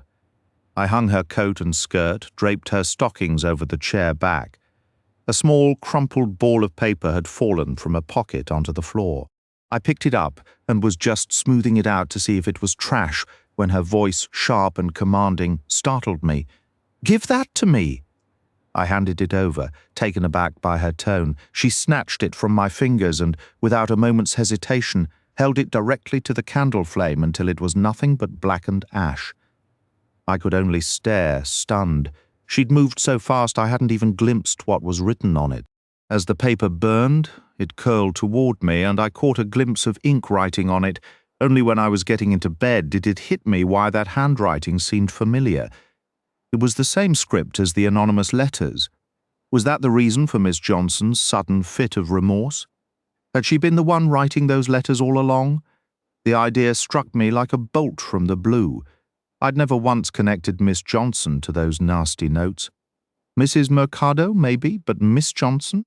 She was a proper lady, always so composed and sensible. Then I remembered the conversation I'd overheard between Poirot and Dr. Riley, and it clicked. In a twisted way, it made perfect sense. I didn't believe for a second she had anything to do with the murder, but I could see how her deep dislike of Mrs. Leidner might have pushed her into trying to scare the woman off the dig, to put the wind up her, as they say. Only then Mrs. Leidner ended up dead, and Miss Johnson was swallowed by guilt, both for her cruel trick and because she realized those letters were now shielding the real killer. No wonder she'd broken down so completely. At heart, I still believed she was a decent person. It also explained why she'd clung so desperately to my clumsy comfort about the past being beyond mending. And then there was her cryptic remark, that quiet vindication, she was never a nice woman. What was I supposed to do with this? I tossed and turned for a long time before deciding I'd tell Poirot at the first chance. He came out the next day, but a real private moment was hard to find. We had barely a minute alone, and before I could gather my thoughts, he stepped close and whispered instructions. "I will speak with Miss Johnson and perhaps others in the living room. You still have the key to Mrs. Leidner's room?" "Yes," I said. "Good. Go inside, shut the door, and let out a cry, not a scream, you understand. A cry of alarm, of surprise. I do not want terror. If you are heard, invent an excuse, a stubbed toe, whatever you like." Just then Miss Johnson stepped into the courtyard, and our talk was over. I understood what he was after. As soon as he and Miss Johnson went into the living room, I crossed to Mrs. Leidner's room, let myself in, and closed the door. I felt a proper fool standing there in an empty room, letting out a yelp for no reason. It was tricky to judge the volume, too. I tried a fairly loud O, then experimented with a higher and a lower pitch. Coming out, I had my story about a stubbed toe ready, but it wasn't needed. Poirot and Miss Johnson were deep in conversation, clearly uninterrupted. Well, I thought that settles it. Either Miss Johnson imagined that cry she'd mentioned, or it was something else entirely. Not wanting to interrupt, I settled into a deck chair on the porch. Their voices carried out to me. The situation is delicate, you understand. Poirot was saying Dr. Leidner, he clearly adored his wife. "He worshipped her," Miss Johnson replied. "He tells me, naturally, how fond all his staff was of her. As for them, what can they say? They say the same thing. It is polite. It is proper. It may also be true, but then again it may not. I am certain, Miss Johnson, that the solution to this mystery depends entirely on a full comprehension of Mrs. Leidner's true nature.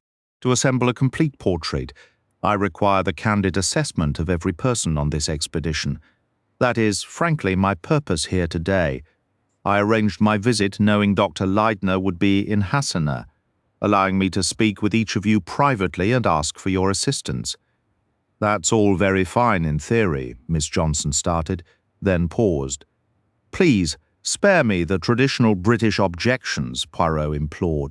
"Do not tell me it is not cricket, or that one must not speak ill of the departed, that, in short, there is loyalty. Loyalty is a plague in criminal matters. Time and again it serves only to obscure the facts.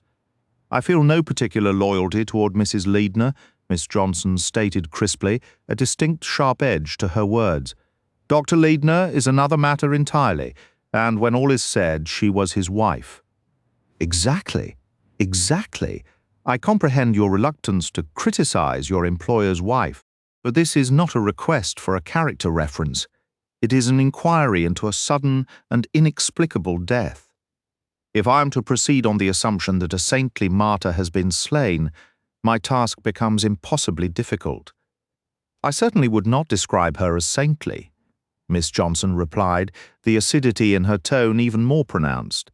"You wish for my frank opinion of Mrs. Leidner, simply as a woman. Indeed, speak freely. Very well, to be perfectly honest, M. Poirot, I must offer a disclaimer. I am biased. We were all, the entire team, deeply devoted to Dr. Leidner.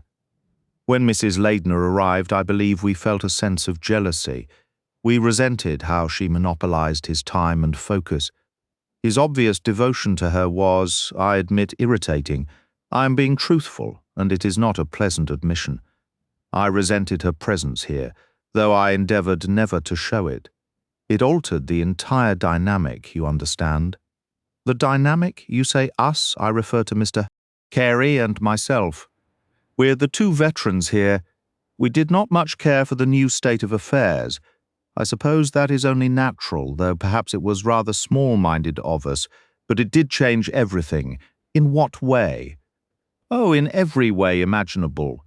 We used to have such a pleasant, collegial atmosphere. There was a good deal of light-hearted fun, you know, and the sort of silly jokes people who work closely together share. Dr. Leidner himself was often quite cheerful, almost boyish, and Mrs. Leidner's arrival ended that. I suppose it was not directly her fault. Last season was not so severe, and please believe me, M. Poirot, it was nothing she actively did. She was always perfectly charming to me, utterly gracious. That is what made me feel ashamed at times. It was not her fault that minor things she said or did seemed to grate on my nerves. Truly, no one could have been more polite. Yet the atmosphere this season was distinctly altered. There was a different feeling. Oh, completely. It was palpable. I cannot define it precisely. Everything seemed slightly off-kilter, not the archaeological work, but our personal interactions. Our tempers were frayed, our nerves on edge. It was almost the tense, electric feeling one gets before a summer thunderstorm. And you attribute this change to Mrs. Leidner's influence? Well, it was never that way before she came, Miss Johnson said bluntly. One afternoon I recall she retired to her room with a headache, and the entire dig house fell into an uneasy, watchful silence, as if we were all holding our breath. Oh, pay no attention to me, M. Poirot. I'm merely a cantankerous old thing, set in my ways and disliking change. How would you characterize Mrs. Leidner's personality and temperament? Miss Johnson paused, considering. She was, without doubt, highly temperamental, she said slowly, subject to considerable moods, warm and engaging one day, and perhaps distant or short-tempered the next. She could be very kind and considerate toward others. Yet it was equally clear she had been thoroughly indulged her entire life. She accepted Dr. Leidner's constant attentions as her absolute due, and I do not think she ever fully grasped what an exceptional, what a truly brilliant man she had married. That, I confess, annoyed me on occasion. And of course she was terribly high-strung and nervous, which affected everyone around her. The states of mind she used to invent for herself, the sheer drama she would conjure from nothing. I was profoundly relieved when Dr. Leidner arranged for Nurse Letheran to join us. Managing his important work alongside his wife's relentless anxieties was becoming an impossible burden for him. Poirot pressed on with his line of questioning. And your personal view of these disturbing letters she received? I had to see her face. Shifting slightly, I could just make out Miss Johnson's profile as she turned to answer. Her expression was utterly composed. My belief is that someone from her past in America held a grudge and was attempting to either frighten or simply pester her. Nothing more serious than that. That is my conviction. She was an exceptionally attractive woman, as you know, and such women can easily make enemies. I've always assumed the letters were the work of a jealous or vindictive female. Given Mrs. Leidner's highly strung nature, she took them to heart. She most certainly did, Poirot agreed. Yet we must recall the final letter was delivered by hand. Well, I imagine a determined person could have arranged that women will go to remarkable lengths to indulge a petty spite in Poirot. They certainly will, I thought privately. He seemed to accept her theory. Perhaps you are correct. As you note, she was very striking on another matter. You are acquainted with Dr. Riley's daughter Sheila.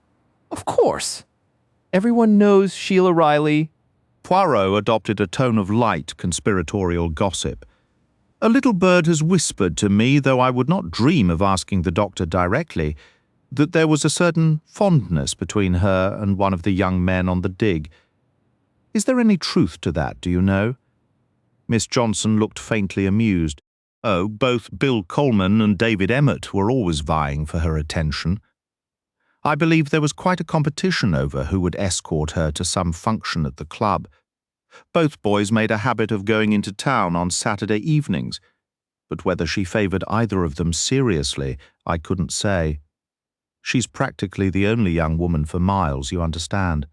So she naturally becomes the local belle. She has half the Air Force officers buzzing around her as well. So you believe it is nothing significant? Well, I wouldn't be too sure. Miss Johnson grew thoughtful. She does come out this way rather frequently, up to the excavation site and so on. In fact, Mrs. Leidner teased David Emmett about it not long ago, implying the girl was pursuing him. It struck me as a rather unkind remark, and he didn't seem to appreciate it. Yes, she was here often. I even saw her riding toward the dig on that terrible afternoon. She gestured toward the window. Though neither David nor Bill was on duty then, Richard Carey was in charge. so perhaps she is drawn to one of them. But she's such a modern, unsentimental creature, it's hard to gauge her true feelings. I really couldn't say which one it might be. Bill is a pleasant boy and not nearly as shallow as he acts. David is a deeper, quieter sort. Then she looked at Poirot with a hint of teasing skepticism.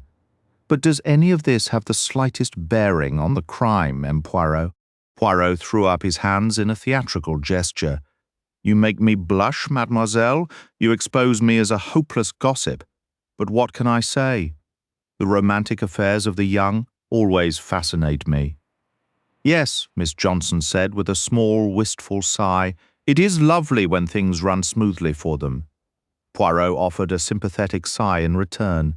I found myself wondering if Miss Johnson was recalling some romance from her own youth, and whether Poirot, for all his comic appearance, had a complicated foreign personal life of wives or mistresses. It was a ridiculous image. Sheila Riley has good stuff in her, Miss Johnson concluded. She's young and a bit rough around the edges, but she's sound. I accept your judgment entirely, Poirot said, rising. Are any other members of the staff in the house at present? Marie Mercado is about somewhere. All the men are up at the dig today. I think they needed to be away from this house. One can hardly blame them. Miss Johnson stepped onto the veranda and offered me a smile. I'm sure Nurse Leatheran wouldn't mind taking you up to the dig, she said. I quickly agreed, adding an invitation for M. Poirot to return for lunch, which he accepted with a polite, enchanted mademoiselle. She returned to her cataloguing work in the living room. I mentioned that Mrs. Mercado was on the roof, and Poirot thought it best to see her first. As we climbed the stairs, I quietly asked if he had heard anything from my earlier efforts. He shook his head, not a sound. I remarked that this news would relieve Miss Johnson, who had been anxious she might have overlooked something important. We found Mrs. Mercado seated on the parapet, so lost in thought she didn't notice us until Poirot wished her good morning. She started looking up with a face that seemed unusually drawn this morning, her features tight and shadowed with fatigue. Me again? Poirot said pleasantly, explaining his need to form an accurate portrait of Mrs. Leidner.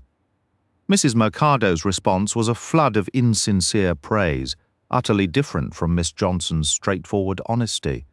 Dear, dear Louise, she was such a unique spirit, so different from anyone else. You sensed that, didn't you, nurse? A martyr to her nerves, of course, full of odd fears, but we all tolerated things from her we wouldn't from another soul. And she was wonderfully kind to everyone, wasn't she?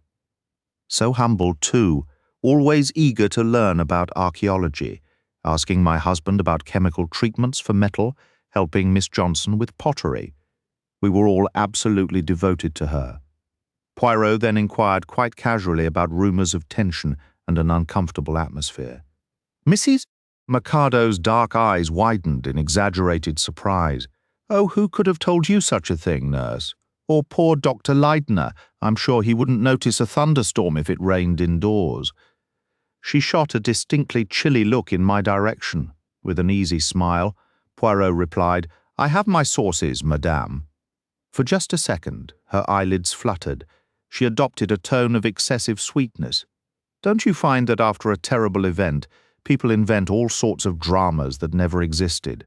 Tension, a feeling something was wrong. I think it's all made up afterwards. Poirot agreed there was some truth to that. So it really wasn't true? She insisted. We were a perfectly happy family here. Once we were away from the house and walking toward the excavation site, I couldn't contain my irritation. That woman is one of the most accomplished liars I've ever met, I said hotly. I'm certain she secretly despised Mrs. Leidner. Poirot nodded thoughtfully. She is not a source one relies on for factual truth, yet it was not a waste of time. When someone lies so freely with words, their eyes often betray a different story. What is little Madame Mercado afraid of? I saw genuine fear there. It is a very interesting point. I then told him about my return the previous night and my growing conviction that Miss Johnson had written the anonymous letters. So she's a liar as well, I exclaimed. The calm way she answered you this morning about those very letters. Poirot agreed it was notable. She revealed she knew all about them, though they haven't been discussed openly among the staff. Of course, Dr. Leidner may have told her yesterday. They are old friends. The path ahead was dusty and lined with broken pottery shards, a stark reminder of the history buried beneath our feet and the very modern secrets lying just on the surface. My admiration for him grew. It was a clever trick, getting her to mention those letters without her even realizing it. "Will you confront her with them?" I asked. Mem Poirot looked almost offended by the suggestion. "Certainly not. It is never wise to reveal what you know too soon. Everything stays up here," he said, tapping his temple. "Then, at the perfect moment, I pounce like a jungle cat. The surprise, it is magnificent." I had to smile privately at the image of little M. Poirot as a stalking panther. We arrived at the excavation site just then. The first person we spotted was Mr. Reiter, carefully photographing a section of exposed wall. Honestly, it often looked to me like the workers just decided where a wall should be and hacked it out of the dirt. Mr. Carey had tried to explain that you could feel the difference with a pick, the mud brick having a distinct texture, but to my eyes it all just looked like ordinary earth. Mr. Reiter finished his work, handed his camera and plate to an assistant, and instructed the boy to take everything back to the house. Poirot engaged him with a few technical questions about exposures and film, which he answered eagerly, seeming pleased by the interest in his craft. As he made to leave, Poirot launched into his now familiar line of questioning, though he tailored it slightly each time. "I won't repeat the whole speech again." "Yes, I understand," Mr. Reiter replied, "but I am afraid I cannot be of much assistance. I only joined the team this season, and I did not interact with Mrs. Leidner very much. I'm sorry, but I truly know nothing." His phrasing was a bit formal and precise, though he spoke with a clear American accent. "But you can tell me if you liked her or not." Poirot pressed with a friendly smile. Mr. Reiter flushed and stammered. "She was a very charming person, most charming and intellectual. She had an excellent mind." "Good, you liked her. And did she like you?" He turned even redder. "Oh, I do not believe she noticed me much, and I was unfortunate. Whenever I tried to assist her, something went wrong.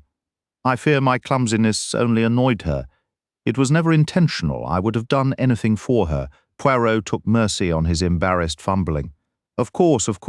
Let us move on." Was the general atmosphere in the house a happy one? "I beg your pardon. Were people cheerful? Was there laughter and conversation?" "No, not exactly. There was a certain tension." He hesitated, wrestling with his words, then added, "You see, I am not very social. I am awkward and shy. Dr. Leidner has always been very kind to me. But it is foolish. I cannot seem to overcome it. I always say the wrong thing. I spill things. I have bad luck." He looked like an overgrown, self-conscious schoolboy. "We all have such moments when we are young," Poirot said kindly. "Poise and confidence, they come with time." After a brief farewell, we walked on. Poirot remarked to me that my friend is either a profoundly simple young man or a remarkably skilled performer. I didn't reply. Once again I was gripped by the surreal idea that one of these ordinary people was a calculated killer. On such a peaceful, sunlit morning, the thought felt almost ludicrous. "They are working in two separate areas, I see," Poirot observed, pausing. Mr. Reiter had been occupied on a peripheral part of the main dig. Some distance from us, another group of labourers moved to and fro with baskets. "That's the deep cut they're working on," I explained. "We didn't discover much of anything there, just a lot of broken bits of pottery that looked like junk to me. But Dr. Leidner insists it's fascinating, so I guess it must be. Shall we go down?" Poirot suggested. We made our way slowly, the sun beating down on us. Mr. Mercado was in charge of the area. We spotted him below, deep in conversation with the foreman, an old fellow who resembled a tortoise. Wearing a tweed jacket over his long, striped cotton robe, getting down to them was a bit of a chore. The path was narrow, more like a steep stair, and it was constantly clogged with basket boys going up and down. They never seemed to see you coming, and never thought to step aside. As I trailed behind Poirot, He suddenly threw a question over his shoulder without turning around. Is Mr. Mercado right-handed or left-handed? What an odd thing to ask, I thought for a moment. Right-handed, I stated firmly. Poirot offered no explanation. He just kept going, and I followed. Mr. Mercado appeared genuinely pleased by our visit. His long, sombre face brightened considerably. Poirot put on a convincing act of being deeply interested in the archaeology, though I was sure he couldn't have cared less. Mr. Mercado, however, launched into an enthusiastic explanation. He described how they had dug down through 12 distinct layers of ancient houses. We are now firmly situated in the 4th millennium BC, he declared with pride. I'd always thought of a millennium as something in the future, a time when everything would be perfect. He pointed out layers of ash. His hand was trembling so badly. I wondered if he had a touch of malaria, and described how the style of pottery changed over time. He talked about burial sites, including one level that was almost entirely infants, poor little souls, and went on about flexed position and orientation, which seemed to be fancy terms for how the bones were arranged. Then, just as he was bending over to pick up a flint knife lying beside some pots in a corner, he let out a wild shriek and jumped back. He spun around to find Poirot and me staring at him, utterly startled. He clapped a hand to his left arm. Something stung me, like a red-hot needle. Poirot sprang into action immediately. "Quick, my friend, let us see, Nurse Letheran." I stepped forward. He took Mr. Mercado's arm and deftly rolled up the sleeve of his khaki shirt to the shoulder. "There," Mr. Mercado said, pointing. About 3 inches below the shoulder was a tiny puncture, oozing a drop of blood. "Curious?" Poirot murmured. He peered into the rolled-up sleeve. "I see nothing. Perhaps it was an ant. Better put a little iodine on it," I said. I always carry an iodine pencil, and I quickly fetched it and applied it. But my mind wasn't fully on the task, because my attention had been caught by something else entirely. Mr. Mercado's arm, from his forearm all the way up to the elbow, was dotted with a series of tiny, familiar marks. I knew exactly what they were, the punctures left by a hypodermic needle. Mr. Mercado rolled his sleeve back down and resumed his lecture. Poirot listened politely, but made no attempt to steer the conversation toward the Leidners. In fact, he asked Mr. Mercado nothing at all. After a while we said our goodbyes and climbed back up the path. "That was neat, did you not think?" my companion inquired once we were alone. "Neat?" I asked, puzzled. M. Poirot produced something from behind the lapel of his coat and regarded it with affection. To my astonishment, I saw it was a long, sharp darning needle with a blob of sealing wax on one end, turning it into a sort of pin. "Poirot," I exclaimed. "Did you do that?" "I was the stinging insect, yes, and very neatly done. Do you not agree?" "You did not see me?" That was certainly true. I hadn't seen a thing, and I'm sure Mr. Mercado hadn't suspected a thing either. He must have been quick as a flash. "But why, Poirot?" I asked. He answered with a question of his own. "Did you notice anything, sister?" I nodded slowly. "Hypodermic marks," I said. "So," said Poirot with quiet satisfaction. "Now we know something about Mr. Mercado. I had my suspicions, but I did not know for certain.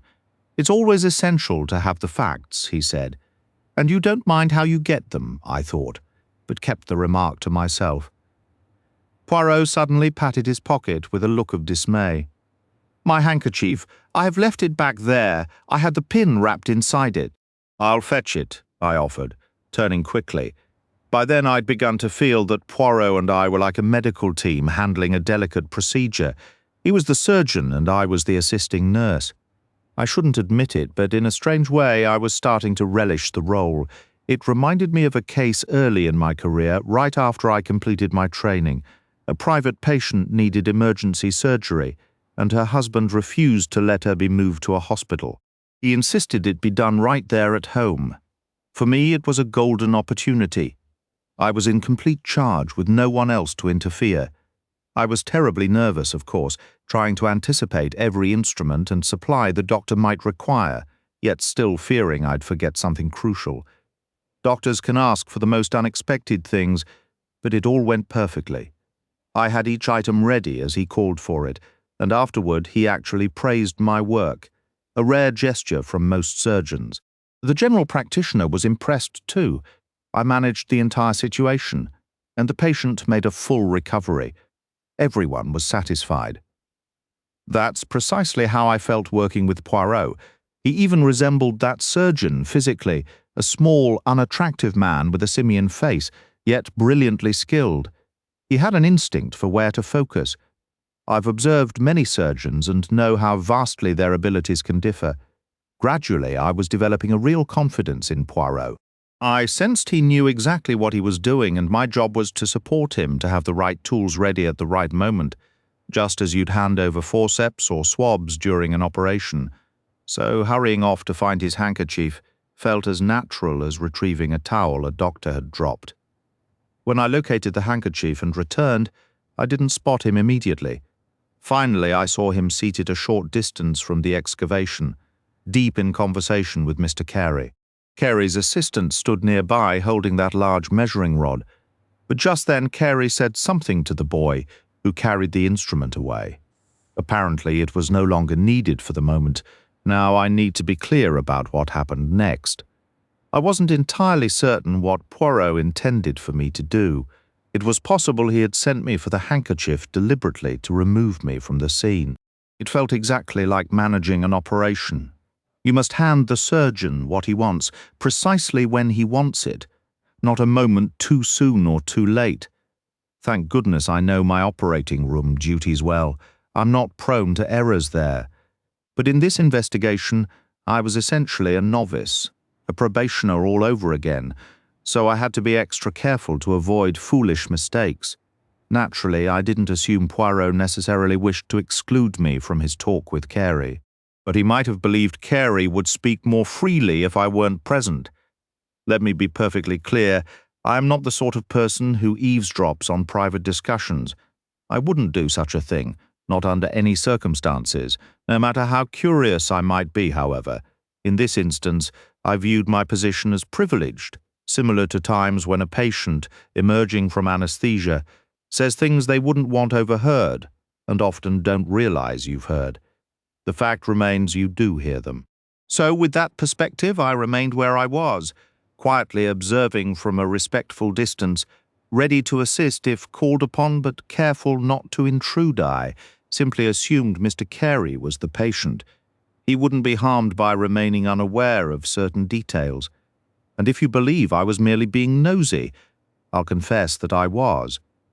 I didn't want to overlook anything within my power to observe. All this is merely to explain why I changed direction and took a longer path, circling behind the large excavation mound until I was mere steps from where they stood, hidden from view by the mound's edge. If anyone calls that dishonorable, I must respectfully disagree. A nurse in charge of a case should be kept in the dark about nothing, though naturally it's the doctor's place to decide the course of action. I don't know, of course, what approach Mr. Poirot had taken, but by the time I arrived, he was speaking with remarkable directness.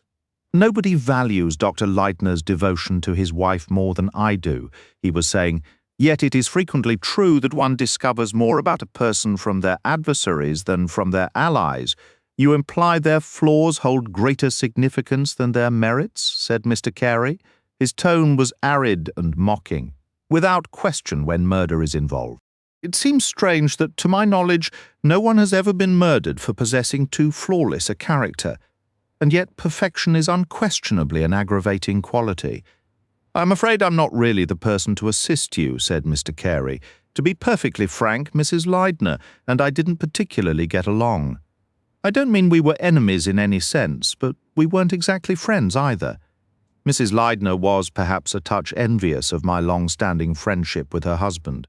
I, for my part, while I admired her greatly and found her an exceptionally captivating woman, felt just a hint of resentment over her influence on Leidner. Consequently, we were perfectly civil to one another, but not close. Admirably clarified, said Poirot. I could just see their heads, and I noticed Mr. Carey's turn sharply, as if something in Mr. Poirot's detached tone struck him unpleasantly. Poirot continued, Was Dr. Leidner not troubled that you and his wife did not have a better relationship? Carey paused a moment before replying, Actually, I'm not certain. He never mentioned it. I always hoped he was oblivious. He was profoundly absorbed in his work. You understand? So the truth, from your perspective, is that you did not genuinely like Mrs. Leidner. Carey gave a slight shrug. I likely would have liked her very much had she not been Leidner's wife. He laughed as if amused by his own remark. Poirot was fiddling with a small pile of broken pottery fragments, he said in a distant, thoughtful voice. I spoke with Miss Johnson this morning. She conceded she was prejudiced against Mrs. Leidner and did not care for her greatly, though she was quick to add that Mrs. Leidner had always been exceedingly kind to her. All quite accurate, I should think, said Carey. So I believed then I had a discussion with Mrs. Mercado. She told me at considerable length how devoted she had been to Mrs. Leidner and how deeply she had admired her. Carey offered no reply to this, and after a brief pause, Poirot went on.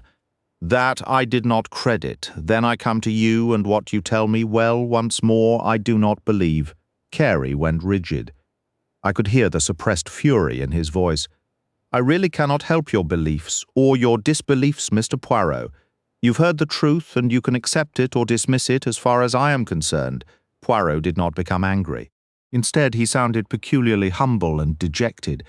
Is it my fault what I do or do not believe? I have a sensitive ear, you know. And then there are always abundant tales circulating, rumours drifting on the breeze. One listens and perhaps one learns something. Yes, there are stories. Carey leapt to his feet. I could see clearly a small pulse throbbing in his temple.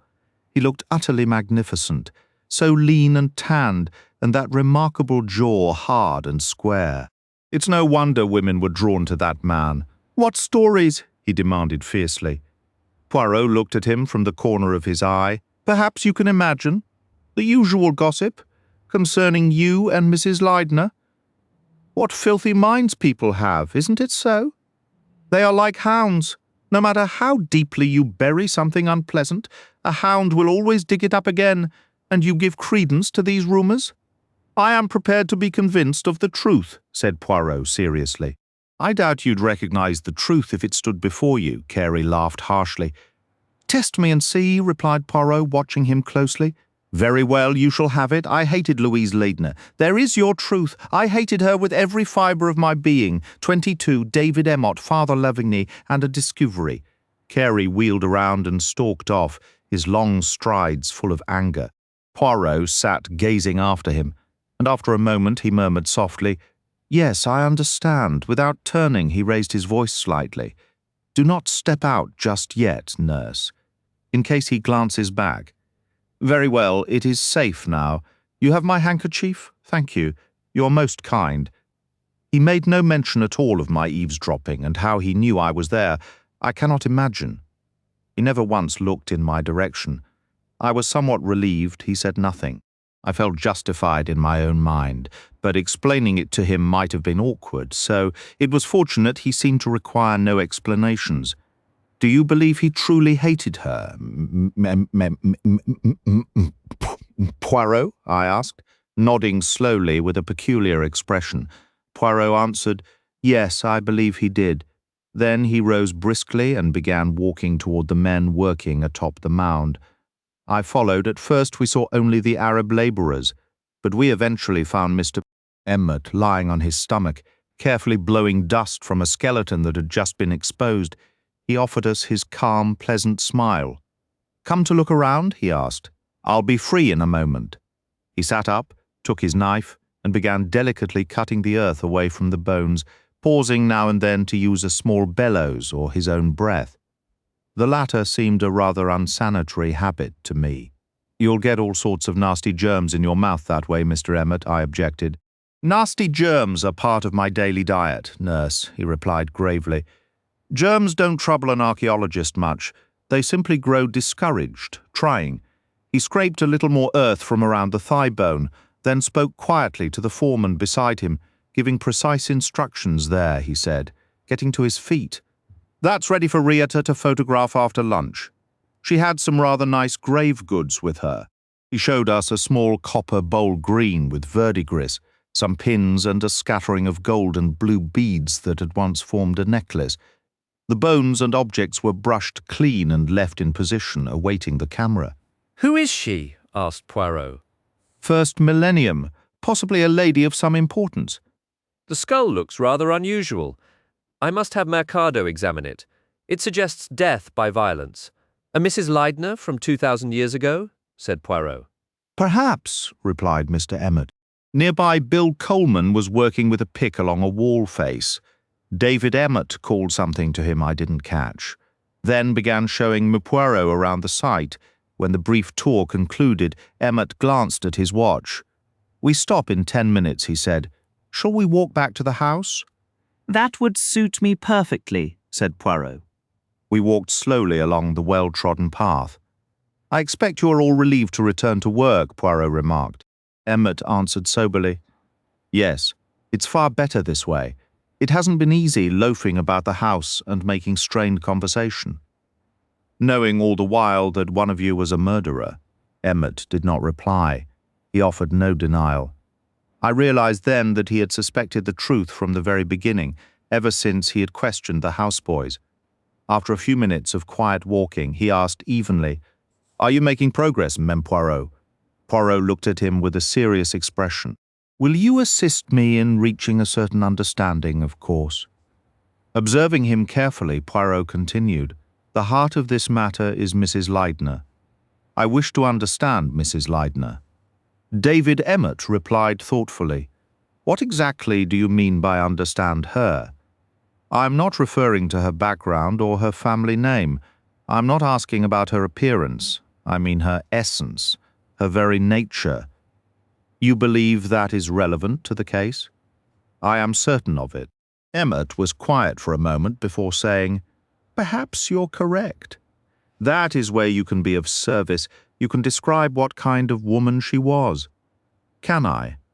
I've asked myself that same question many times. Did you not arrive at a conclusion? I believe I finally did. Well, but Mr. Emmett remained silent for a while. Eventually he said, What did the nurse think of her? They say women are quick to judge one another, and a nurse sees all sorts. She'd have an opinion. Poirot didn't give me a chance to speak, even if I'd wanted to. He responded swiftly, What I wish to know is what a man thought of her. Emmett offered a faint smile. I imagine most men's opinions would be similar. He paused. She wasn't young, but I think she was possibly the most striking woman I've ever met.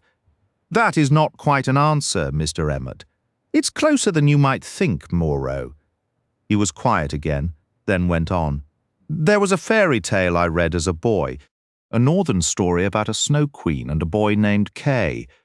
I always thought Mrs. Leidner was a bit like that queen, forever taking little Kay on a bewildering journey, leaving him lost and cold.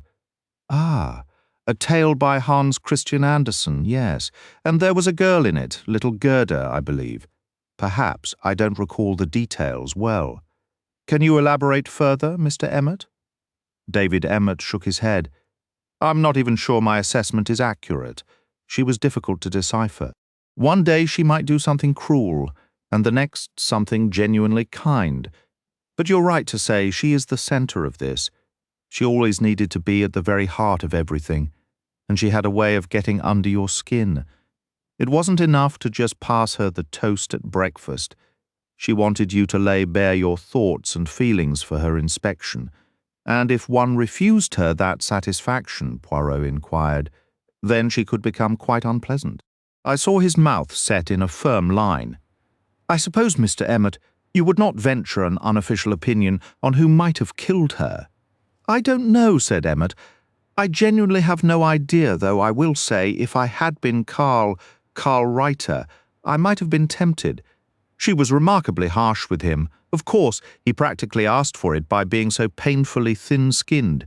He all but invited people to give him a hard time. And did Mrs. Leidner give him a hard time? Poirot asked. Emmett gave a sudden brief grin. Not in a blunt way, more like precise little jabs with an embroidery needle. That was her style. He was irritating, certainly, like a whining, timid child. but a needle can be a very pointed weapon. I glanced at Poirot and thought I detected the slightest tremor of his lips. But you do not seriously believe Carl Reiter killed her? No. I don't think you murder a woman simply because she makes you feel foolish at every single dinner, no matter how creatively she manages it. Poirot shook his head thoughtfully. Of course, Mr. Emmett's description made Mrs. Leidner seem almost inhuman. There was another side to it. Mr. Reiter's behavior could be terribly grating. He would startle when she addressed him and do absurd things like offering her the marmalade repeatedly when everyone knew she never touched the stuff. Honestly, I'd have been tempted to speak sharply to him myself. Men often don't realize how their nervous habits can grate on a woman's nerves until you feel you simply must say something. I made a mental note to mention that perspective to Poirot later. We had returned to the house by then, and Mr. Emmett offered Poirot a chance to freshen up, leading him toward his room. I rushed across the courtyard to my own room. Emerging at nearly the same moment as the others, we were all heading toward the dining room when Father Lavigny appeared in his doorway and invited Poirot inside. Mr. Emmett continued on, and he and I entered the dining room together. Miss Johnson and Mrs. Mercado were already there, and shortly after, Mr. Mercado, Mr. Reiter, and Bill Coleman joined us.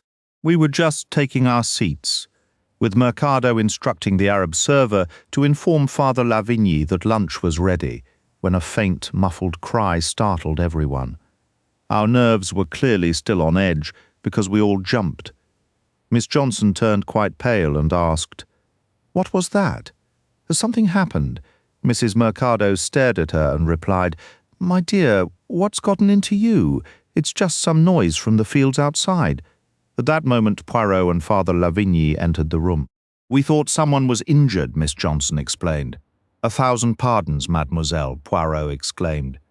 "The fault is entirely mine. Father Lavigny was explaining some ancient tablets to me, and I carried one to the window to examine it more closely. Not watching my step, I stubbed my toe quite sharply. The pain was sudden, and I let out a cry. We assumed it was another murder," Mrs. Mercado said with a laugh. "Marie," her husband said, his tone reproachful. She flushed and bit her lip.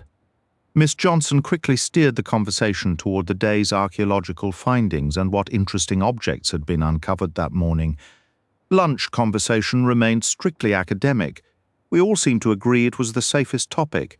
After coffee, we moved to the living room.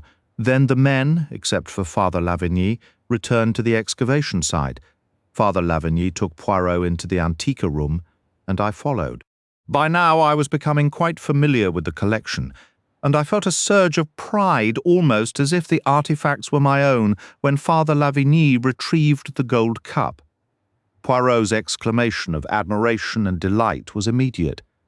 "How exquisite! A true masterpiece!" Father Lavigny agreed eagerly, pointing out its artistic merits with genuine enthusiasm and expertise. "No wax on it today," I remarked. "Wax?" Poirot stared at me. "Wax?" Father Lavigny echoed, looking puzzled.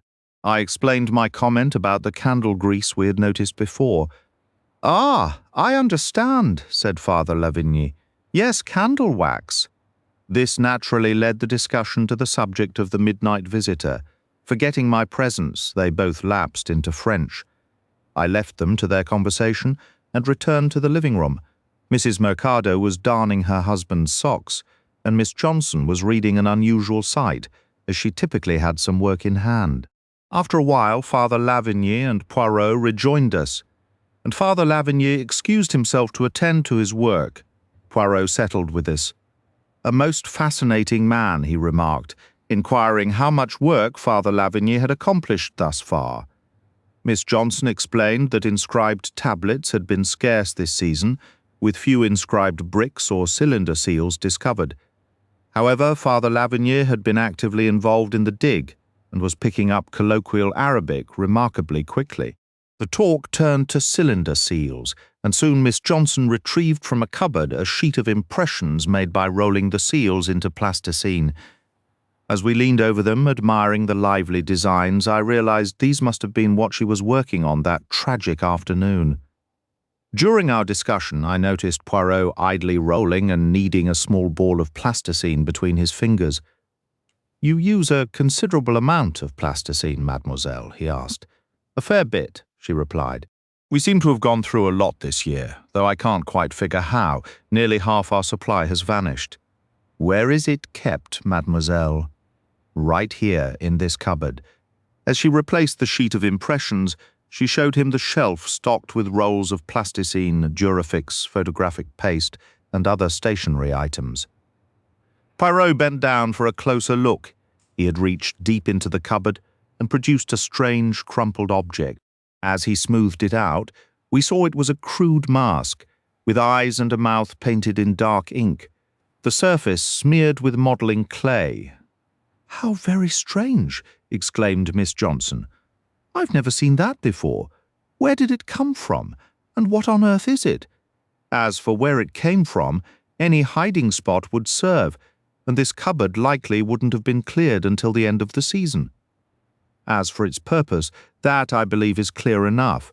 This is the face Mrs. Leidner described, the spectral visage she saw outside her window in the twilight, detached from any body." Mrs. Mercado let out a sharp gasp. Miss Johnson went pale. "So it wasn't her imagination," she whispered. "It was a cruel trick. But who would do such a thing?" "Who indeed?" cried Mrs. Mercado. "What kind of person plays a heartless joke like that?" Poirot offered no answer. His expression was severe as he stepped into the adjoining room, returning with a small cardboard box. He carefully placed the distorted mask inside. "The authorities must examine this," he stated. "It's dreadful," Miss Johnson murmured, her voice low. "Absolutely dreadful." "Do you suppose other things are hidden here?" Mrs. Mercado's voice rose shrilly. "Could the weapon be here too, that awful club, perhaps still stained?" "Oh, I'm terrified." Miss Johnson seized her shoulder firmly. "Quiet," she said with intensity. "Dr. Leidner is here. We mustn't distress him further." Indeed, the car had just pulled into the courtyard. Dr. Leidner stepped out and walked directly to the living room. He looked exhausted, aged by grief. "The service will be tomorrow at 11, he said quietly. "Major Dean has agreed to officiate after Mrs. Mercado offered a faltering reply and hurried from the room. Dr. Leidner turned to Miss Johnson. "You'll be there, Anne?" "Of course," she answered. "We'll all be there. It's only right." She said nothing more, but her expression conveyed what words could not. His face softened with a fleeting warmth. "Dear Anne," he said, "you are such a steadfast comfort to me, my true and loyal friend." He placed a hand on her arm, and a flush rose in her cheeks as she replied, her tone characteristically brusque. "It's nothing." In that brief moment, however, one could see that Anne Johnson was profoundly happy. A thought occurred to me, perhaps in time, as he turned to this old friend for solace. A new and contented chapter might begin. It felt improper to consider so soon before the funeral, yet it seemed a natural and peaceful resolution. He was deeply fond of her, and she was utterly devoted, ready to dedicate herself to his well-being. Women can endure quite a lot, after all, when they finally have what they truly desire. Dr. Leidner then greeted Poirot, inquiring if there had been any developments.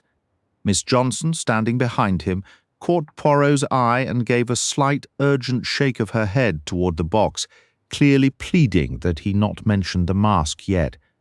She felt, I was certain, that the doctor had borne enough for one day. Poirot obliged. "Progress in such matters is often gradual, Doctor," he said. After a few polite words, he took his leave. I walked him out to his car, a dozen questions on my mind, but when he turned that penetrating gaze on me, I found I couldn't voice a single one. Asking him for details then would have felt like asking a surgeon, mid-operation, for a casual prognosis. I simply stood there, waiting quietly for him to tell me what to do next. To my surprise, he said gently, "Take care of yourself, my child." Then he added almost to himself, "I wonder if it is wise for you to stay here any longer." "I plan to speak with Dr. Leidner about leaving," I replied, "but I thought it would be proper to wait until after the funeral." He nodded, seeming to approve. In the meantime, he cautioned, "Do not go looking for trouble." You understand, I do not wish you to be too clever. With a slight smile, he finished, Your role is to hand me the swabs, mine is to perform the operation. It struck me as almost comical that he would put it so plainly. Then, shifting topics abruptly, he remarked, Father Lavigny is quite an interesting man, don't you think? A monk working as an archaeologist does seem unusual, I admitted. Ah, but you are Protestant, he said. I, on the other hand, am a good Catholic. I understand a thing or two about priests and monks. He frowned, hesitated for a moment, and then said quietly, Just remember, he is clever enough to unravel all your thoughts if he chooses to. If this was a warning against idle talk, I certainly didn't need it. It irritated me, and though I didn't dare ask the questions really weighing on my mind, I saw no harm in correcting one small thing. Excuse me, Poirot, I said, but the phrase is stubbed your toe, not stepped or stebbed. Ah, thank you, my sister. Not at all. It's best to get these expressions right. I shall remember, he said meekly for him. Then he got into the car and was driven off. I walked slowly back across the courtyard, my mind turning over a dozen puzzles. The needle marks on Mr. Mercado's arm. What drug was he taking? That dreadful smeared yellow mask. And why hadn't Poirot and Miss Johnson heard my cry from the living room that morning, when all of us had heard Poirot perfectly clearly from the dining room at lunch? The distances were the same. A strange, unsettled feeling crept over me then, as if the very air of the place held secrets it wasn't ready to give up. Still, I couldn't help feeling a flicker of satisfaction that I'd managed to teach the great detective one English phrase correctly. Even Hercule Poirot didn't know everything. The funeral was, I thought, a deeply moving service. Besides our expedition members, nearly every English resident in Hassaneer attended. Even Sheila Riley was there, looking unusually quiet and restrained in a dark suit. I found myself hoping she felt some regret for all her sharp remarks. Once we returned to the house, I followed Dr. Leidner into his study and brought up my departure. He was very kind, thanking me for my help. I'd been worse than useless, and insisted I accept an extra week's pay. I protested. I truly didn't feel I'd earned it. Really, Dr. Leidner? I'd prefer not to take any salary at all, just my travel expenses back. That's all I want. But he wouldn't hear of it. You mustn't think that way, he said earnestly. I didn't hire you as a detective. I never imagined my wife's life was truly in danger. I believed it was all nerves, that she had worked herself into a troubled state of mind. You did everything anyone could. She liked you, she trusted you. In her last days, I believe she felt safer because you were here. You have nothing to reproach yourself for. His voice trembled slightly, and I knew what haunted him. He was the one who had failed to take his wife's fears seriously. Dr. Leidner, I asked carefully, have you reached any conclusion about those anonymous letters? He sighed. I don't know what to believe. Has M. Poirot come to any definite conclusion? Not as of yesterday, I said, skirting neatly between truth and a white lie. After all, he hadn't, until I told him about Miss Johnson. It was on my mind to offer a hint, just to see how Dr. Leidner might react. The genuine warmth I'd felt the previous day, seeing Dr. Leidner and Miss Johnson find some comfort in each other's company, had completely driven the troubling matter of the letters from my mind. Bringing it up now felt almost like a betrayal of that fragile peace. Even if she had written them, she had suffered terribly since the tragedy. Still, I needed to know if the doctor had ever considered the possibility. In my experience, anonymous letters are most often a woman's work, I ventured, carefully watching his reaction. He sighed, a weary sound. I suppose that's true, but you must remember, nurse, these letters could be genuine. They might truly be from Frederick Bosner. I haven't forgotten that theory, I replied, but something in my gut tells me it's not the right one. Well, I believe it is, he said, a trace of impatience colouring his tone. This idea of him being one of my staff is just an elaborate fantasy of Poirot's. The reality is far simpler. The man is clearly unhinged. He could have been lurking nearby, perhaps in some sort of disguise, and found a way in that afternoon. The servants might be lying. They could have been bribed. It's a possibility, I conceded, though my doubt was evident. Dr. Leidner continued, his irritation more pronounced. It's all very well for Poirot to cast suspicion on my team.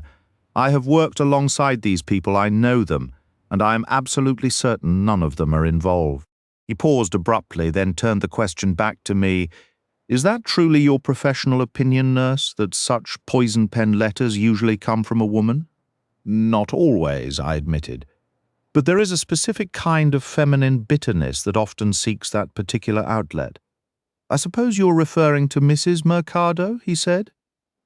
Then he shook his head dismissively. Even if she were malicious enough to want to hurt Louise, she wouldn't have possessed the necessary personal knowledge. I thought of the earlier letters kept in the unlocked attaché case. If Mrs. Leidner had left it open and Mrs. Mercado had been alone in the house, casually poking about, she could easily have found and read them. Men so often overlook the simplest explanations. And aside from her, there is only Miss Johnson, I said, my eyes fixed on him. That is utterly preposterous. The slight, dismissive smile that accompanied his words was all the answer I needed. The notion had never once crossed his mind. I hesitated, a war waging within me between professional duty and a reluctant sisterhood. But in the end I said nothing. One doesn't easily betray a fellow woman, and besides I had been a first-hand witness to Miss Johnson's raw and unmistakable remorse. What was done was done. Why subject Dr. Leidner to yet another painful disillusionment on top of all his grief? My departure was set for the following day through Dr. Riley. I had arranged a short stay with the hospital matron while I finalized my travel plans back to England, either through Baghdad or more directly by car and train via Nisibin. In a gesture of profound kindness, Dr. Leidner insisted I select a keepsake from among his wife's personal effects. "Oh, I really couldn't, Dr. Leidner. It's far too generous," I protested. He was adamant. "I wish for you to have something, and I am certain Louise would have wanted it too." He then suggested I take a beautiful tortoise-shell dressing table set. Oh no, that's a terribly expensive set. I truly couldn't accept it. She had no sisters, you understand, no close female relatives who would want these things. There is literally no one else. I could well imagine he had no desire for them to end up in Mrs. Mercado's rather grasping little hands, and offering them to Miss Johnson would have been painfully awkward. He continued gently, "Please, just think about it. Here is the key to her jewelry case. Perhaps you'll find something in there you'd prefer. And I would be immensely grateful if you could also pack up all of her clothing. I dare say Dr. Riley can distribute them to some of the needy Christian families in Hassanea." I was glad to have a practical task to do for him, and agreed at once, setting aside the difficult conversation. I began the somber work immediately. Leidner's wardrobe was modest, and it didn't take long to sort and pack her belongings into 2 suitcases. Her personal papers were all contained within a small leather attaché case.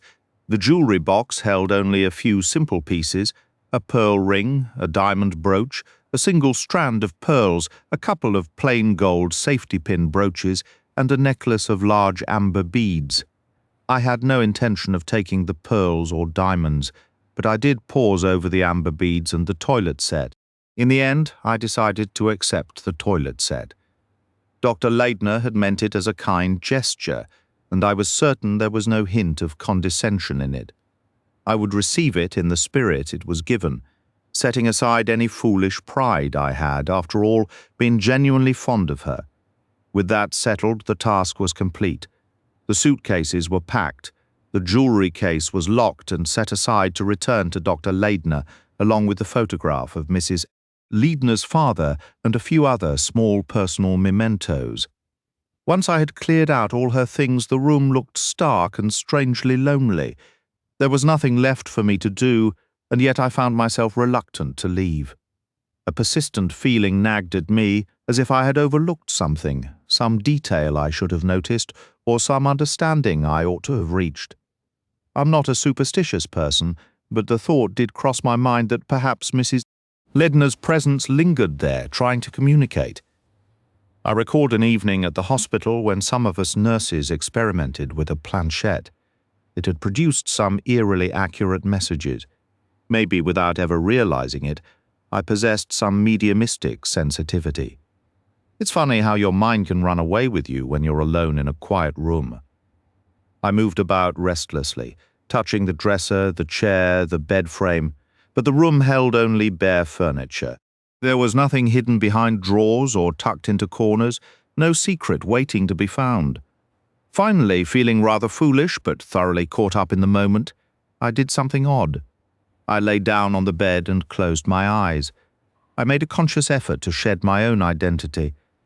I tried to imagine myself back to that terrible afternoon, to become Mrs. Leidner resting here, peaceful and utterly unaware. It's amazing how convincingly you can talk yourself into a state.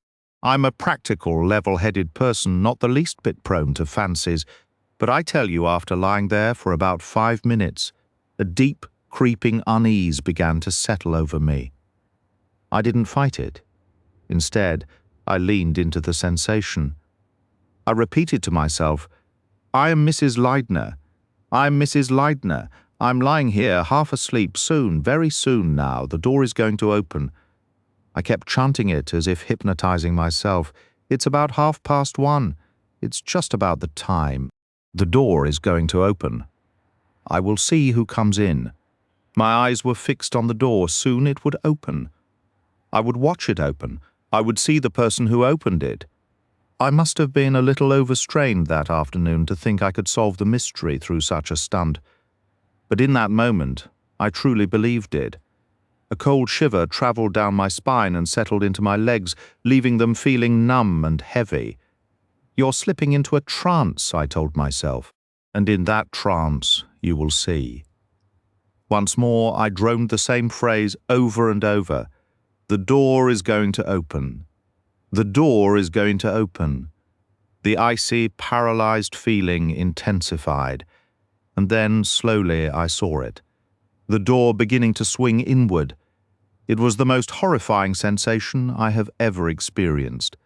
I was frozen, chilled to the bone, utterly incapable of movement. Pure, blinding terror held me in its grip.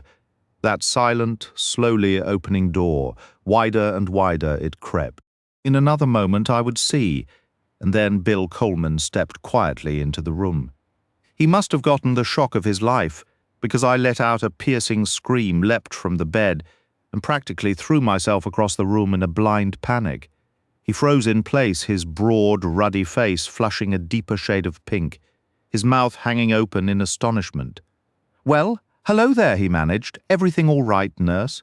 The sound of his voice jolted me back to the present. "Good heavens, Mr. Coleman," I exclaimed. "You gave me quite a fright." "My apologies," he replied, offering a brief, sheepish smile. I noticed then the small cluster of scarlet ranunculus clutched in his hand. They were delicate wildflowers that grew on the slopes near the site, and Mrs. Leidner had always been fond of them. His cheeks flushed even darker as he stammered, "You can't find a proper bouquet in Hassanay. It seemed awfully grim not to have anything for the grave. I thought I'd just slip in and leave these in that little vase she always kept on her table. A small reminder she still thought of.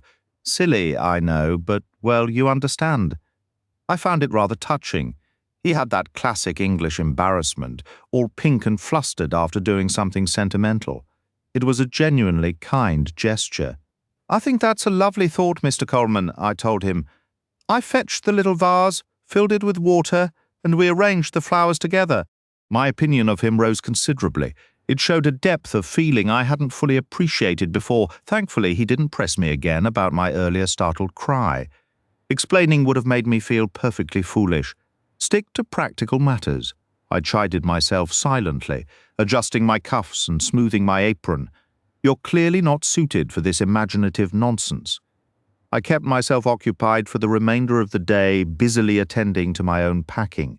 Father Lavigny was kind enough to express sincere regret at my departure, saying my steady nature and good sense had been a comfort to everyone. Common sense, I was relieved he knew nothing of my ridiculous conduct in Mrs. Leidner's room. "We have not seen M. Poirot today," he remarked. I explained that Poirot intended to be occupied all day sending telegrams. Father Lavigny raised his eyebrows. Telegrams to America? I believe so. He said all over the world, but I suspect that was a bit of foreign exaggeration. I immediately felt my face grow warm, remembering Father Lavigny himself was not American. He didn't take offence, however, and merely laughed pleasantly before asking if there was any news about the man with the squint. I said I hadn't heard anything. He questioned me again about the time Mrs. Leitner and I had seen the man, and how he had seemed to be straining on his toes to peer inside.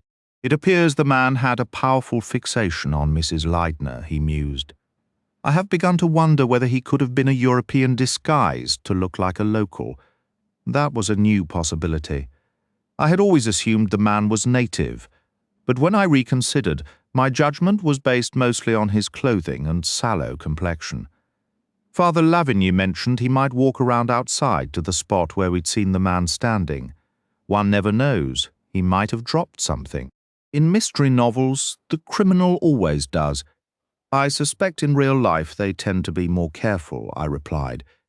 After fetching some newly darned socks and leaving them on the living room table for the men to collect later, I found myself with little left to do and went up to the roof. Miss Johnson was there, but she didn't hear me approach. I was nearly beside her before she noticed. Long before that, however, I could see something was terribly wrong. She stood motionless in the centre of the roof, staring vacantly ahead with an expression of sheer horrified disbelief, as if she had witnessed something utterly impossible. It was a shocking sight. I had seen her distressed before, but this was something entirely different, a profound and chilling stillness that seemed to have frozen her in place. "My dear," I said, rushing to her side, "what on earth is wrong?" She turned her head slowly and stared at me, a vacant, unseeing look in her eyes. "What is it?" I pressed, her face twisted into a strange, pained expression, as if she were trying to force down a swallow with a parched throat. "I saw something," she rasped out. "What did you see? You have to tell me. You look absolutely shaken." She made a visible effort to collect herself, though her pallor remained alarming. In that same strained, husky voice she said, "I've seen how someone could get inside from the outside, and no one would ever know." I looked where her gaze was fixed, but saw nothing out of the ordinary. Mr. Reiter stood framed in the doorway of the darkroom, and Father Lavigny was walking across the courtyard. That was all. Puzzled, I turned back to find her eyes locked on mine with an intensity that sent a chill through me. "Honestly," I said, "I don't understand. Can't you explain?" But she only shook her head. "Not now, later. We should have realized. Oh, we should have seen it before. If you'd just tell me," another firm shake of her head. "I need to think it through." Then she pushed past me, nearly stumbling as she hurried down the stairs. I didn't follow, sensing she wanted to be alone. Instead, I sat on the low wall trying to piece it together, but it made no sense. The courtyard had only one entrance, the large archway. Just outside, I could see the water carrier with his donkey and the cook chatting with him. No one could have slipped past them unnoticed. Baffled, I shook my head and finally went back downstairs. We all retired early that evening. Miss Johnson had come down to dinner and acted nearly normal, though she had a distant, dazed look about her, missing bits of conversation once or twice. It wasn't a comfortable meal, though you might expect that after a day with a funeral. But this was different. Lately, our meals had been quiet, yet there was a sense of shared hardship, a sympathy for Dr. Leitner's loss, and a feeling we were all in this together. Tonight, though, I was reminded of my very first dinner here, when Mrs. Mercado watched me so closely, and the air felt taut, like a wire about to snap. That sensation returned, sharper than ever, as if we were all balanced on a knife's edge. Everyone was jumpy, strained. If someone had dropped a fork, I swear someone would have screamed. We parted soon after the meal ended. I went to bed almost immediately. The last thing I heard as I drifted off was Mrs. Mercado wishing Miss Johnson good night right outside my door, exhausted from the day's events and still unsettled from my foolish scare in Mrs. Leitner's room. I fell into a heavy, dreamless sleep. I woke abruptly hours later, a sense of looming disaster pulling me from slumber. A sound had startled me awake, and as I sat up listening, I heard it again. A horrible, choked, agonized groan. I lit my candle and was out of bed in an instant, grabbing a flashlight just in case. I stepped into the corridor and listened. The noise came from very close by, the room right next to mine, Miss Johnson's. I hurried in. Miss Johnson lay twisted in her bed, her body contorted in pain. As I set the candle down and leaned over her, her lips moved, trying to form words, but only a harsh, ragged whisper emerged. I saw then that the skin around her mouth and chin was burned a sickly grey white. Her eyes shifted from me to a glass lying on the floor where it must have fallen from her hand. On the light-coloured rug beneath it, a vivid red stain was spreading. I picked up the cup and ran my finger along the inner rim, jerking my hand back with a sharp gasp. I then examined the poor woman's mouth. There was no question about the cause. Somehow, whether by accident or design, she had swallowed a corrosive substance, oxalic or hydrochloric acid. I suspected. I rushed out to alert Dr. Leidner, who woke the others, and we did everything we could to save her, though a dreadful certainty told me it was already too late.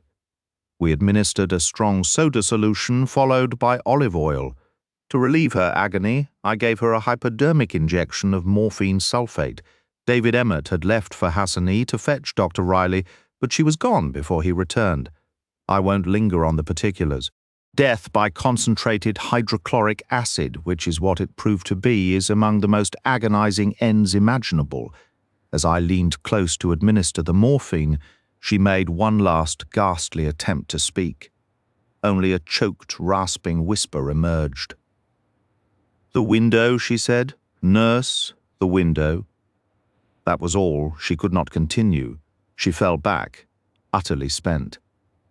I will never forget that night. Dr. Riley's arrival, Captain Maitland's appearance, and finally, with the dawn, Hercule Poirot. It was he who gently took my arm and guided me into the dining room, sitting me down and insisting I drink a cup of strong, sweet tea. "There, my child," he said softly. "That is better. You are exhausted at that." I broke down completely. "It's too horrible," I sobbed. It was like a living nightmare, such terrible pain. And her eyes, oh, M. Poirot, her eyes. He patted my shoulder with a tenderness no woman could have surpassed. "Yes, yes, do not dwell on it. You did all anyone could." "It was one of the corrosive acids," I said. "A strong solution of hydrochloric acid," he confirmed. "The kind they use on the pottery?" "Precisely. Miss Johnson likely drank it before she was fully awake. Unless, of course, she took it deliberately. Ma'am Poirot, what a terrible thought. It remains a possibility." "What is your opinion?" I thought for a moment, then shook my head firmly. "I don't believe it, not for a second."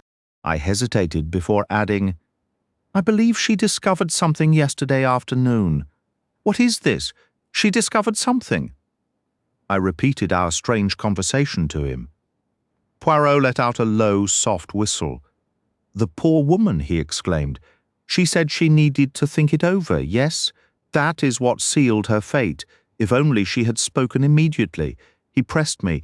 "Tell me her exact words once more." After I repeated them, he said, "She realized how someone could have entered from outside without any of you knowing. Come, my sister, let us go up to the roof, and you shall show me precisely where she was standing." We went up together, and I indicated the spot. "Like this?" asked Poirot. "Now what do I see?" "I see half the courtyard, the archway, and the doors to the drawing office, the photographic room, and the laboratory. Was anyone in the courtyard at the time?" Father Lavigny was walking toward the archway, and Mr. Reiter was standing in the doorway of the photographic room. And still, I cannot see how an outsider could enter undetected by all of you. Yet she saw. He finally gave up, shaking his head in frustration. Sacred name of a dog. What did she see? The sun was just cresting the horizon. The entire eastern sky was a spectacle of rose orange and pale pearly grey. "What a beautiful sunrise," Poirot remarked quietly. The river curved away to our left, and the Tell stood etched in gold. To the south lay blossoming trees and peaceful farmland in the distance. The water wheel groaned, a faint, eerie sound to the north. The slender minarets and the clustered white buildings of Hassanea gleamed. It was breathtakingly beautiful, and then, right beside me, I heard Poirot release a long, deep sigh. "What a fool I have been," he murmured to himself. The truth was painfully obvious. So obvious it felt like a slap in the face. 25 suicide or murder. I didn't have a moment to press Poirot for an explanation, as Captain Maitland was shouting up at us to come downstairs. We rushed down to find him looking grim. "Listen, Poirot," he said. "We've got another problem. The priest is gone, Father Lavigny. That's right. No one realized it until a few minutes ago. Somebody finally noticed he was the only person missing from the group. So we checked his room. His bed hasn't been touched, and there's no trace of him anywhere." The situation was spiraling into a nightmare. First Miss Johnson's death, and now Father Lavigny vanishing into thin air. The staff was questioned, but they had nothing useful to offer. The last time anyone saw him was around 8 o'clock the previous evening, when he mentioned going for a walk before turning in. No one recalled seeing him return. The main gates had been locked and barred at 9 as usual, yet in the morning neither of the houseboys could remember who had unbarred them. Each assumed the other had done it. Had Father Lavigny ever come back at all? Did his evening stroll lead him to discover something troubling, prompting him to slip out later, and perhaps become a third victim? Captain Maitland turned abruptly as Dr. Riley approached with Mr. Mercado trailing nervously behind. "What did you find, Riley?" The poison came from the expedition's laboratory. "I've just finished verifying the amounts with Mercado. It was hydrochloric acid from the lab stores." The lab was it kept locked. Mr. Mercado shook his head, his hands trembling, and his face twitching uncontrollably. He looked utterly broken. "It's never been our practice," he stammered. "You see, right now we're in and out constantly. None of us ever imagined." "Is it locked overnight?" "Yes, all the rooms are secured. The keys hang on a hook just inside the common room. So anyone with access to that key could have taken what they wanted." "Exactly, and it's a standard key, I assume. Quite ordinary, yes." Captain Maitland then asked, "Is there any indication she took the acid herself from the lab?" "She did not," I stated firmly, my voice louder than I intended. I felt a subtle warning pressure on my arm. Poirot had moved silently behind me. Then something almost absurdly jarring happened. It wasn't ghastly in itself. It was the sheer inappropriate normalcy of it that made everything else feel worse. A car pulled into the courtyard, and a short, energetic man in a sun helmet and a heavy trench coat hopped out. He strode directly to Dr. Leidner, who was standing beside Dr. Riley, and shook his hand with enthusiastic vigor. "Ah, te voilà, mon cher," he exclaimed. "So delighted to see you. I came through here on Saturday afternoon. On my way to the Italian dig at Fujima, I stopped by your excavation, but there wasn't a European in sight, and alas, my Arabic is non-existent. I didn't have time to come up to the house. This morning I left Fujima at 5. I can spare you 2 hours, then I must catch the convoy. So tell me, how is the season progressing?" It was surreal. His cheerful tone, his practical, everyday demeanor, represented a sane, ordinary world that felt a million miles away. He had bustled in completely unaware, radiating friendly goodwill. No wonder Dr. Leidner could only manage a choked gasp and cast a desperate, silent look toward Dr. Riley. The doctor stepped up. He drew the little man aside. I later learned he was a French archaeologist named Verrier who worked on the Greek islands, and quietly explained the tragedy. Verrier was appalled.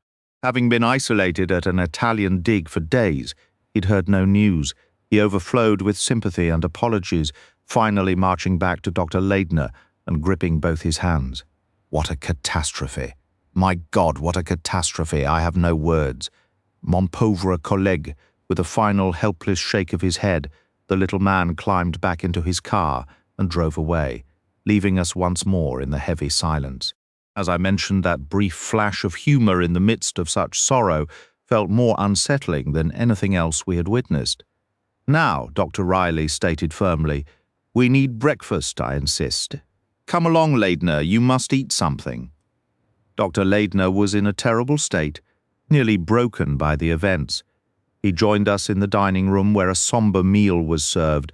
The hot coffee and scrambled eggs provided some small comfort, though no one had much appetite. Dr. Ladner sipped his coffee and absently tore a piece of bread, his face pale and etched with confusion and grief. After we finished, Captain Maitland began his official inquiry. I described waking up, hearing an odd noise, and entering Miss Johnson's room. "You mentioned a glass on the floor," he asked. "Yes, she must have dropped it after drinking." "Was it broken?" "No, it had landed on the rug. I picked it up and returned it to the table." I added, "The acid has likely ruined the rug, by the way." "Good that you told us. We found only 2 sets of fingerprints on the glass. One is certainly Miss Johnson's, and the other must be yours." He paused briefly before urging me to continue. I detailed everything I had done to help her, glancing at Dr. Riley for reassurance. He gave a confirming nod. "You tried every reasonable measure," he said, which eased my mind, though I was already fairly certain. Captain Maitland asked gravely, "Nurse, in your opinion, did Miss Johnson intentionally take that substance?" "Oh, no," I replied immediately. The idea had never crossed my mind. Partly, I suppose, because of Monsieur Poirot's earlier remarks about murder becoming a habit. Besides, who would choose such an agonizing method? I said as much, and Captain Maitland considered it. "I agree it's not a likely choice," he conceded. "But if someone were deeply troubled and the means were at hand, it might be considered." "Was she deeply troubled?" I questioned, skeptical. "Mrs. Mercado claims she was quite withdrawn at dinner last night, hardly responding to anyone. She believes Miss Johnson was in severe distress and had contemplated ending her life." "Well, I don't believe that for a second," I said plainly. Mrs. Mercado, that sly, unpleasant woman. "Then what is your theory?" he pressed. "I believe she was murdered," I stated directly. His next question came sharply, making me feel as if I were being interrogated. "Do you have any basis for that?" "It seems the most logical explanation by far." "That's your personal view. Was there any reason someone would want to harm her?" "Actually, yes," I said. "She had discovered something." "Discovered what?" he pressed. I recounted our entire conversation on the rooftop exactly as it happened. "She refused to tell you what she found, yes. She said she needed time to think it over, but she was clearly agitated by it." "Very. A way to get in from outside," Captain Maitland mused, his brow furrowed. "You have no idea what she meant?" "None at all. I've thought about it constantly, but I haven't the faintest clue." Captain Maitland turned to Poirot. "What is your take, Monsieur Poirot?" Poirot responded, "I believe you have identified a possible motive. For murder." "For murder?" Captain Maitland frowned. "Was she able to speak before she died?" "Barely. She managed 2 words. What were they?" "The window." "The window," he repeated. "Do you understand what she was referring to?" I shook my head.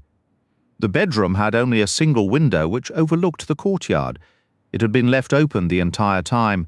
I had checked it myself, but nothing seemed out of the ordinary. A thought had crossed my mind, though I hesitated to voice it. When prompted, I admitted, I had wondered if someone might have used that window to switch the glasses. Miss Johnson always kept a glass of water on her bedside table. It seemed possible that the glass had been exchanged for one containing acid. Dr. Riley agreed that if this was murder, that method made sense. No one fully awake would mistake acid for water, but a person accustomed to reaching for a drink in the dark, half asleep, might swallow a fatal amount before realizing the error. Captain Maitland considered this, then asked about the distance from the window to the small table by the head of the bed. I confirmed that with a long stretch, one could just reach it.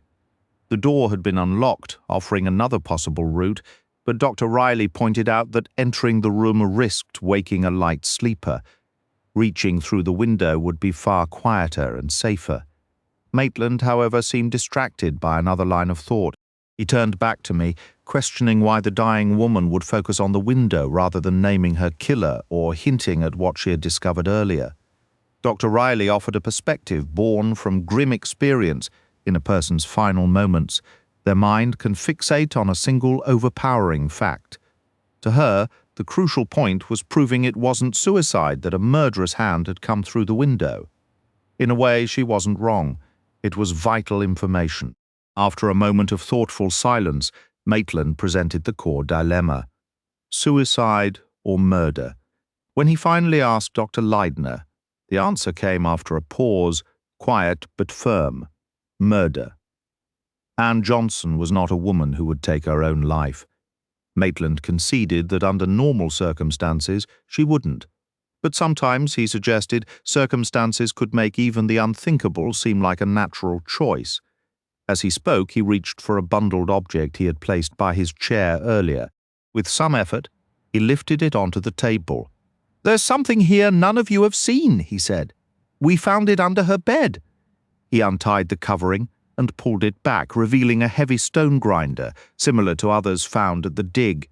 What made this one different was the dark, dull stain marring its surface, and the small, grim fragment clinging to it, something that looked unmistakably like human hair. Captain Maitland turned to Dr. Riley. "That'll be your task, Riley," he said. "Though I doubt there's much question this was the weapon used to kill Mrs. Leidner." The moment felt grim. Dr. Leidner appeared ready to collapse, and a wave of nausea washed over me. Dr. Riley, however, examined the object with clinical interest. "I assume there are no fingerprints?" he asked. "None," Maitland confirmed. Using a pair of forceps, Dr. Riley conducted a delicate inspection. A fragment of human tissue and hair, blonde hair. That's the preliminary assessment. I'll need to run proper tests, of course, for blood type and so forth, but the conclusion seems clear. Found under Miss Johnson's bed, you say? So that's the story we're meant to believe. She commits the murder, is overcome by remorse, God rest her soul, and then takes her own life. It's a tidy theory, almost too tidy. Dr. Leidner could only shake his head in despair. Not Anne. It couldn't have been Anne. I don't know where she concealed this initially. Captain Maitland mused. Every room was thoroughly searched after the first crime. A sudden thought flashed into my mind, the stationery cupboard, but I kept silent.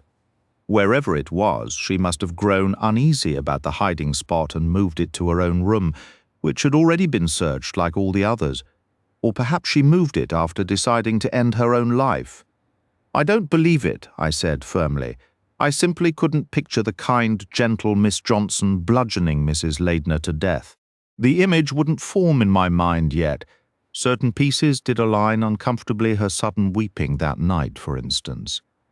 I had attributed it to remorse myself, but I'd assumed it was for a far lesser offence. I don't know what to think anymore," Captain Maitland admitted. "We still have the disappearance of Father Lavigny to resolve. My men are scouring the area in case he was attacked and his body dumped in an irrigation ditch." "Oh, I just remembered something," I began. All eyes turned to me. "It was yesterday afternoon. He was questioning me again about that man with the squint who was peering in the window. He asked exactly where the man had stood on the path, and then he said he was going outside to look around. He mentioned that in detective stories, the criminal always leaves a convenient clue behind. A fat lot of good that does me," Captain Maitland grumbled. "None of my criminals ever seem to read those stories, so that's what he was doing. I wonder if he actually found anything. It would be quite a coincidence if both he and Miss Johnson stumbled upon a clue to the murderer's identity at virtually the same time," he added with irritation. "Man with a squint. There's more to this squinting fellow than meets the eye. I wish I knew why my men can't seem to track him down. Perhaps because he does not actually have a squint," Poirot interjected calmly. "You think he was pretending? I didn't know you could fake a real squint." Poirot merely replied, "A squint can be a very useful disguise." "Useful indeed. I'd give a great deal to know where that man is now, squint or no squint." "If I were to guess," said Poirot, "he has already crossed the Syrian frontier. We've alerted all the frontier posts. Tell Kotchek, Abu Kemal, the lot. I should imagine he took the mountain route, the one sometimes used by smugglers' trucks. Captain Maitland grunted. Then we should telegraph Der Ez-Zor. I took the liberty of doing so yesterday, warning them to watch for a car with 2 men whose travel documents will be in perfect order. Captain Maitland fixed him with a stare. Did you? Now, 2 men, you say? Poirot gave a single nod. There are 2 men involved in this. It strikes me, Ma'am Poirot, that you've been holding quite a few cards close to your chest. Poirot shook his head. No, not at all. The truth only came to me this morning as I watched the sunrise. A very beautiful sunrise indeed. None of us had noticed that Mrs. Mercado had entered the room and was standing quietly by the door, her expression unreadable. She must have slipped into the room unnoticed, while we were all still reeling from the shock of that dreadful blood-stained stone. Without any warning, she suddenly let out a shriek, so piercing it sounded like a wounded animal. "Dear God!" she wailed. "Now I understand. It's all clear to me. It was Father Lavigny. He's insane, consumed by religious mania. He believes women are inherently wicked. He's been eliminating them, one by one. First Mrs. Leidner, then Miss Johnson, and I'm next, I know I am, in a blind panic." She threw herself across the space and grabbed desperately at Dr. Riley's jacket. "I refuse to stay here, do you hear me? Not another single night. This place is crawling with danger. He's lurking somewhere nearby, biding his time. He'll jump out and get me." Her screams started up again, raw and frantic. I rushed to assist Dr. Riley, who had seized her by the wrists. I delivered 2 firm slaps to her cheeks, and together we managed to steer her into a chair. "No one is going to harm you," I stated firmly. "You have our word on that. Now sit still and pull yourself together." The screaming ceased. Her mouth clamped shut, and she stared at me with a dazed, vacant expression. At that moment the door opened and Sheila Riley entered, her face pale and solemn. She walked directly to Poirot. "I was at the post office first thing, M. Poirot," she said. "There was a telegram for you, so I brought it over." "Thank you, mademoiselle." He took the envelope, opened it, and read the contents, his expression remaining utterly impassive. After smoothing the paper, he folded it neatly and placed it in his pocket. "Mrs. Mercado," who had been watching him intently, asked in a strangled voice, "Is it from America?" "No, madame," he replied. "It is from Tunis." She stared at him blankly for a moment as if the words made no sense, then sank back into her seat with a long, weary sigh. "Father Lavigny," she murmured. "I knew I was right. I always felt there was something off about him. He said some strange things to me once. I suppose he's truly mad." She paused, collecting herself. "I'll be quiet now. But Joseph and I must leave. We can stay at the rest house." "Patience, madame," said Poirot. "All will be explained shortly." Captain Maitland was studying him with keen interest. "Are you telling us you've finally pieced this whole puzzle together?" he demanded. Poirot responded with an absurdly theatrical bow, which seemed to irritate the captain. "Well, out with it then," he barked. But Hercule Poirot was not one for hurried revelations. It was plain he intended to make a proper production of the moment. I found myself wondering if he truly had the answers or was merely putting on a show. He turned to Dr. Riley. "Would you be so kind, Doctor, as to gather the others?" Dr. Riley promptly left the room. Within minutes, the remaining members of the expedition began to file in. First came Rieter and Emmett, followed by Bill Coleman, then Richard Carey, and finally a wretched-looking Mr. Mercado, who appeared absolutely terrified, likely fearing reprimand for his careless handling of laboratory chemicals. The group arranged themselves around the table, much as they had on the day of Poirot's arrival. Both Bill Coleman and David Emmett hesitated, glancing toward Sheila Riley, who stood with her back to them, gazing out the window. "A chair, Sheila," offered Bill. David Emmett added in his easy, low drawl, "Won't you join us?" She turned then, pausing to look at each of them, as they indicated an available seat.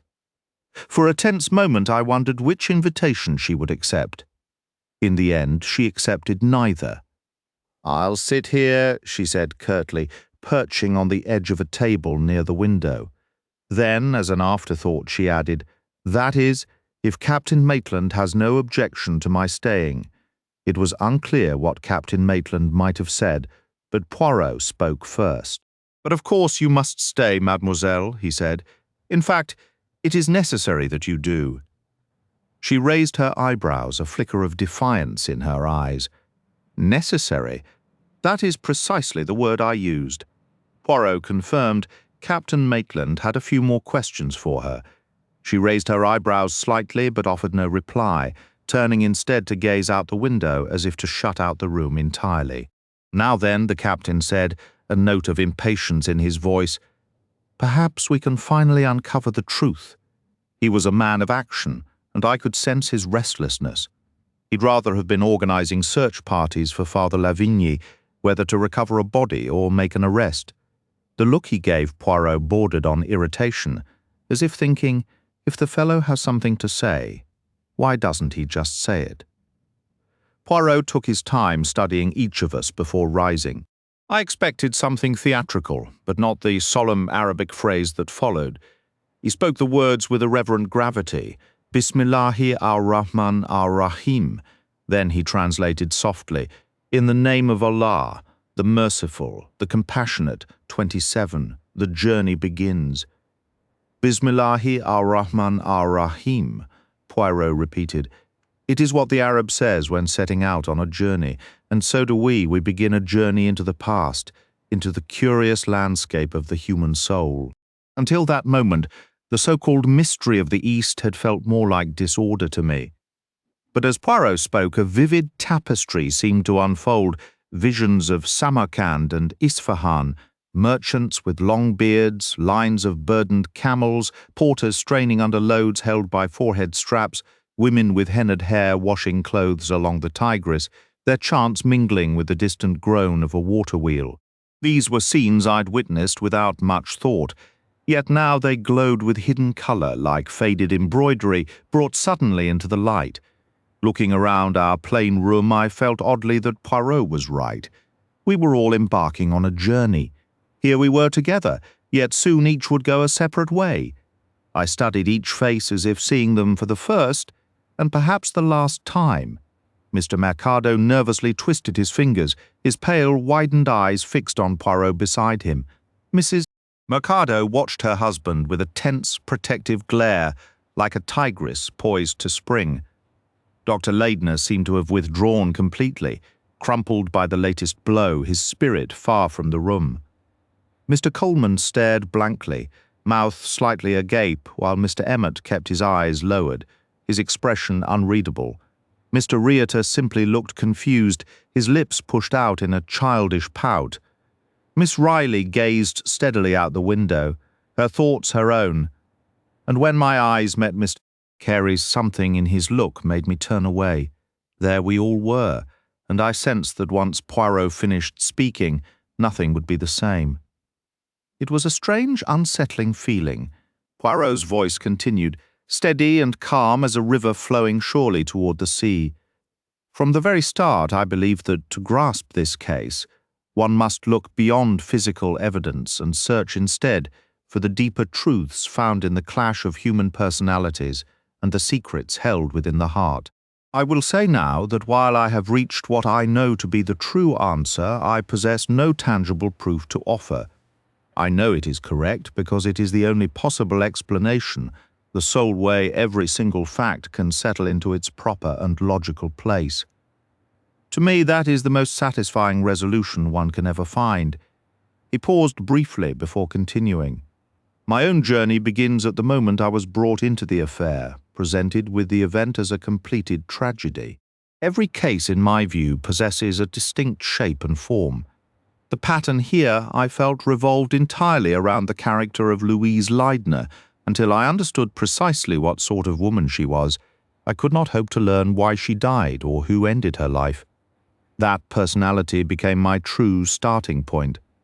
There was another psychological element of interest, the peculiar, strained atmosphere reported among the expedition members.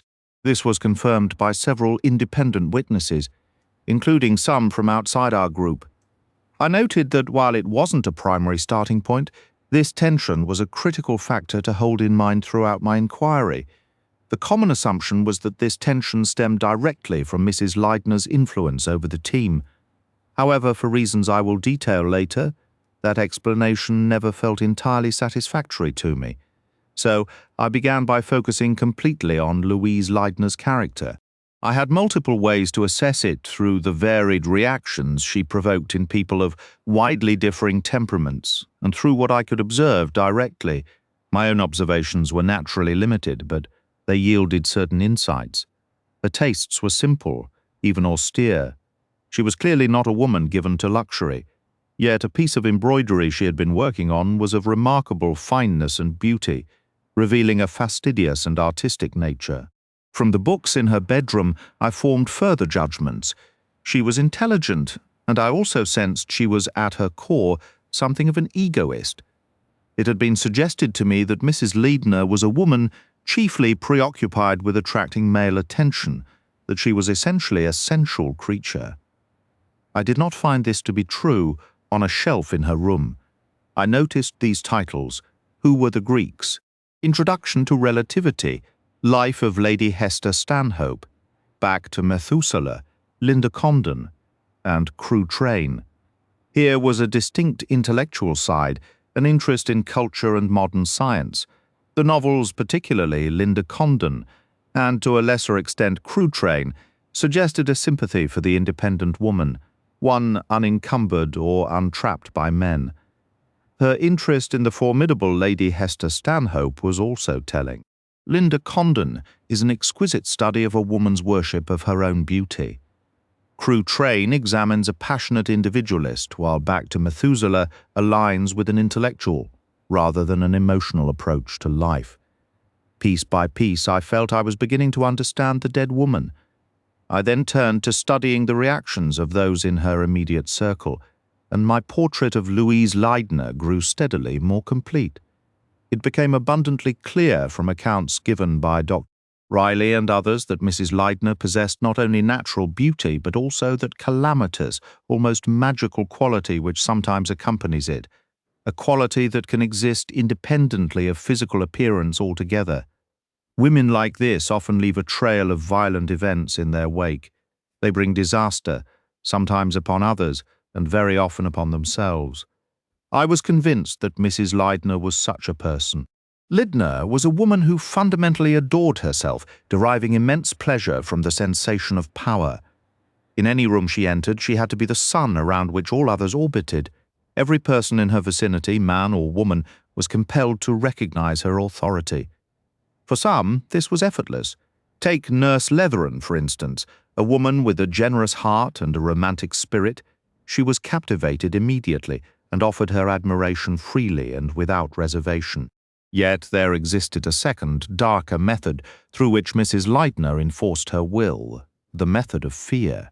Where her conquests came too easily, she would indulge a more ruthless aspect of her character, though I must stress emphatically that this was not cruelty in any conscious sense. It was as instinctive and unthinking as a cat toying with a mouse. In matters where she was deliberate, she could be genuinely kind, often going out of her way to perform thoughtful and generous acts for others. Now, of course, the initial and most pressing mystery to unravel was that of the anonymous letters. Who had penned them, and for what purpose? I posed the question to myself, could Mrs. Leidner have written them herself?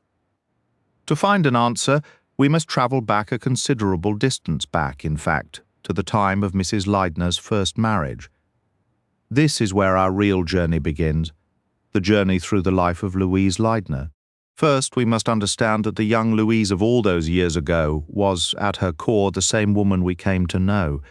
She was stunningly beautiful then, possessing that rare, haunting beauty which touches a man's soul and senses in a way mere physical attractiveness never can. And she was already fundamentally an egoist. Women of this nature often recoil from the very idea of marriage. They may feel attraction toward men, but they prize their own autonomy above all. They are the true, merciless, beautiful ladies without pity of legend. Nevertheless, Mrs. Leidner did marry, and we can assume, I think, that her first husband must have been a man of considerable force and character. Then came the revelation of his treasonous activities, and Mrs. Leidner acted precisely as she later described to Nurse Letheran. She provided information to the authorities. I propose there was a deeper psychological significance to her action. She told Nurse Letheran she was a patriotic and idealistic young woman, and that this sentiment drove her decision. But it is a well-documented fact that we all have a tendency to deceive ourselves about our own motives. Instinctively, we select the noblest-sounding reason. Mrs. Leidner may have believed her own story about patriotism, but I am convinced her action was really the product of an unacknowledged desire to be rid of her husband. She chafed under domination. She hated the feeling of belonging to another. In short, she despised playing second fiddle. She found a patriotic path to reclaim her freedom. Beneath the surface of her awareness, however, festered a gnawing sense of guilt, which was destined to shape her future. We now arrive directly at the question of the letters. Mrs. Leidner possessed a magnetism that drew men to her. On several occasions, she felt a reciprocal attraction, but in each instance, a threatening letter arrived, and the potential romance withered away. Who was the author? Frederick Bosner, his brother William, or Mrs. Leidner herself? There is a compelling case to be made for each possibility. To me, it seems evident that Mrs. Leidner was one of those women who inspire consuming, obsessive devotion in certain men. I find it entirely plausible to believe in a Frederick Bosner to whom Louise, his wife, meant more than anything on earth. She had betrayed him once. He dared not approach her openly, yet he was determined she would be his or no one's. He would rather see her dead than see her belong to another man. Conversely, if Mrs. Leidner harbored deep within a profound aversion to the bonds of marriage, it is equally possible she used this method to extract herself from complicated entanglements.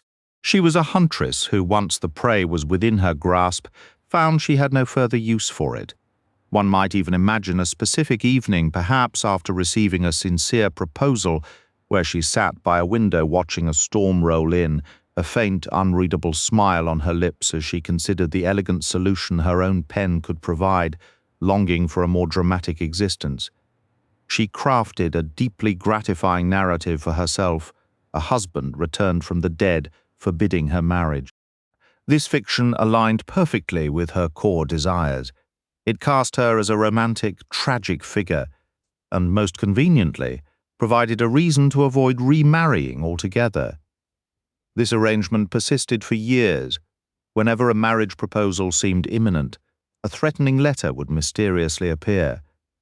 But then a fascinating shift occurred. Dr. Leidner entered the picture, and no forbidding letter arrived. Nothing prevented her from becoming Mrs. Leidner. It was only after the wedding that a letter finally came immediately. We must ask ourselves, why? Let's examine each possibility in order. If Mrs. Leidner authored the letters herself, the situation clarifies. She genuinely wished to marry Dr. Leidner, and so she did. But in that case, why send herself a letter afterward? Was her appetite for theatricality simply too powerful to ignore? And why only those two specific letters after that? A full year and a half passed without another. Now consider the alternative. The letters were penned by her first husband, Frederick Bosner, or perhaps his brother. Why would a threatening letter arrive only after the marriage? Presumably, Frederick would not have wanted her to wed Leidner. So why didn't he prevent it? He had managed to do so successfully on previous occasions. And why, after allowing the marriage to proceed, would he then resume his threats? The unsatisfying answer is that he must have been somehow prevented from acting sooner, perhaps imprisoned or living abroad.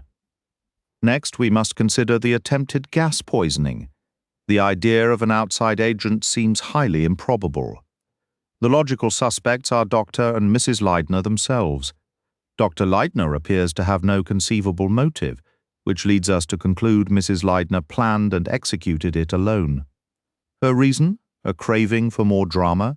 Following this incident, the couple went abroad, enjoying a peaceful, happy life for 18 months entirely free from death threats. They attributed this to having successfully hidden their whereabouts, an explanation which is frankly ridiculous.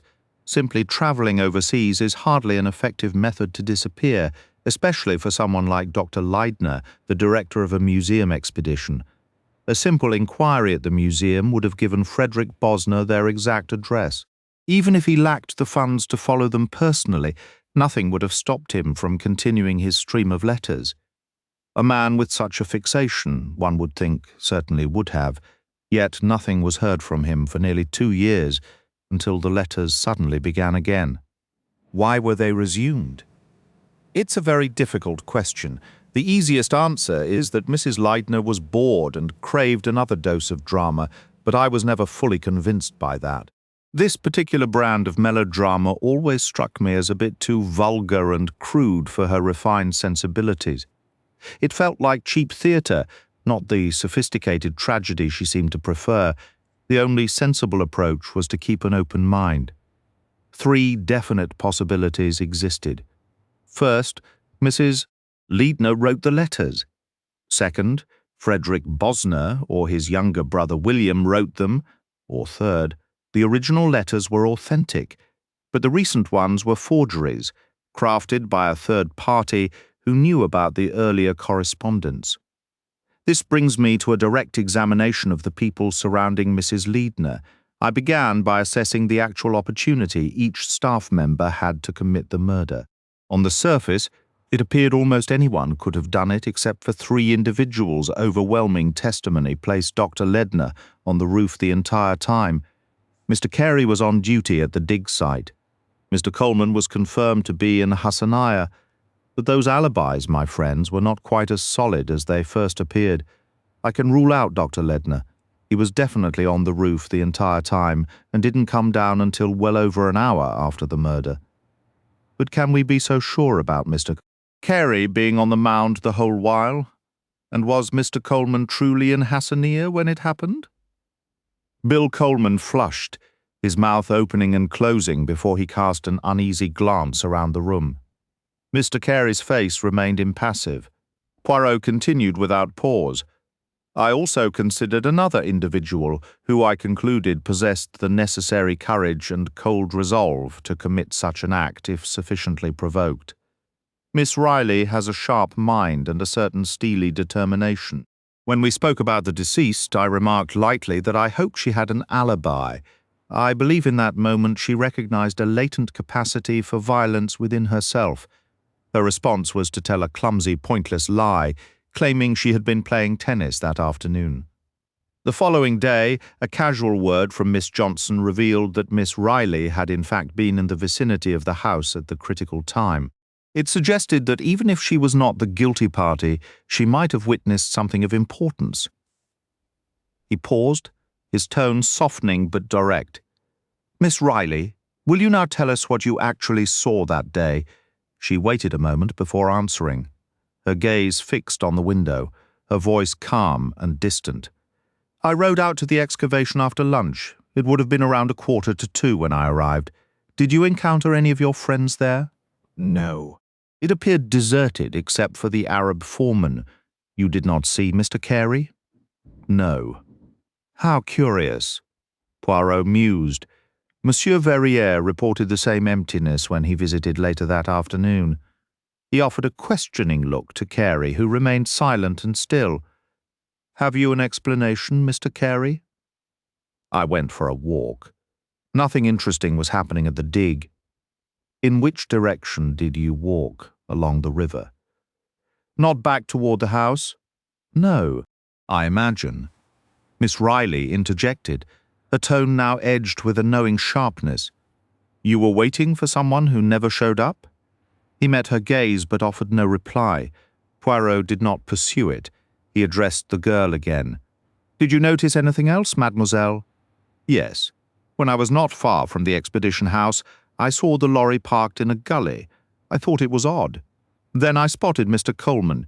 He was walking with his head down as if searching for something intently. Now, see here. Coleman began to protest. Poirot silenced him with a raised hand. One moment. Did you speak to him, Miss Riley? No, I did not. Why not? She spoke deliberately. Because every so often he would startle and look over his shoulder with a distinctly shifty expression. It gave me a bad feeling. I turned my horse and rode away. I don't think he saw me. I was at a distance, and he was completely absorbed in his task. All right, I admit it looks suspicious, Coleman burst out, unable to contain himself any longer. But there's a perfectly innocent explanation. The previous day I'd accidentally put a rather fine cylinder seal in my coat pocket instead of the Antica room. I forgot all about it. Later, I realized I'd lost it. Probably dropped it somewhere. I didn't want a fuss, so I decided to have a thorough, quiet search. I was sure I'd dropped it on the path to or from the dig. I finished my errands in Hassaniah quickly, sent a boy to do some shopping, and came back early. I hid the bus and hunted for over an hour. Never did find the blasted thing. Then I drove the bus on to the house.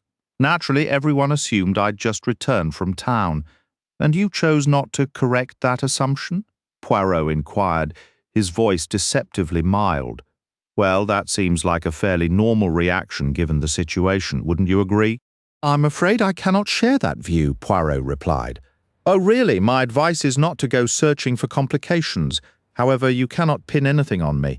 I never stepped into that courtyard, and you won't locate a single person who claims otherwise. That has indeed been the central challenge, Poirot continued. The staff's testimony was that no outsider entered the courtyard.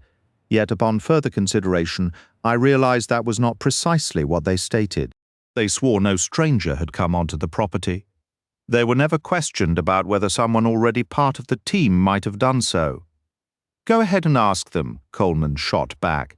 I'll be utterly shocked if they claim to have seen me or Carey out there. Ah, but this introduces a rather intriguing point.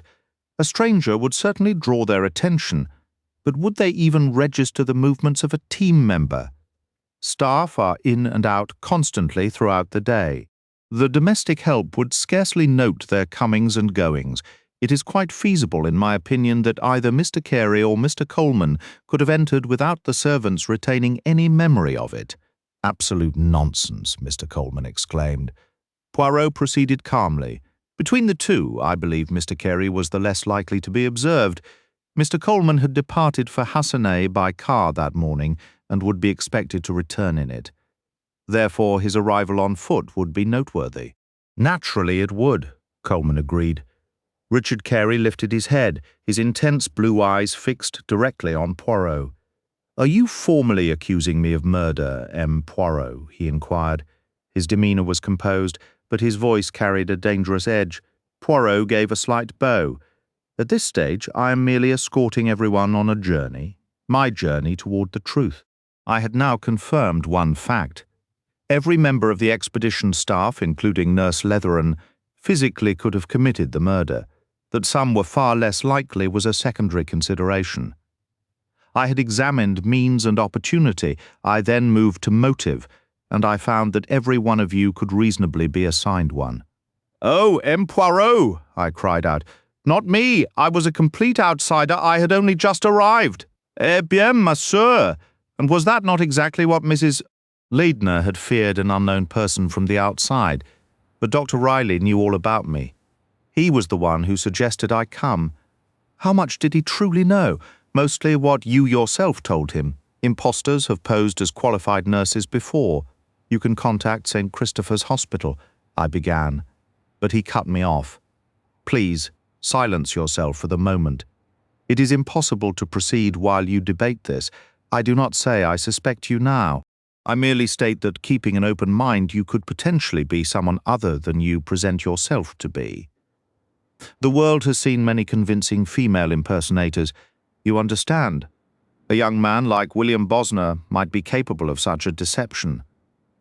I was on the verge of giving him a thorough piece of my mind, female impersonator, indeed, but he raised his voice and pressed on with such resolute determination that I reconsidered. I will now be frank, brutally so. It is necessary.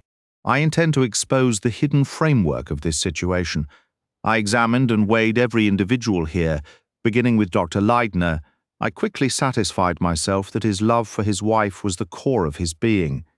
He was a man utterly consumed by grief. Nurse Letheron I have already addressed. If she were a male impersonator, she was an astonishingly convincing one, and I leaned toward accepting her as exactly what she claimed, a fully competent professional nurse. "Gee, thanks for the glowing endorsement," I muttered. My attention was immediately drawn to Mr. and Mrs. Mercado, both of whom were clearly in a pronounced state of agitation and anxiety. I considered Mrs. Mercado first.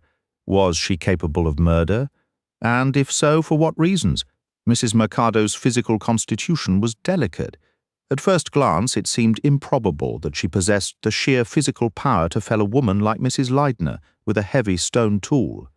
However, if Mrs. Leidner had been kneeling at the moment of the attack, the act became at least physically feasible. There are simple, mundane ways one woman can persuade another to kneel, not through emotional manipulation, but through ordinary requests. For instance, a woman adjusting the hem of her dress might ask for assistance with the pins, and the helper would kneel without a second thought. The real question was motive. Nurse Letheron had mentioned the resentful looks Mrs. Mercado often shot toward Mrs. Leidner. Mr. Mercado had clearly fallen under Mrs. Leidner's charismatic spell rather easily, yet I doubted jealousy alone was a strong enough catalyst for murder. I was certain Mrs. Leidner held no genuine romantic interest in Mr. Mercado, a fact his wife likely understood. While she might seethe with momentary fury, true homicide demands a far more profound provocation. Mrs. Mercado, however, was the fiercely protective maternal type. The way she watched her husband revealed not only deep love, but a readiness to battle fiercely for him. More than that, it showed she lived with a constant low-grade dread of having to do exactly that. Her anxiety was for him, not herself. Studying Mr. Mercado, the source of this trouble became clear enough for an educated guess, which I later took steps to confirm. Mr. Mercado was in the advanced stages of drug addiction. Now, it's hardly necessary to explain that prolonged drug use profoundly dulls the moral compass. Under their influence, a man might commit acts he would have found utterly unthinkable years before. There are cases where such individuals have committed murder, leaving the courts to debate their full accountability. Legal standards on this point vary. The hallmark of the criminal addict is an arrogant, misplaced confidence in his own cunning. I considered the possibility of some disgraceful, perhaps even criminal episode in Mr. Mercado's past, which his devoted wife had managed to conceal, his entire career now dangled by a thread.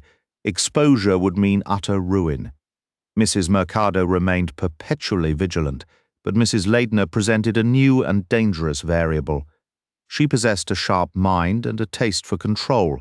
She might even coax the wretched man into confiding his secret to her. It would perfectly suit her peculiar temperament to hold a devastating piece of knowledge, ready to be unleashed at her whim. Here, then, was a compelling motive for the Mercados to shield her husband. I believed Mrs. Mercado would stop at nothing, and critically, both had the opportunity during those 10 empty minutes in the courtyard. Mrs. Mercado's cry of denial went ignored.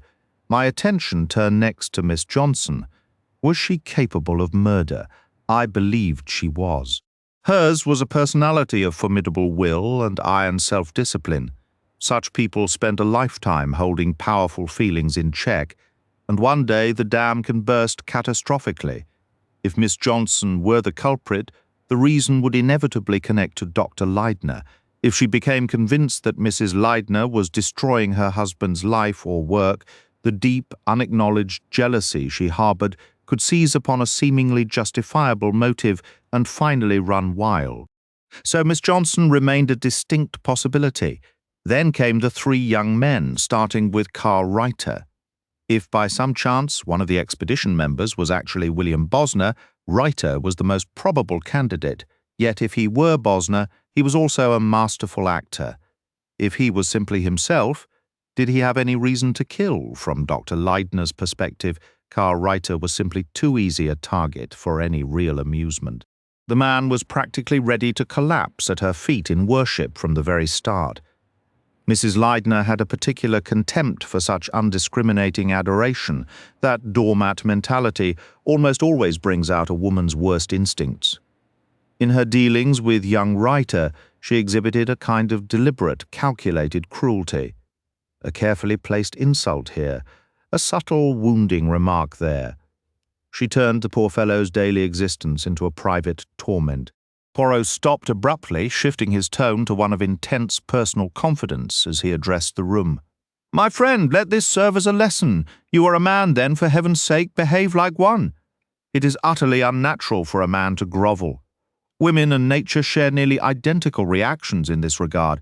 Believe me, it is far better to seize the nearest platter and hurl it at a woman's head than to squirm like a worm every time she glances your way."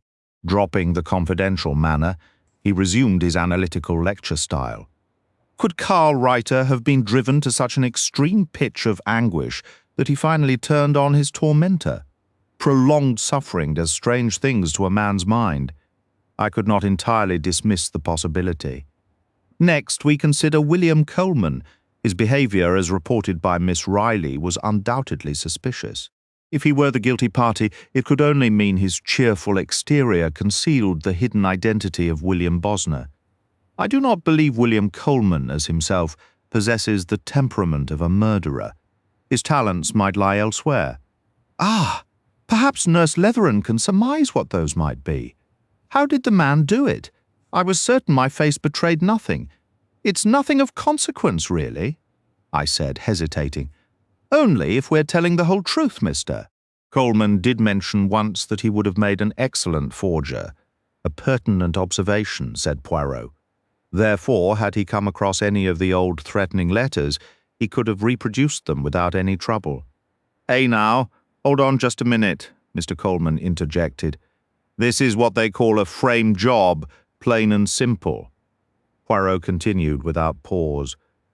"Regarding whether he is or is not William Bosner, such a matter is notoriously difficult to verify. But Mr.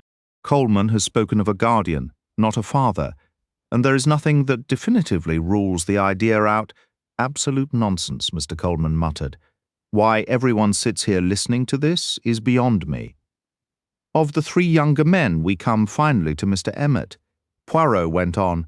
"He too could potentially be shielding the identity of William Bosner, whatever personal motives he might have harboured for removing Mrs. Leidner. I realised quickly I would have no means of learning them from him directly. The man kept his own counsel superbly. There was not the slightest chance of provoking him or tricking him into a betrayal of the entire expedition. He appeared to be the most clear-eyed and dispassionate judge of Mrs. Leidner's character. I believe he always saw her for exactly what she was, though what personal impression that character made upon him I could not discern. I rather fancy Mrs. Leidner herself must have been both provoked and infuriated by his unreadable demeanour. I will say that, in terms of sheer capability and composure, Mr. Emmett struck me as the individual most fitted to carry out a clever and well-timed crime successfully. For the first time, Mr. Emmett looked up from his contemplation of his own boot tips. "Thank you," he said, and a faint trace of amusement seemed to colour his voice. The final two persons on my list were Richard Carey and Father Lavigny. According to the testimony of Nurse Letheron and others, Mr. Carey and Mrs. Leidner maintained a distinct dislike for one another. Their interactions were civil, but it was an effort. Another person, Miss Riley, proposed a completely different theory to explain their stance of frosty politeness. I soon had very little doubt that Miss Riley's explanation was the correct one. I achieved my certainty through the simple expedient of provoking Mr. Carey into reckless and unguarded speech. It was not a difficult task, as I perceived immediately he was in a state of acute nervous tension. In fact, he was and remains perilously close to a complete nervous breakdown. A man pushed to the edge of his endurance rarely has the strength left to put up much resistance. Mr. Carey's defences crumbled almost at once. He confessed to me with a raw sincerity I never questioned that he despised Mrs. Leidner. He was telling the absolute truth. His hatred for her was real and profound. But what was the root of such powerful animosity? I have mentioned women who possess a kind of disastrous allure, but men can wield that same dangerous magic. There are those who, without any apparent effort, draw women to them. what is often called sex appeal. Richard Carey possessed this quality in abundance. Initially, he was utterly devoted to his friend and employer, Dr. Leidner, and entirely indifferent to the doctor's wife. This indifference did not sit well with Mrs. Leidner. She was a woman who needed to dominate, and so she set her sights on conquering Richard Carey. Yet here, I believe, something entirely unexpected occurred. For perhaps the first time in her life, she herself was overpowered by a genuine, overwhelming passion. She fell truly and deeply in love with him, and he found himself unable to resist her. This explains the terrible state of nervous tension he had been enduring. He was a man torn apart by two warring emotions. He loved Louise Leidner, yes, but he also hated her with a fierce intensity. He hated her for corrupting his loyalty to his friend. There is no hatred more potent than that of a man who has been forced to love a woman against his own will. Here, then, was the motive I needed. I became convinced that in moments of extreme conflict, the most natural impulse for Richard Carey would have been to lash out with all his might at the very face that had enchanted him. From the beginning, I had felt certain that Louise Leidner's murder was a crime of passion. In Mr. Carey, I had found the perfect perpetrator for such a crime. This left one other serious candidate for the role of murderer, Father Lavigny. My attention was drawn to the priest immediately by a glaring inconsistency between his description of the strange man seen peering through a window and the description given by Nurse Letheron. While some discrepancy between witnesses is normal, this one was stark. Furthermore, Father Lavigny insisted on a specific detail, a pronounced squint, which should have made identification simple. It soon became clear, however, that while Nurse Letheron's account was essentially accurate, Father Lavigny's was not. It began to seem as though the father was deliberately misleading the investigation, as if he did not want this mysterious man to be found. If that were the case, then he must know something about him. He had been seen speaking to the man, but we had only Father Lavigny's word for what was discussed. What was the Iraqi man really doing when Nurse Letheron and Mrs. Leidner spotted him? He appeared to be trying to peer into a window. They assumed it was Mrs. Leidner's, but when I went and stood where they had been, I realized it could just as easily have been the window of the Antiqa room, where the expedition's artifacts were stored. The very next night, an alarm was raised. Someone was inside that room, yet nothing was found to be missing. The interesting point for me was that when Dr. Leidner arrived, Father Lavigny was already there, claiming he had seen a light. Once again, we had only his word to go on. My curiosity about Father Lavigny deepened. When I later suggested he might be Frederick Bosner, Dr. Leidner dismissed the idea, stating Father Lavigny was a well-known figure.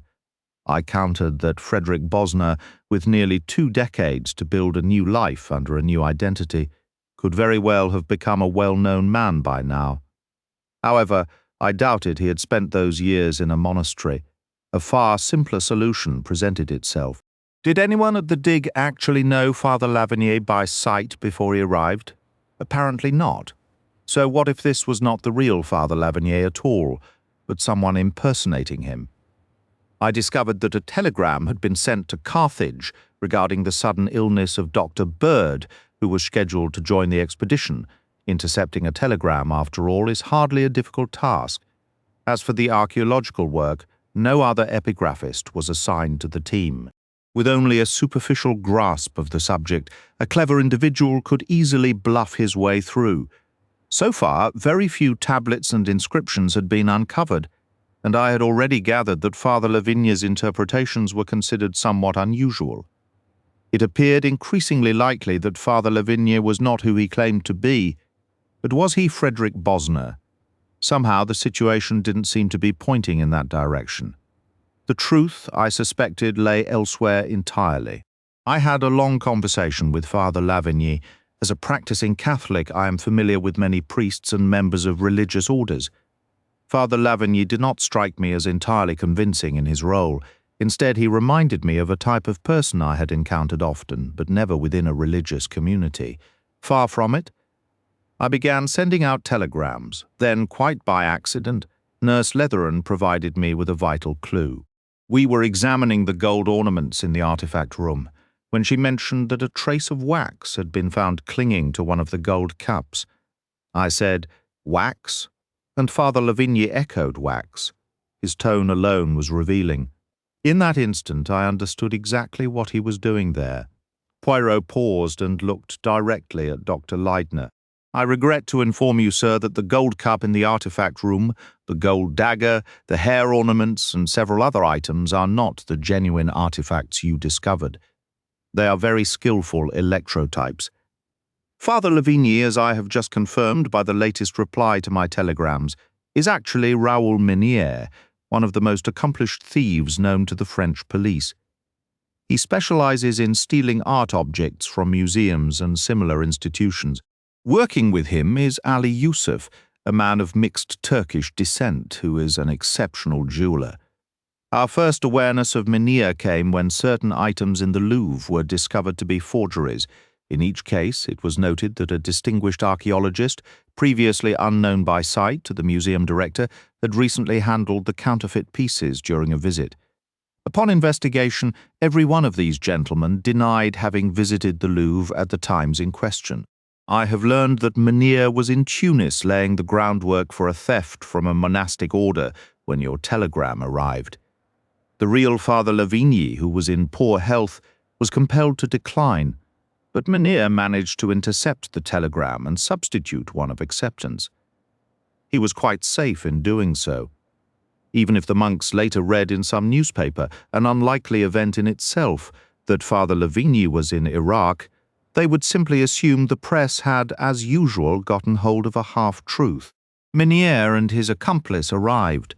The accomplice was seen while scouting the artifact room from the outside. Their plan was for Father Lavigny to take wax impressions. Ali would then craft impeccable duplicates. There are always certain collectors willing to pay a high price for genuine antiquities without asking awkward questions. Father Lavigny would then substitute the fake for the real item, preferably at night, and that is almost certainly what he was doing when Mrs. Leidner heard him and raised the alarm. What could he do? He hastily invented a story about having seen a light in the artifact room. That explanation was accepted without question, but Mrs. Leidner was no fool. She may have remembered the trace of wax she had noticed earlier and put the pieces together. And if she did, what would she do next? Would it not be entirely in her character to do nothing immediately, but to amuse herself by dropping subtle hints to unsettle Father Lavigny? She would let him see that she suspected, but not that she knew. It was perhaps a dangerous game, but she always did enjoy a bit of danger. Perhaps she played that game a little too long. Father Lavigny recognized the truth and moved against her before she could grasp his intentions. Father Lavigny is Raoul Menier, a thief. But is he also a murderer? Poirot moved restlessly across the room. He produced a handkerchief, mopped his brow, and continued, "That was my situation this morning. I faced 8 distinct possibilities, yet I remained uncertain which one pointed to the killer. Murder, however, is a habit. Whoever kills once will inevitably kill again. It was through this second crime that the murderer was ultimately delivered into my hands. All along, I held the persistent notion that someone among these people might be withholding knowledge, dangerous knowledge that could incriminate the killer. If that were true, that person would be in grave peril. My concern centered largely on Nurse Letheron. She possessed an energetic, inquisitive nature, and I feared she might uncover more than was safe for her to know. As you are all aware, a second murder did occur, yet the victim was not Nurse Letheron, it was Miss Johnson. I would like to believe that pure reasoning would have eventually led me to the correct conclusion, but Miss Johnson's murder undoubtedly accelerated the process. To start, one suspect was immediately eliminated. Miss Johnson herself, for I never seriously considered the possibility of suicide. Let us now examine the facts of this second crime. Fact 1. On Sunday evening, Nurse Letheron discovered Miss Johnson in tears. That same night, Miss Johnson burned a fragment of a letter, which the nurse believed matched the handwriting of the anonymous letters. Fact 2. The evening before her death, Nurse Leatheran found Miss Johnson standing on the roof in a state of what she described as stunned horror. When questioned, Miss Johnson said, "I've seen how someone could come in from outside, and no one would ever guess." She refused to elaborate. At that moment, Father Lavigny was crossing the courtyard, and Mr. Rheater stood at the door of the photographic room. Fact 3. Miss Johnson was found dying. The only words she could manage were the window. The window.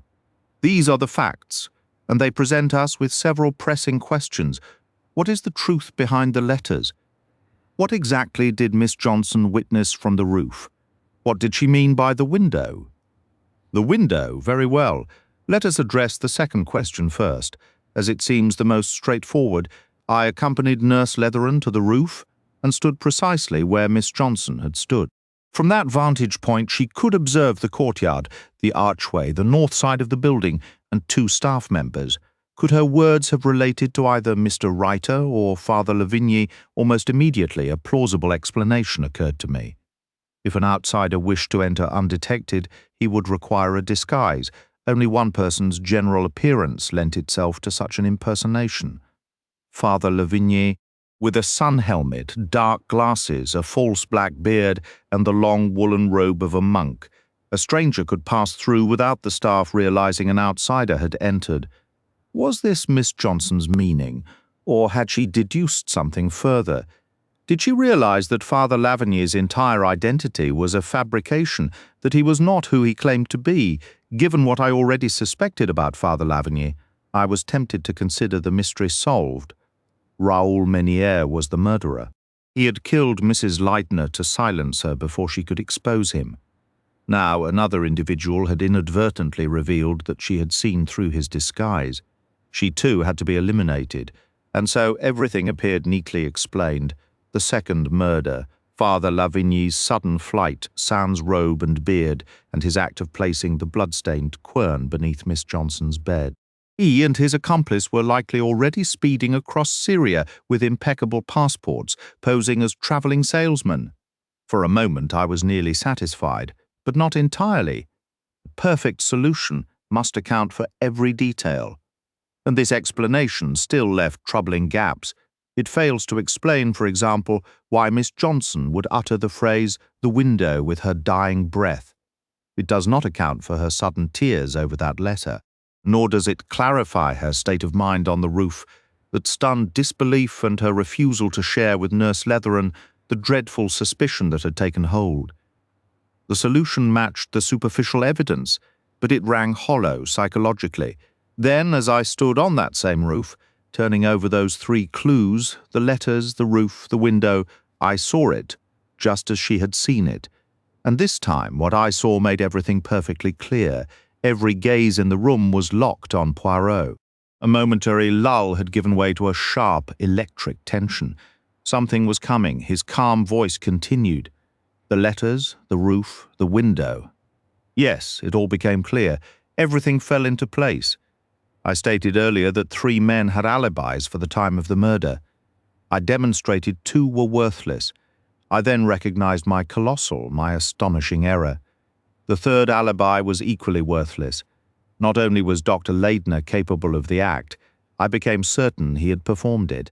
A stunned, confused silence followed. Dr. Leidner remained in his distant reverie. David Emmett shifted uncomfortably. "I don't understand your implication, M. Poirot. I told you Dr. Leidner never left the roof before 2:45. That is the absolute truth. I swear it. He could not have done so without my knowledge." Poirot nodded. "I believe you he did not leave the roof. That is indisputable. But what I realized, what Miss Johnson had realized, was that Dr. Leidner could murder his wife from the roof without ever leaving it." We stared, bewildered. "The window?" Poirot exclaimed. "Her window, that was the revelation. Her window was directly below, on the side facing away from the dig house and the courtyard. Dr. Leidner was alone up there, his actions unobserved, and those heavy stone grinders were right there, ready to hand. So simple, almost laughably simple, provided one thing, that the killer could move the body before anyone else discovered it. It is, in its horrible way, beautiful in its simplicity. Listen, Dr. Leidner is on the roof, sorting pottery. He calls you up, Mr. Emmert, and while engaging you in conversation, he notes that the young Arab boy, as usual, has seized the chance of your absence to slip out of the courtyard. He keeps you talking for 10 minutes, then dismisses you. The moment you are below, calling for the boy, he puts his plan into motion. From his pocket, he takes that mask smeared with plasticine, the same mask used to frighten his wife once before. He lowers it over the parapet's edge until it taps against his wife's window. Remember, this window overlooks the open desert, the opposite direction from the courtyard. Mrs. Leidner is resting on her bed, half asleep, content. Suddenly, a tapping sound at the glass draws her attention. But it is broad daylight, not dusk. There is nothing spectral about it. She recognizes it for what it is. A childish, malicious trick. She feels not fear, but a flash of anger. She does what anyone would do. She gets up, opens the window, leans out through the bars, and cranes her head back to see who is responsible. Dr. Leidner is waiting in his hands. Poised is a heavy quern. At the precise moment he lets it fall, with a faint cry, the cry Miss Johnson heard Mrs. Leidner slumps onto the rug beneath the window. Now this quern had a hole. Through that hole, Dr. Leidner had previously threaded a strong cord. He now had only to pull up the cord and retrieve the quern. He placed it back carefully, the bloodied side facing down among the other similar artifacts on the roof. Then he continued his work for another hour or so until he decided the time was right for the next phase. He went down the stairs, exchanged a few words with Mr. Emmert and Nurse Letheran, crossed the courtyard and entered his wife's room. This is the account he later gave of what happened inside. I saw my wife's body slumped by the bed. For a few seconds I was frozen, unable to move. Finally I went over, knelt beside her and lifted her head. I saw she was gone. Eventually I stood up, feeling stunned and disoriented, almost drunk. I managed to reach the door and call for help. That sounds like a perfectly plausible description from a man overcome by grief. But here's what I believe truly occurred. Dr. Leidner entered the room, moved quickly to the window, and after putting on a pair of gloves, he shut and fastened it.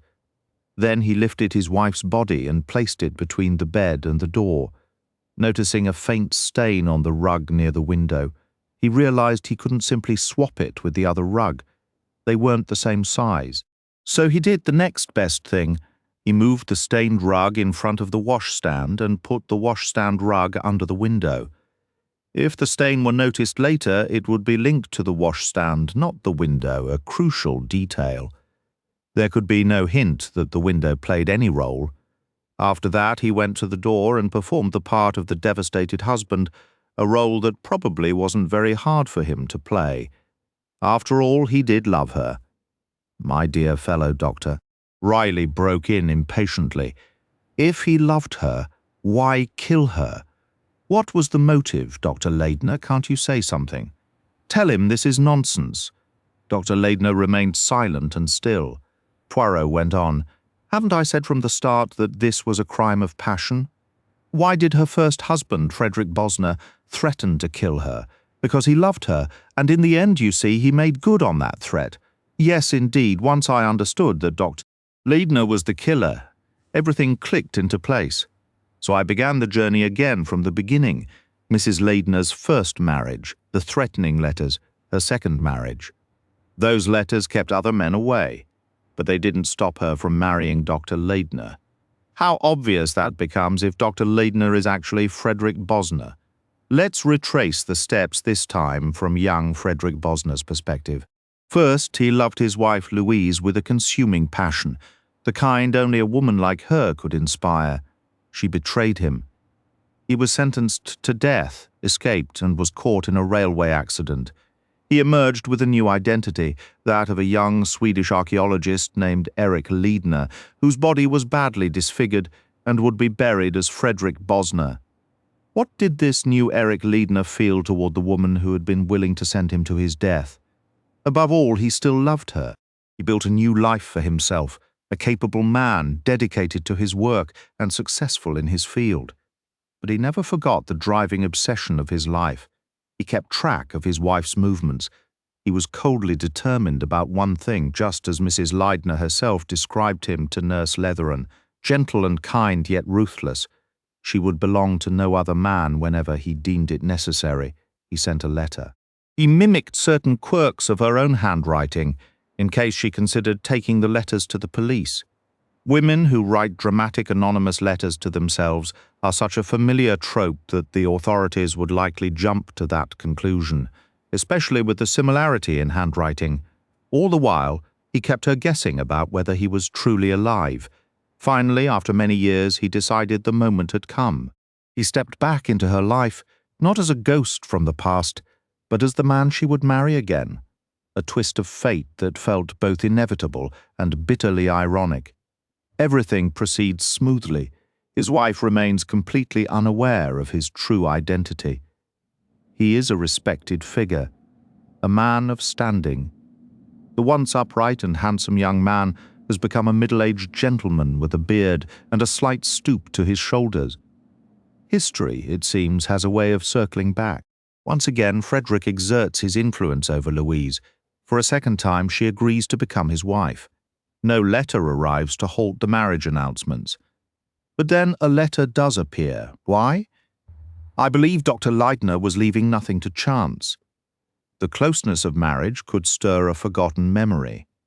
He wanted to cement in his wife's mind, definitively, that Eric Leidner and Frederick Bosner were two entirely separate individuals. To make this point, a threatening letter arrives from the former concerning the latter. The rather childish incident with the gas poisoning follows, orchestrated naturally by Dr. Leidner, all part of the same elaborate performance. After that he is content. No further letters are necessary. They can begin their happy life together as husband and wife, and then, nearly 2 years later, the letters start again. Why? Well, I believe I understand. Because the menace within those letters was always a real and present danger. This is why Mrs. Leidner lived in a state of perpetual fear. She knew the gentle yet utterly ruthless nature of her Frederick. If she ever gave herself to another man, he would kill her, and she had given herself to Richard Carey. So, having discovered this betrayal, Dr. Leidner, with cold and calculated precision, sets the stage for murder. You can now see the crucial role played by Nurse Letheran, Dr. Leidner's somewhat unusual behavior in securing her professional services for his wife, which puzzled me from the start, is finally explained. It was absolutely essential to have a reliable professional witness who could state without a doubt that Mrs. Leidner had been dead for over an hour when her body was discovered. This placed the time of death when everyone could swear her husband was on the roof. Without that nurse's testimony, suspicion might have fallen on him if he had entered the room and found her, but a trained nurse's assertion made that impossible. Another mystery solved is the peculiar atmosphere of tension and strain that had settled over the expedition this season. I never believed that could be solely attributed to Mrs. Leidner's presence. For years, this dig had been known for its camaraderie and good spirits. In my view, the mood of any group is a direct reflection of the person in charge. Dr. Leidner, quiet as he was, possessed a powerful personality. It was his tact, his judgment, his skillful handling of people that had always fostered such a pleasant environment. So if there was a change, the source had to be the man at the top, Dr. Leidner himself. It was he, not his wife, who was responsible for the unease and anxiety. No wonder the staff felt the shift without understanding it. The kindly, genial Dr. Leidner, appearing unchanged on the surface, was merely playing a part. The real man was a fanatic, utterly obsessed and plotting a killing. Now we turn to the second murder, that of Miss Johnson. While tidying Dr. Leidner's papers in the office, a task she took upon herself seeking distraction, she must have stumbled upon an unfinished draft of one of the anonymous letters. The discovery would have been both baffling and deeply distressing to her. Dr. Leidner had been deliberately terrorizing his own wife. She couldn't comprehend it, but it shook her profoundly. It was in this distraught state that Nurse Letheran found her weeping. I don't think she immediately suspected Dr. Leidner of being the murderer. but my little experiments with sound from Mrs. Leadner's and Father Lavigny's rooms did not escape her notice. She realized that if the cry she heard was Mrs. Leadner's, then the window in her room must have been open, not closed.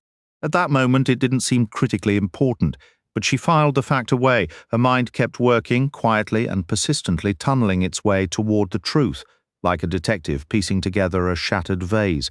Perhaps she makes some casual mention of the letters, something Dr. Leidner clearly understands, and his entire demeanor shifts. She might notice a sudden, unmistakable flicker of fear in his eyes. But Dr. Leidner couldn't have done it, she would think. He was on the roof the entire time. Then one quiet evening, while she herself is up there, staring out at the desert, the truth strikes her with the force of a physical blow. Mrs. Leidner wasn't killed from inside the room. She was killed from this very spot, through that open window below. It was in that exact moment of chilling clarity that Nurse Letheran found her. Instantly an old protective affection surged back, and she threw up a hasty, convincing scream. The nurse must not suspect the horrifying realization she had just reached. Deliberately, she turned her gaze away, looking toward the courtyard instead, and made an offhand comment about Father Lavigny's appearance as he walked across it. She said nothing more. She needed time alone to think everything through. Dr. Leidner, who had been watching her with growing anxiety, understood immediately that she knew. She wasn't the sort of person who could hide such a devastating discovery from him, not for long. It was true she hadn't betrayed him yet, but how much time did he really have? Once you've crossed that line, murder becomes a terrifying habit. That very night he replaced her glass of water with one containing acid. There was a slim chance it might look like a desperate suicide, an even slimmer chance she might be thought the guilty party, overcome by remorse. To support that grim idea, he fetched the ancient quern stone from the roof and tucked it under her bed. No wonder poor Miss Johnson, in her final agony, could only fight to convey what she had pieced together. The window. That was the key. Mrs. Leidner died because of the window, not the door, and so everything clicked into a dreadful logical place. Psychologically, it was flawless. But there was no evidence, not a single solid piece of proof. A heavy silence fell over us, thick with horror, and yes, a profound pity. Dr. Leidner hadn't moved or spoken. He simply sat there, a weary, aged man worn down by life. Finally he stirred, looking at Poirot with gentle, exhausted eyes. "No," he said quietly, "there is no proof, but that doesn't matter now. You knew I wouldn't deny the truth. I never have. I think I'm almost relieved. I'm so very tired." Then he added with simple regret, "I'm sorry about Anne. That was a bad, senseless thing. It wasn't really me, and she suffered for it, poor soul. No, that act belonged to fear, not to me." A faint, pained smile touched his lips. "You would have made an excellent archaeologist, Mame Poirot. You possess the gift of reconstructing the past. It happened very much as you described. I loved Louise and I killed her. If you had known her, you might understand, but then I believe you understand already. There isn't much left to tell. They apprehended Father Lavigny and his accomplice just as they were about to board a steamer in Beirut. Sheila Riley ended up marrying young Emmett, which I think will be good for her. He's no pushover. He'll stand his ground. She would have walked all over poor Bill Coleman. I actually nursed Bill myself a year later when he had an appendectomy, and I grew quite fond of him. His family was sending him off to farm in South Africa. As for me, I've never gone back to the Middle East. It's strange, sometimes I find myself missing it. I remember the rhythmic groan of the water wheel, the sound of the women washing clothes by the river, and that peculiarly superior stare the camels always gave you, and I feel a real pang of homesickness. Maybe dirt isn't as unhealthy as we're all taught to believe. Dr. Riley usually visits when he's in England, and as I mentioned, he's the one who talked me into writing all this down. Take it or leave it, I told him. The grammar's probably a mess and it's not properly written, but there it is. And he took it. No questions asked. It'll feel very odd if this ever gets printed.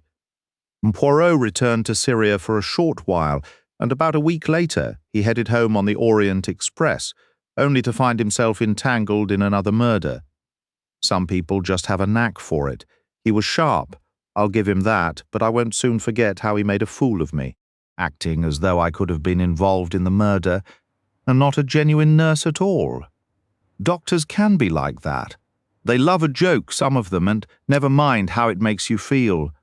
I've turned it all over in my mind, Mrs. Leidner, and who she truly was.